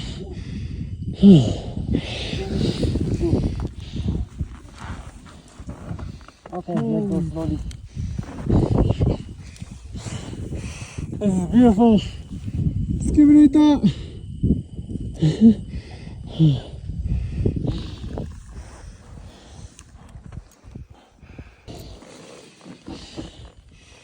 Moving in here.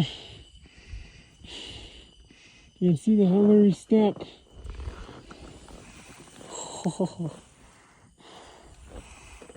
This looks sick.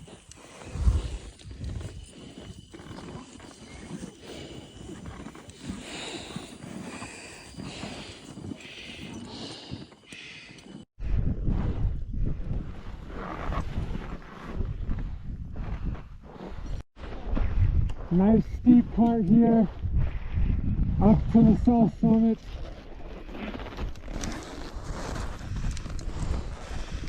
Holy, like, are you kidding me?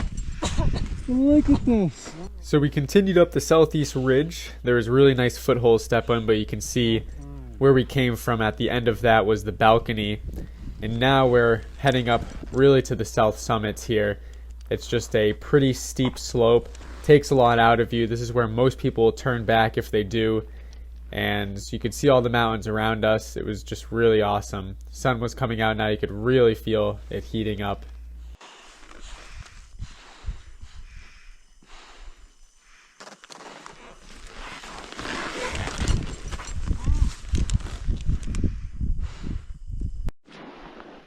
Sun's coming out. Oh no. Oh boy. That's a man. That's not good. Someone's getting frostbite.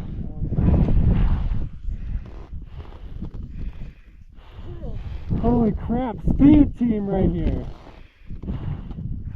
Look at these guys. Per usual, Furbo was flying up the route, but here we had some kind of steps, literal steps in the snow, which was really nice. They kind of look like slabs. Not really sure how they formed like that, but made it pretty easy for us to get up. So we were really starting to get some elevation gain. Definitely far into the death zone now, but feeling pretty good. Had my breath and was just moving up.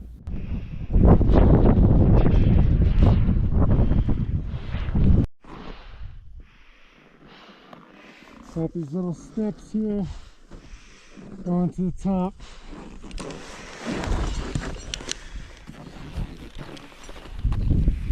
Making good progress. Sun's out. Almost to the top of the south summit.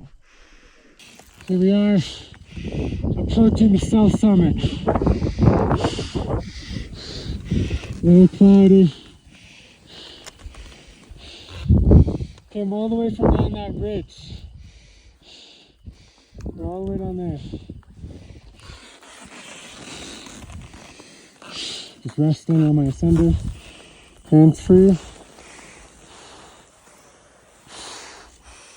We've been waiting like a year and 4 months for this. It's finally happening. I can see my house from here.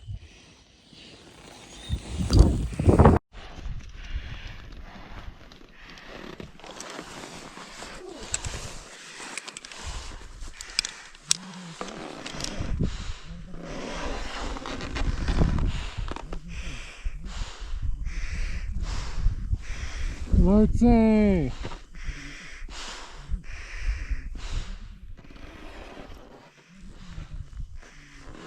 So as we started getting towards the top of the south summits, a lot of people had summited by now and we're coming back down. So we're going to have a little bit of traffic jammage going on. We have 3 climbers here that we're going to clip around me. But as we got a little bit higher up, me and Furbo were about to get caught behind a pretty big line of people that we were hoping we would be able to pass at one point.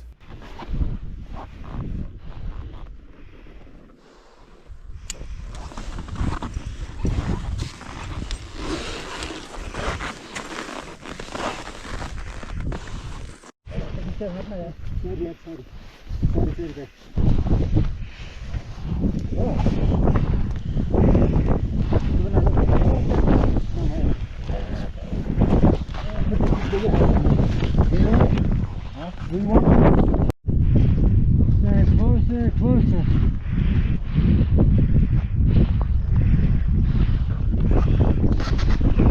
Not sure what's up with this cloud coverage.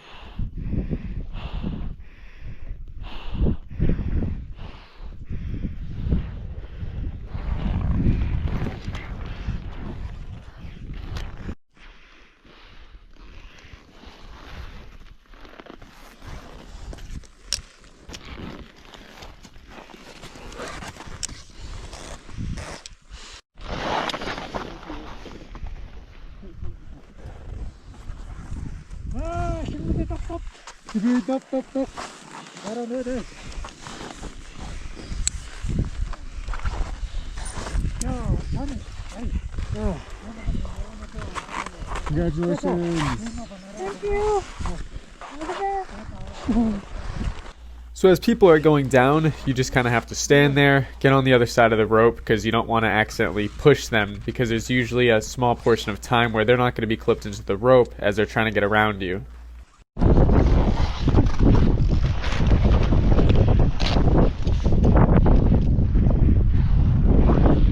As we finally made it to the top of the South Summits, we hit that big line I was talking about.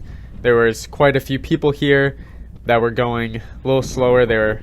Seemed pretty tired, but me and Ferba were kind of looking for an opportunity at this point to hopefully get around them.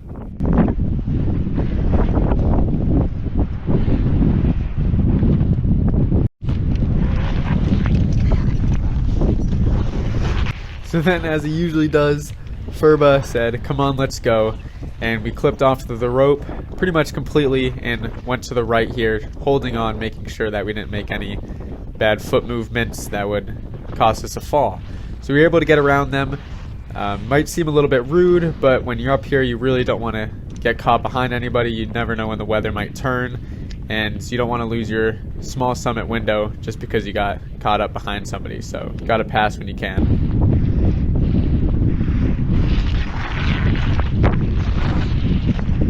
There it is.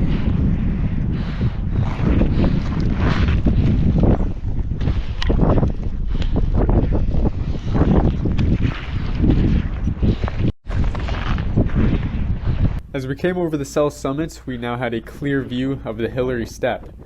It was at this point I started tearing up quite a bit.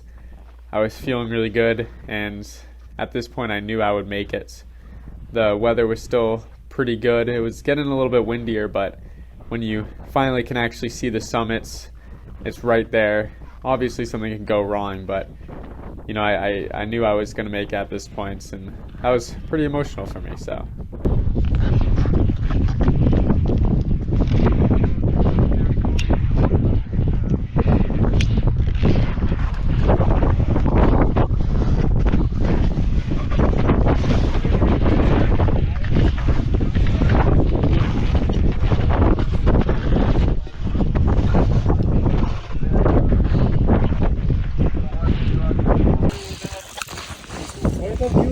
I'm trying to get on the Hillary steps.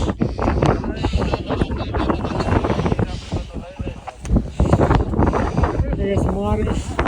Final push.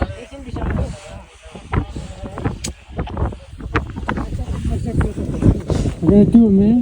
Okay, so let's check the oxygen, okay? Okay. So I decided to put away the emotions because I knew anything could happen, so I'd rather not call it victory now and then have to turn back later. But here we are, about to get on the Hillary Step. Ferba is still hauling. But yeah, I had to really lock in here. Footwork is key.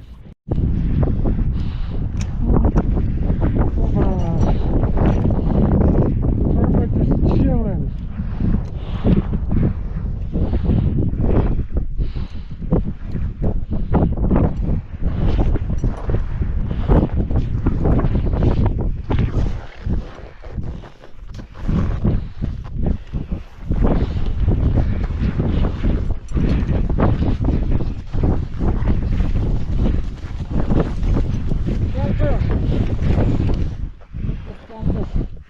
Huh? Oh my gosh. Alright.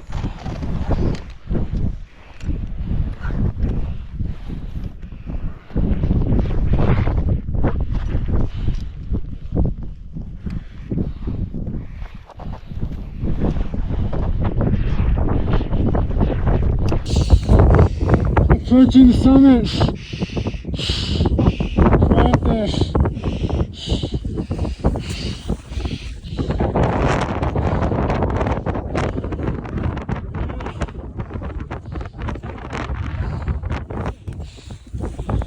You're all the way down there.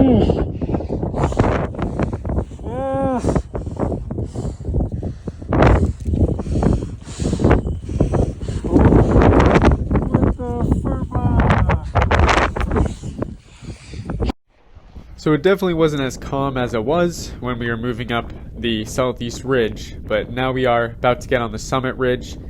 Still very summitable. Winds were getting a little bit heavier. Definitely was getting a little bit cloudier, but we were all feeling good, so we just had to keep moving up.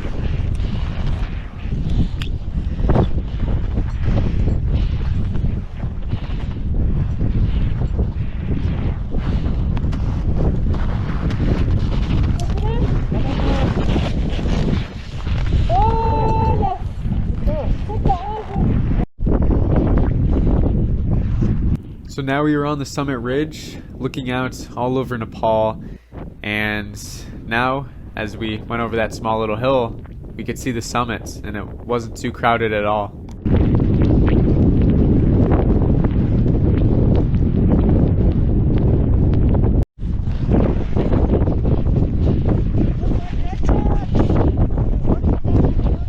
In just 5 hours, me and Furba went from Camp 4 all the way to the summits. I'm not gonna lie, it did look a little messy, to say the least. People had left stuff up here, which doesn't make much sense at all, but it really didn't take away from the moment at all. Even though there wasn't any view, this was the highest you could go. There's no other points besides this. So we made our way up to enjoy our small moment on the summit.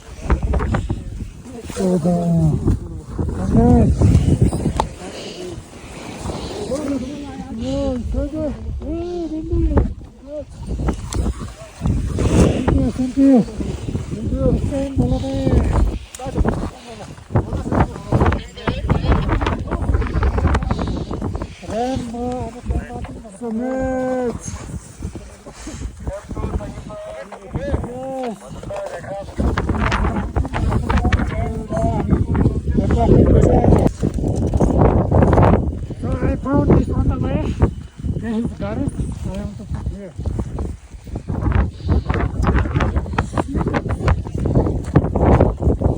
On top of the road.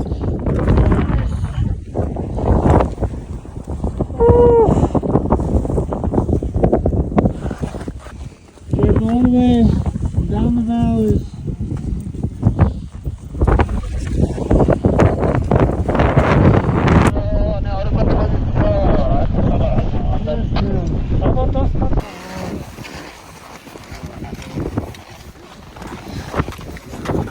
Top of Mount Everest.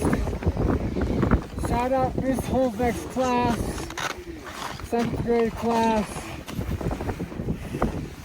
We did it. That's all.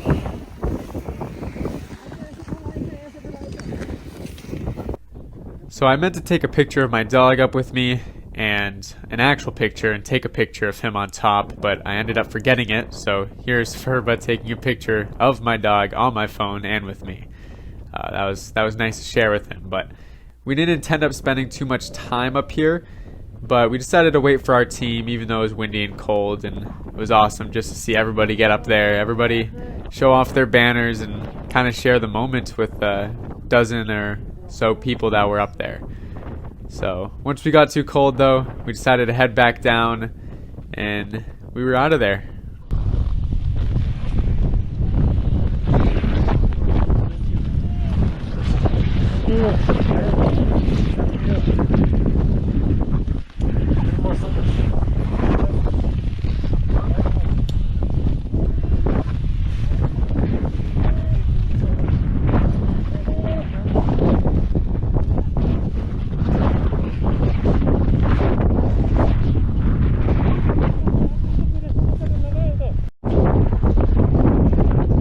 So here we are moving down the summit ridge, and I don't know what is up with me and the Sherpas, but this is my personal Sherpa, not Furba, and he was going fast.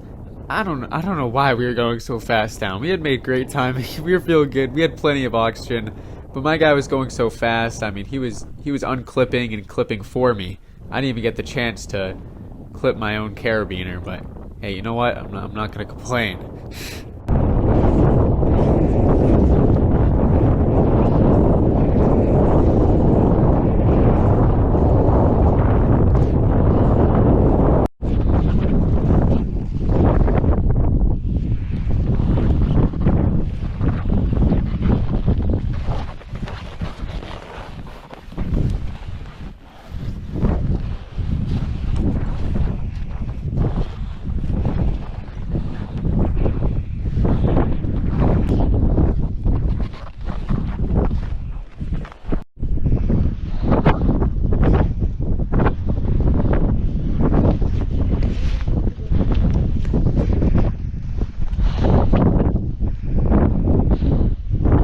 Had to be extra careful going down the Hillary step. It is more dangerous going down the mountain. That's when most of the deaths occur because people are tired and it's just harder to go down. If you fall, you're going to fall down the mountain, not into the slope. So we really had to make sure to be careful when we were clipping around people who were going up.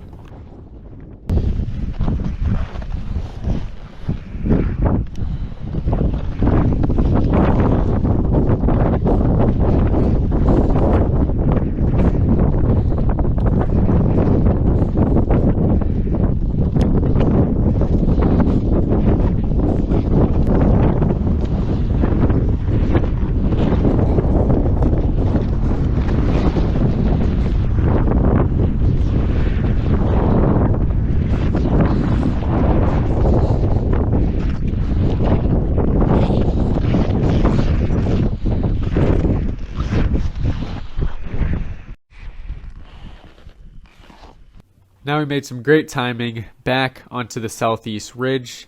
Look at my man. He is flying. Like I said, we didn't really need to go this fast. It was going to eventually wear me out probably. But yeah, we haven't met the Sherpa yet, but this was Pangboche Sherpa, I believe. He was just for my summit day. Besides that, I didn't have a personal Sherpa. I was just chilling with Furba. But here we are, making it down the ridge. And by this point, I was pretty exhausted. Going down definitely was a lot more difficult than going up.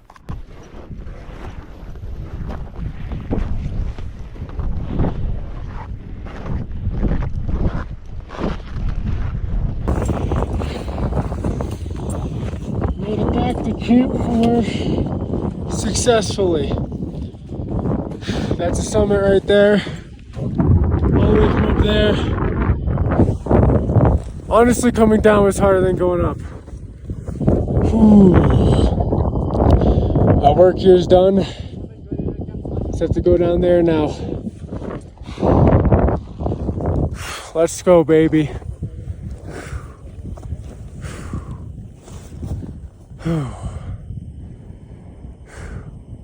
With that, we had summited Mount Everest, but we still had a long way to go. We have 2 days to do the entire descent. And the descent was going to get a little bit shaky, pretty sure, because the weather has gone a lot more warm, so the Khumbu icefall is going to be melting a bit. But yeah, so we got some rest that night, and tomorrow we are heading down. Currently around 9 a.m. Saying goodbye to Everest. Heading back down. towards that way. Camp 4 looking prime right now. So nice. Not a lot of people. If only we had these views yesterday, but that's all right. It was a good day. Time to go home. So that was a joke. Camp 4 was not looking in its prime. Because we had left and, well, even gotten here after most of the teams had already summited, we got to see the byproduct of that. So that's a lot of trash, a lot of stuff, a lot of broken down tents just left here by companies that just don't really care.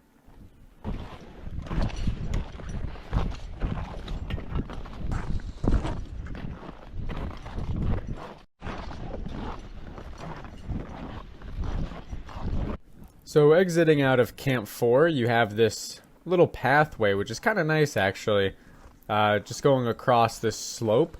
Once you get to the end of this, you'll get to the Geneva Spur, but it was pretty tame right here. Didn't have to worry about falling or really clipping in too much.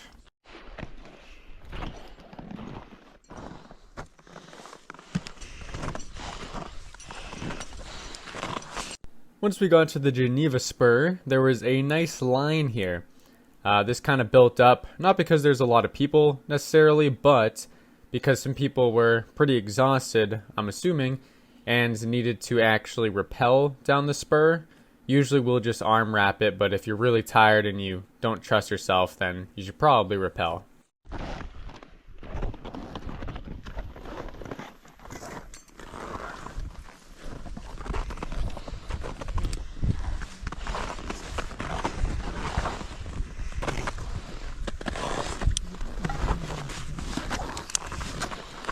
So this, the Geneva Spur, and then a part lower called the Yellow Band, is really only the steep, rocky, I guess, technical parts of the section between Camp 3 and 4. But really, it's just taking it easy. We have one carabiner in currently, not two just for efficiency. We're all feeling strong. I think we did two later, but really just holding onto the rope, creating friction to stop us from falling, and then just really making sure to watch where we're placing our feet. And if we end up falling, that carabiner that you see attached to the rope is going to catch on an anchor and save us.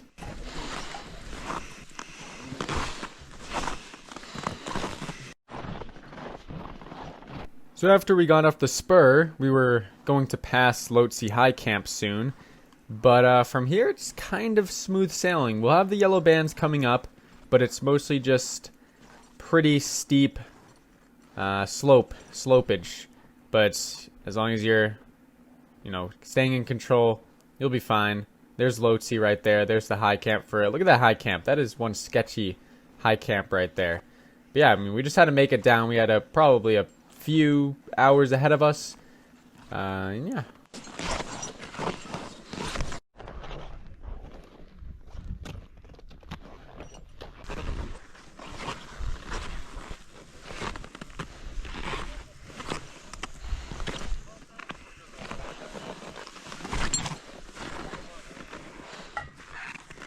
So what I was pointing to right there was the yellow band.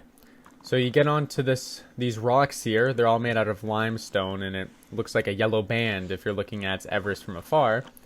But it's a little bit of a technical part of the climb. It gets a little bit steep lower, but the main annoying part about it is that it's rock and not snow. So when you're digging your crampons into the rock, they don't actually dig in.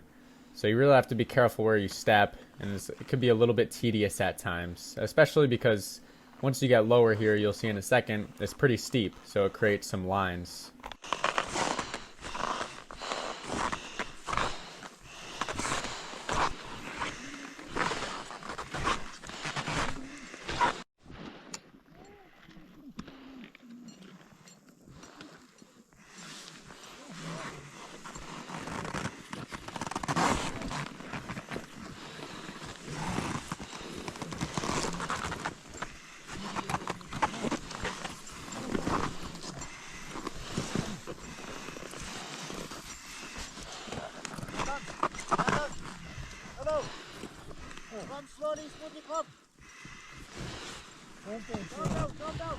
So while I was on this steep part of the yellow band, some random dude started coming down on the rope that people are supposed to take up. So I'm on the down rope, and this guy starts coming down. Looking back at this footage is crazy to me that he did this. I don't know why he was in a rush, and it's really dangerous to be doing that. I felt like he was going to step on my face with crampons, so now I'm rushing to get off of it, and it was just a whole scenario. Oh my gosh, it was awful.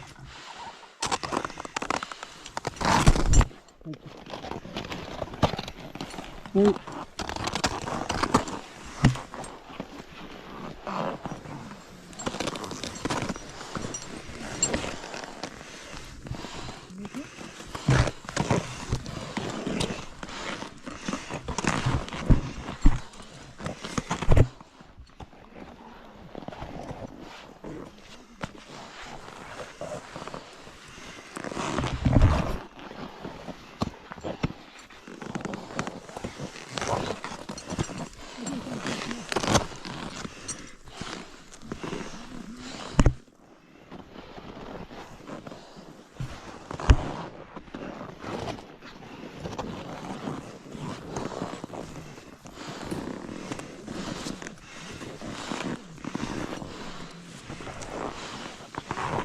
So as you can hear, I'm pretty out of breath after that whole incident.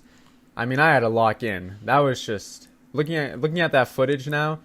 Thought it was crazy in the moments, but that guy was really on top of me, and he just did not need to be. So that's one thing you should not do, especially on Everest. At what are we, 26,000 feet right now.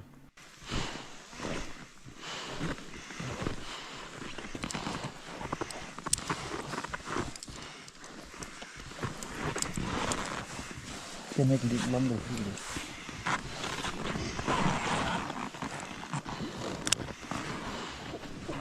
There's all the way up there, yellow band. You can see all the people up there. Should just be able to get over this little ridge. Camp 3 will be there. It's freaking hot. Currently chilling on this break spot. It's right above Camp 3. Camp 3's kind of over this thing right here. And Camp 2 is down there. That's where we're trying to get for today.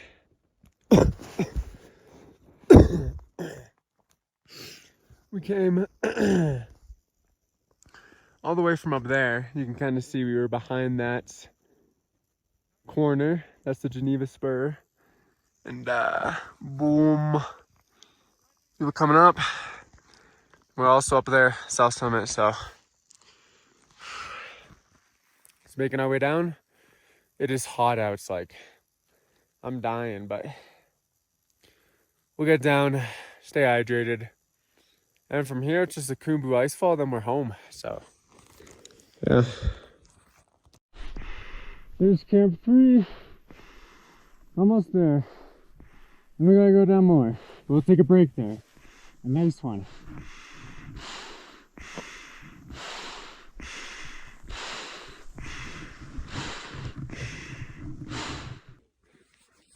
All right, heading down, Camp 3. Oh, see you later. Last high camp. We're hopping off the O's. Too hot in those. Yeah, I think I get a little bit more trashed up here. Yikes. But not as bad as 4. Anyways, got some coverage from the sun. Heading down now. Last steep part. Besides where you might find the Khumbu. So yeah, here we go. So I'd rolled into Camp 3, took a break, and now we are heading down the Lhotse face, right below Camp 3. This is going to put us on a flat part at the very end of it, which will lead us to Camp 2. So really we're just trying to get down to that. Still feeling good, can make it down. And this is the last big hill.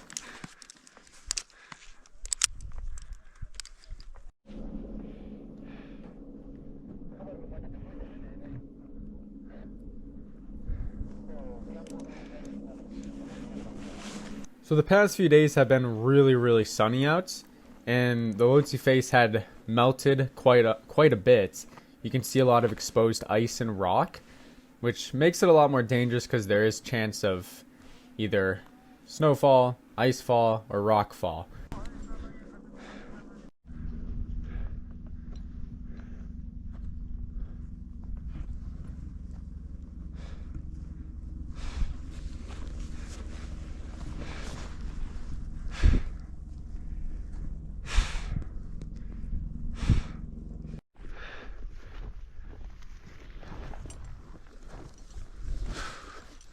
Hopping off the Lobuche face here.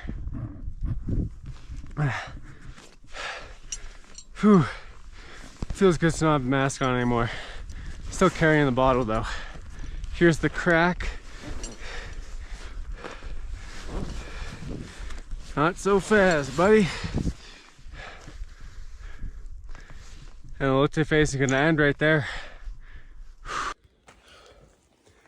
I never really captured this corner well, but this is the entrance to the Lobuche face right here. This is gonna bring you all the way to Camp 3 and 4. And the Bergstrand is right here. A little technical, but then it's pretty much completely flat to Camp 2. So I hopped on this said Bergstrand, which starts off with this nice little steep wall. It used to be a lot more vertical and a lot more icier, but like I said, a lot of this has melted and it's much more deformed now. I liked it more the first time. It was a little bit more fun. Now it's a little bit unpredictable and I don't know, you can't really trust the snow sometimes, but you're just moving along these fixed lines trying to get down this last technical part.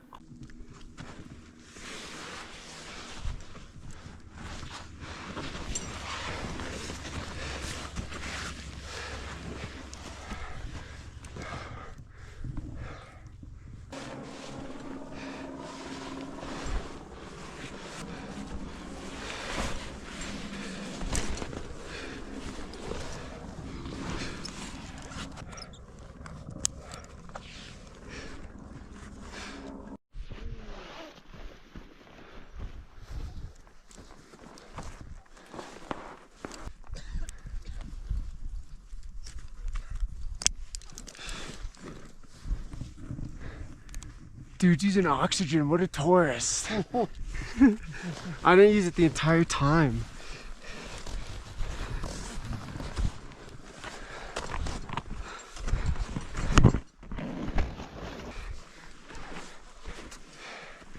So with that, we were off the entire Lobuche face, and now we are in this big kind of plateau. A little bit of slopage, but nothing really too crazy, all the way to Camp 2.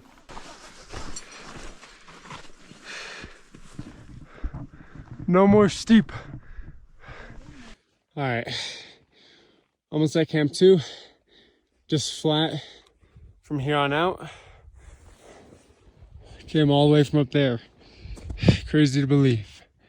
But we did it. Be back soon. My feet are blistered. That's all right. Only a little bit more to go.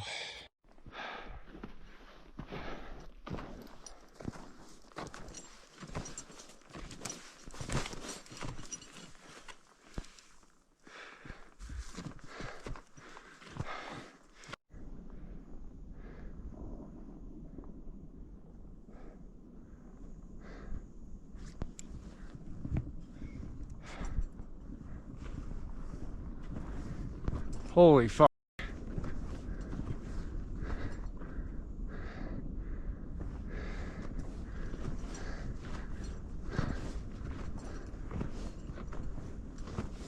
Sheesh.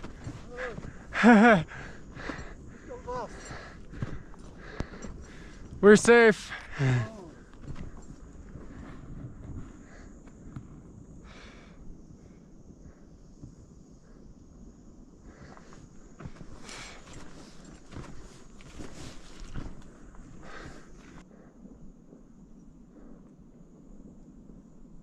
Wow, it's still coming down.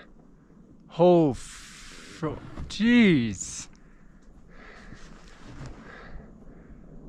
What the frick?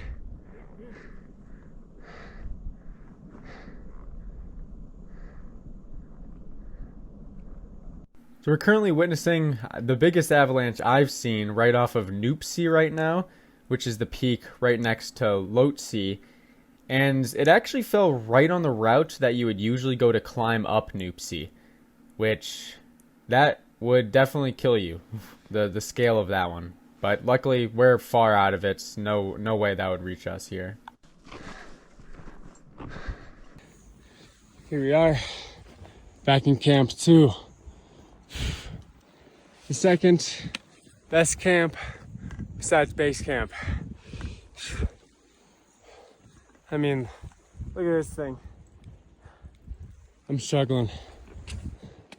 But we did it. Now let's gotta go through the Khumbu. I already said that. Anyways, I just have to get to those red tents. So we made it back to Camp 2 successfully, and we had some food, and we're going to spend the night here, and then tomorrow we're going to head all the way to Camp 1 and through the Khumbu Icefall back to base camp.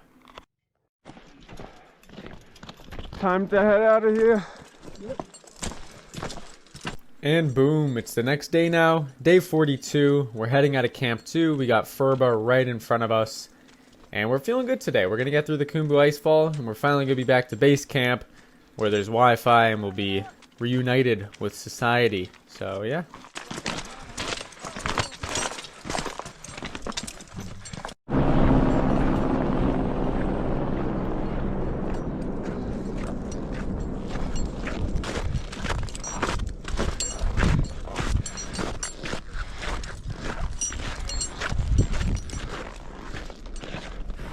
So leaving Camp 2, you have the Western Khumbu, which is this very flat section of the climb. You really want to go here during the morning time, because once it gets hot, all the sun will reflect off the snow off of you, and you will burn up. I mean, the back of my throat got sunburned from breathing through my mouth, the upper part of my nose, everything. It is brutal, so we're trying to get through this as fast as we can. Just left Camp 2, back there. Now in the Western Khumbu, all the way to Camp 1. Pretty flat, chill till we get there. And then we head into the Khumbu. Here we go. Heading down this dude Tallinn, per usual.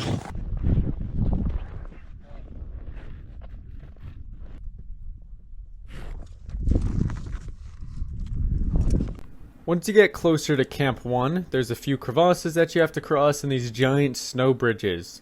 No ladders or anything yet.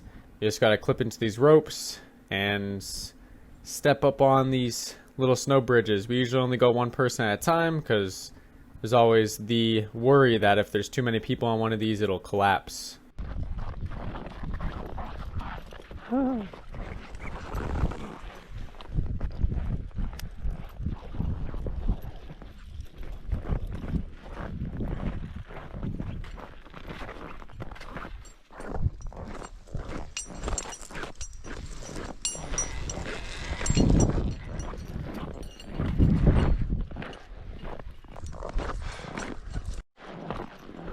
Now the sun had come out.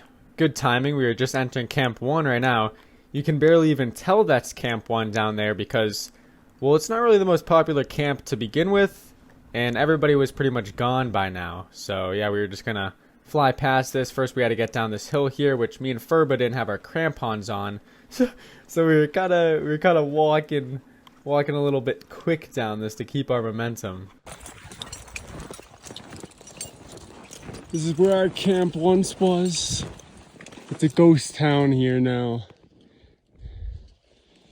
Couple left tents. Bag over there. Nothing. We once lived here. Camp 1. Entering the Khumbu.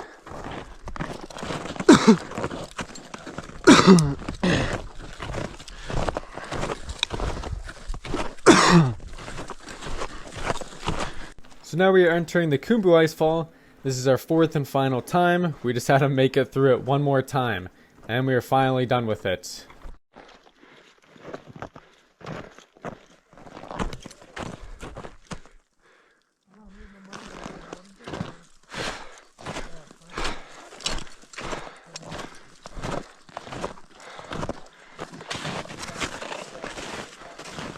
All right, we're hearing word. We got something sketchy here.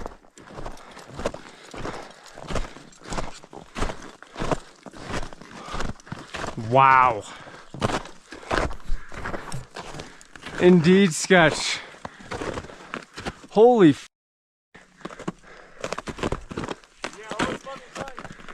Get it, man. Oh my. Holy. This is what happens at the end of the season. The glacier melts.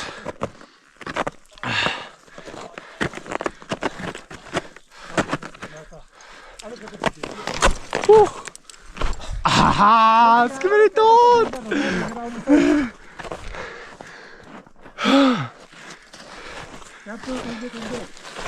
So if this was earlier in the season, there would definitely be a ladder there, but pretty much everybody has left, so nobody cares about the ice fall anymore. But yeah, basically those cracks are just going to open up once it warms up and really widen. So that was sketchy, especially when we have, I mean, I had probably 45 pounds on my back. So not only was there that massive crack, there's also the tower hanging above it, waiting to collapse. Yes. Sketch. That worked.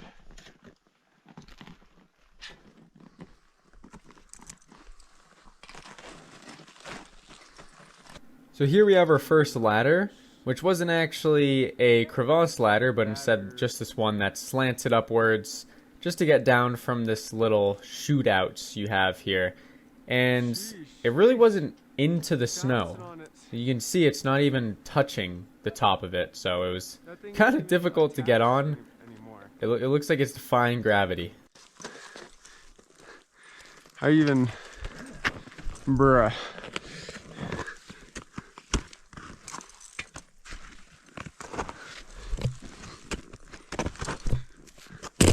Ugh. There we go. Good as new.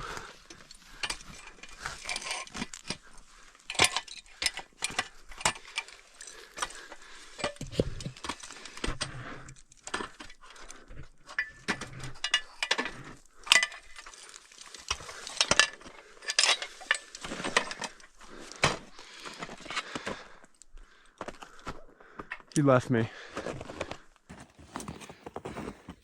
Got some ladders.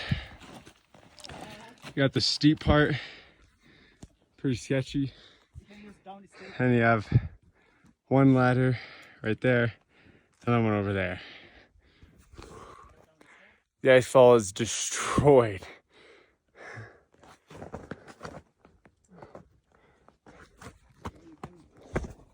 Dropping in.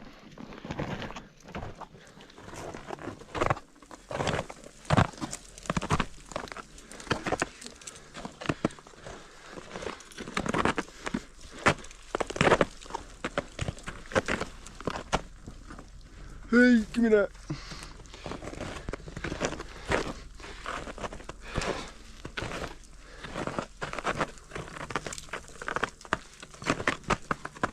You're a bit down still.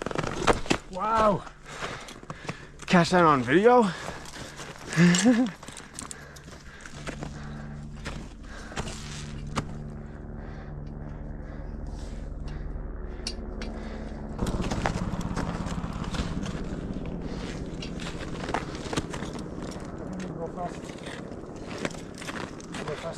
Me? Yeah.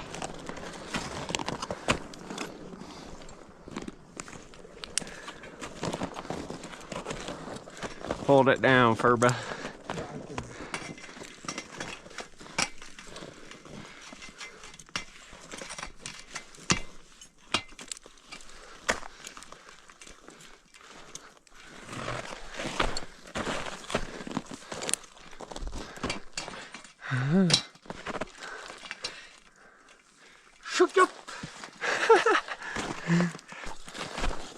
So we weren't done with the ladders though. We had another one coming right up.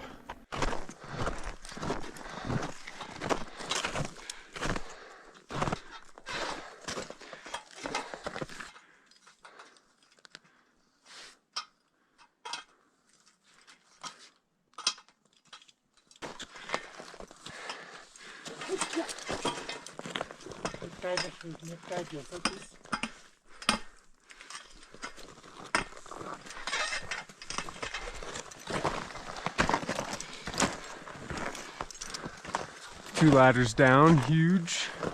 Currently at the big walled section where you have to rappel down. Making our way through here. We've spotted base camp. Boom. Pretty far down there still. So this vertical wall here is the biggest bottleneck in the icefall this year, but luckily we're at the end of the season, so there's really nobody here. Here I am rigging my figure 8 belay. Essentially, as the rope goes through this 8 belay here, if I hold onto the rope, it's going to create tension and I'm not going to go down. But if I let go of the rope, it's going to give me enough slack so that I can actually lean back into the rope and go down this. So really it's just a lot of tension being created on the rope. It allows me to go down safely and slowly, and I can watch where I place my feet. Yes, yes.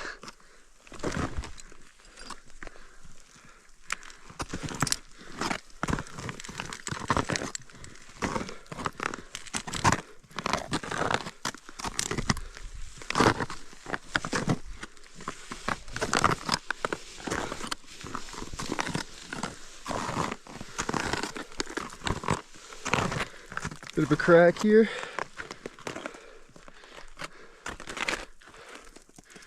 Around.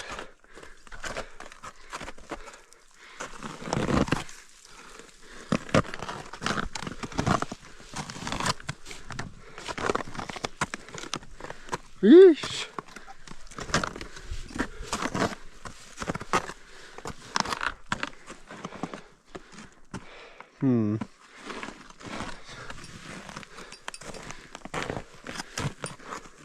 Might as well go all the way. Oh.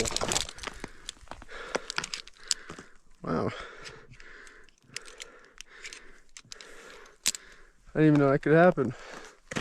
So right there, my safety carabiner, which was on the rope, which would go down to an anchor if you were to fall, ended up going through my figure 8 belay because it was it's a big pear-shaped one that I find it easy to work with when I have mittens on, but I ended up going through that and it jostled me a little bit.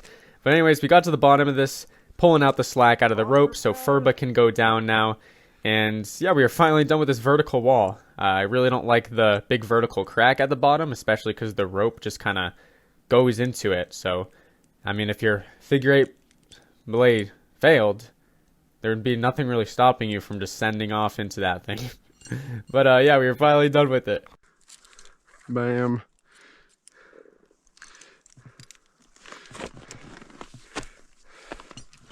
Solid.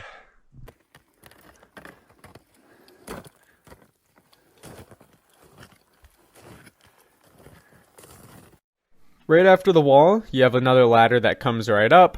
Only one rope on the side this time, and a lot of it's melted, so you got to be a little bit careful here.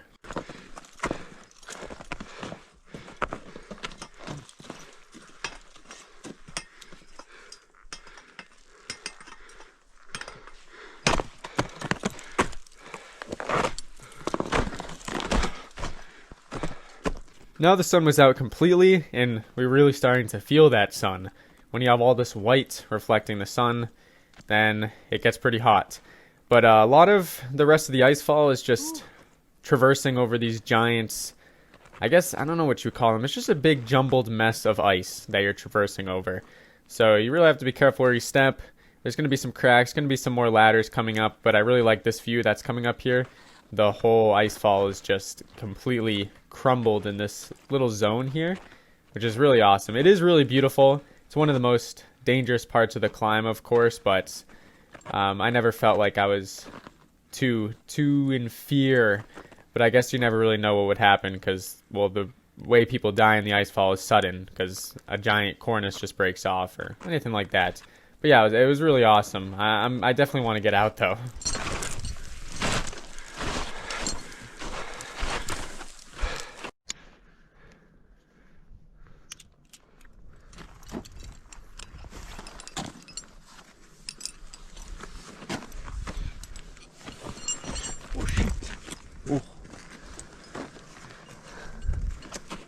So there was two different routes we could have taken here. One was a normal route, and then one was this really sketchy rappel.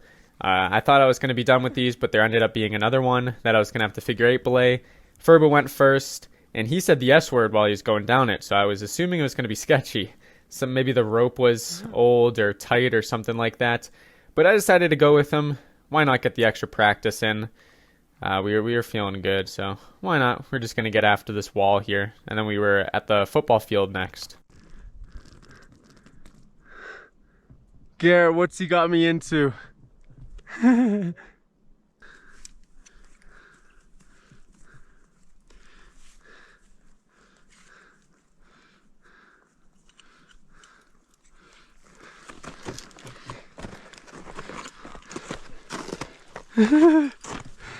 You know it's sketchy when Furba's going down and says, "Oh shit."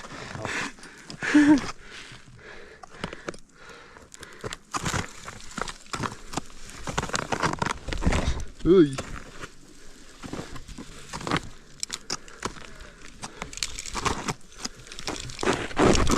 Hey.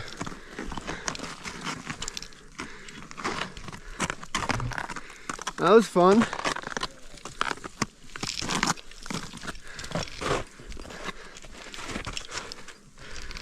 Not my proudest rappel.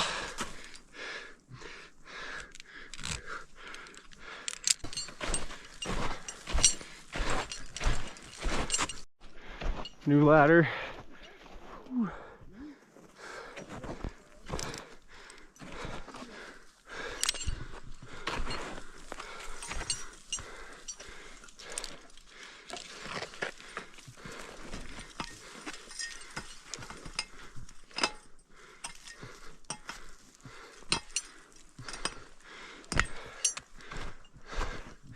Clean. Take the leap of faith. I believe in you, Furba.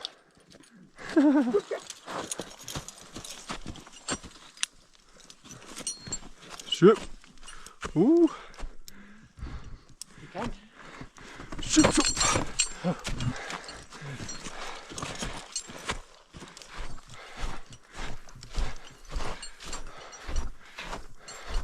Now we're at this small little section here that has just a few exposed cracks. Nothing really too big. Went over that big one that we had just jumped over, but honestly there's nothing compared to that one way earlier on. That thing was crazy. But yeah, I was just trying to get over these, and we were at the point where it was getting a little bit more flat. We weren't getting as much elevation decrease, which is very nice.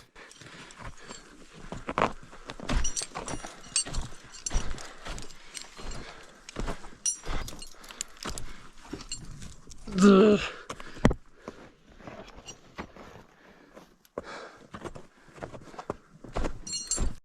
Another one.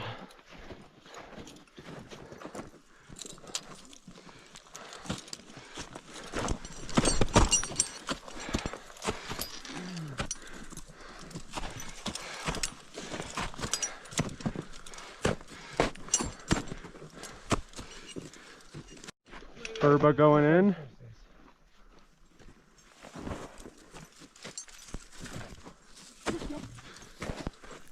So here we are at one of those classic going down, and then there's just a giant crack. There's a good few of these in the icefall.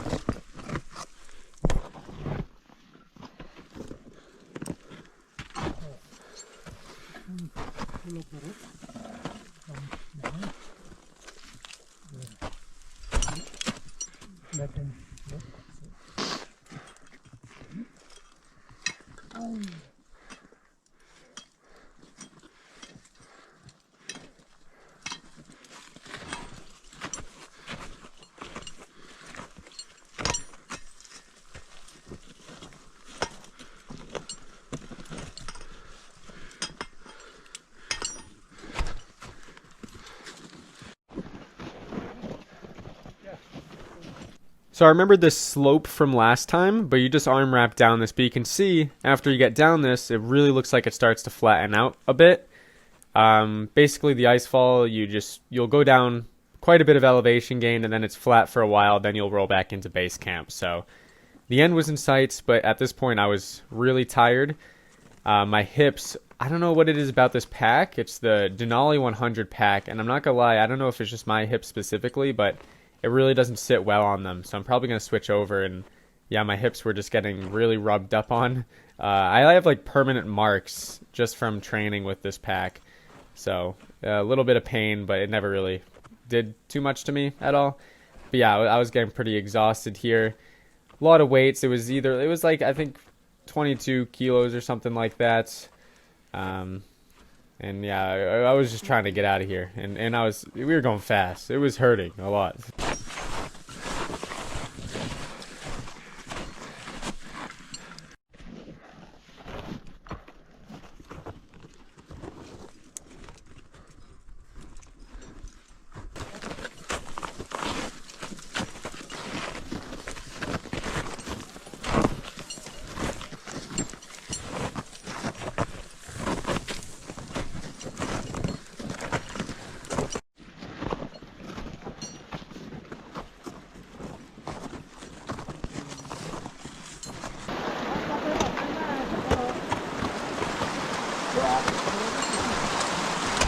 So that water you just saw in the previous clip was iced up completely on the way up, and now it's melted. And so has practically the entire rest of the glacier, as you could tell from all those exposed cracks that had opened up much more than they were when we had gotten there. There's rock sediments everywhere closer to the bottom, and it literally created rivers. You'll see in a second, one of them gets really intense, and it made it pretty annoying to maneuver over, especially with crampons. But this is just because it's the end of the season. It's going to melt over a little bit. And yeah.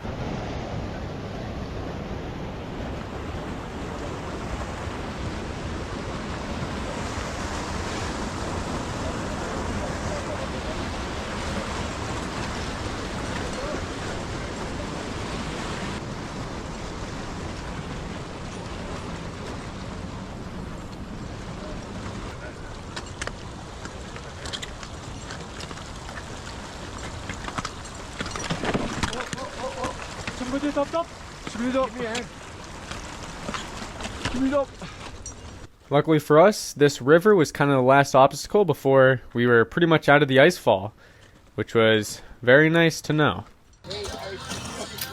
Made it out. And there's a party. It's not for us, but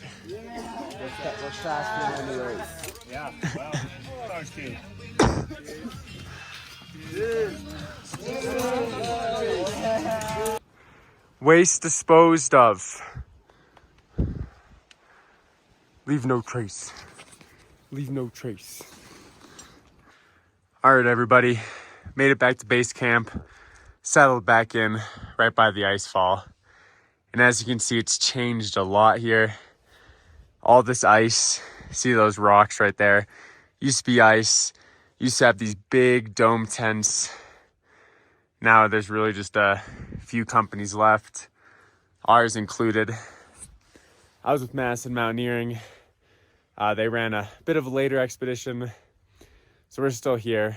Probably going to fly out by helicopter. Helicopters pick up right there. They fly out. We'll do that tomorrow morning, most likely. Because I already did the trek out, okay? Day 27, I did the trek out already. So, yeah, it's honestly kind of sad seeing what used to be all bustling. It's now kind of all gone again.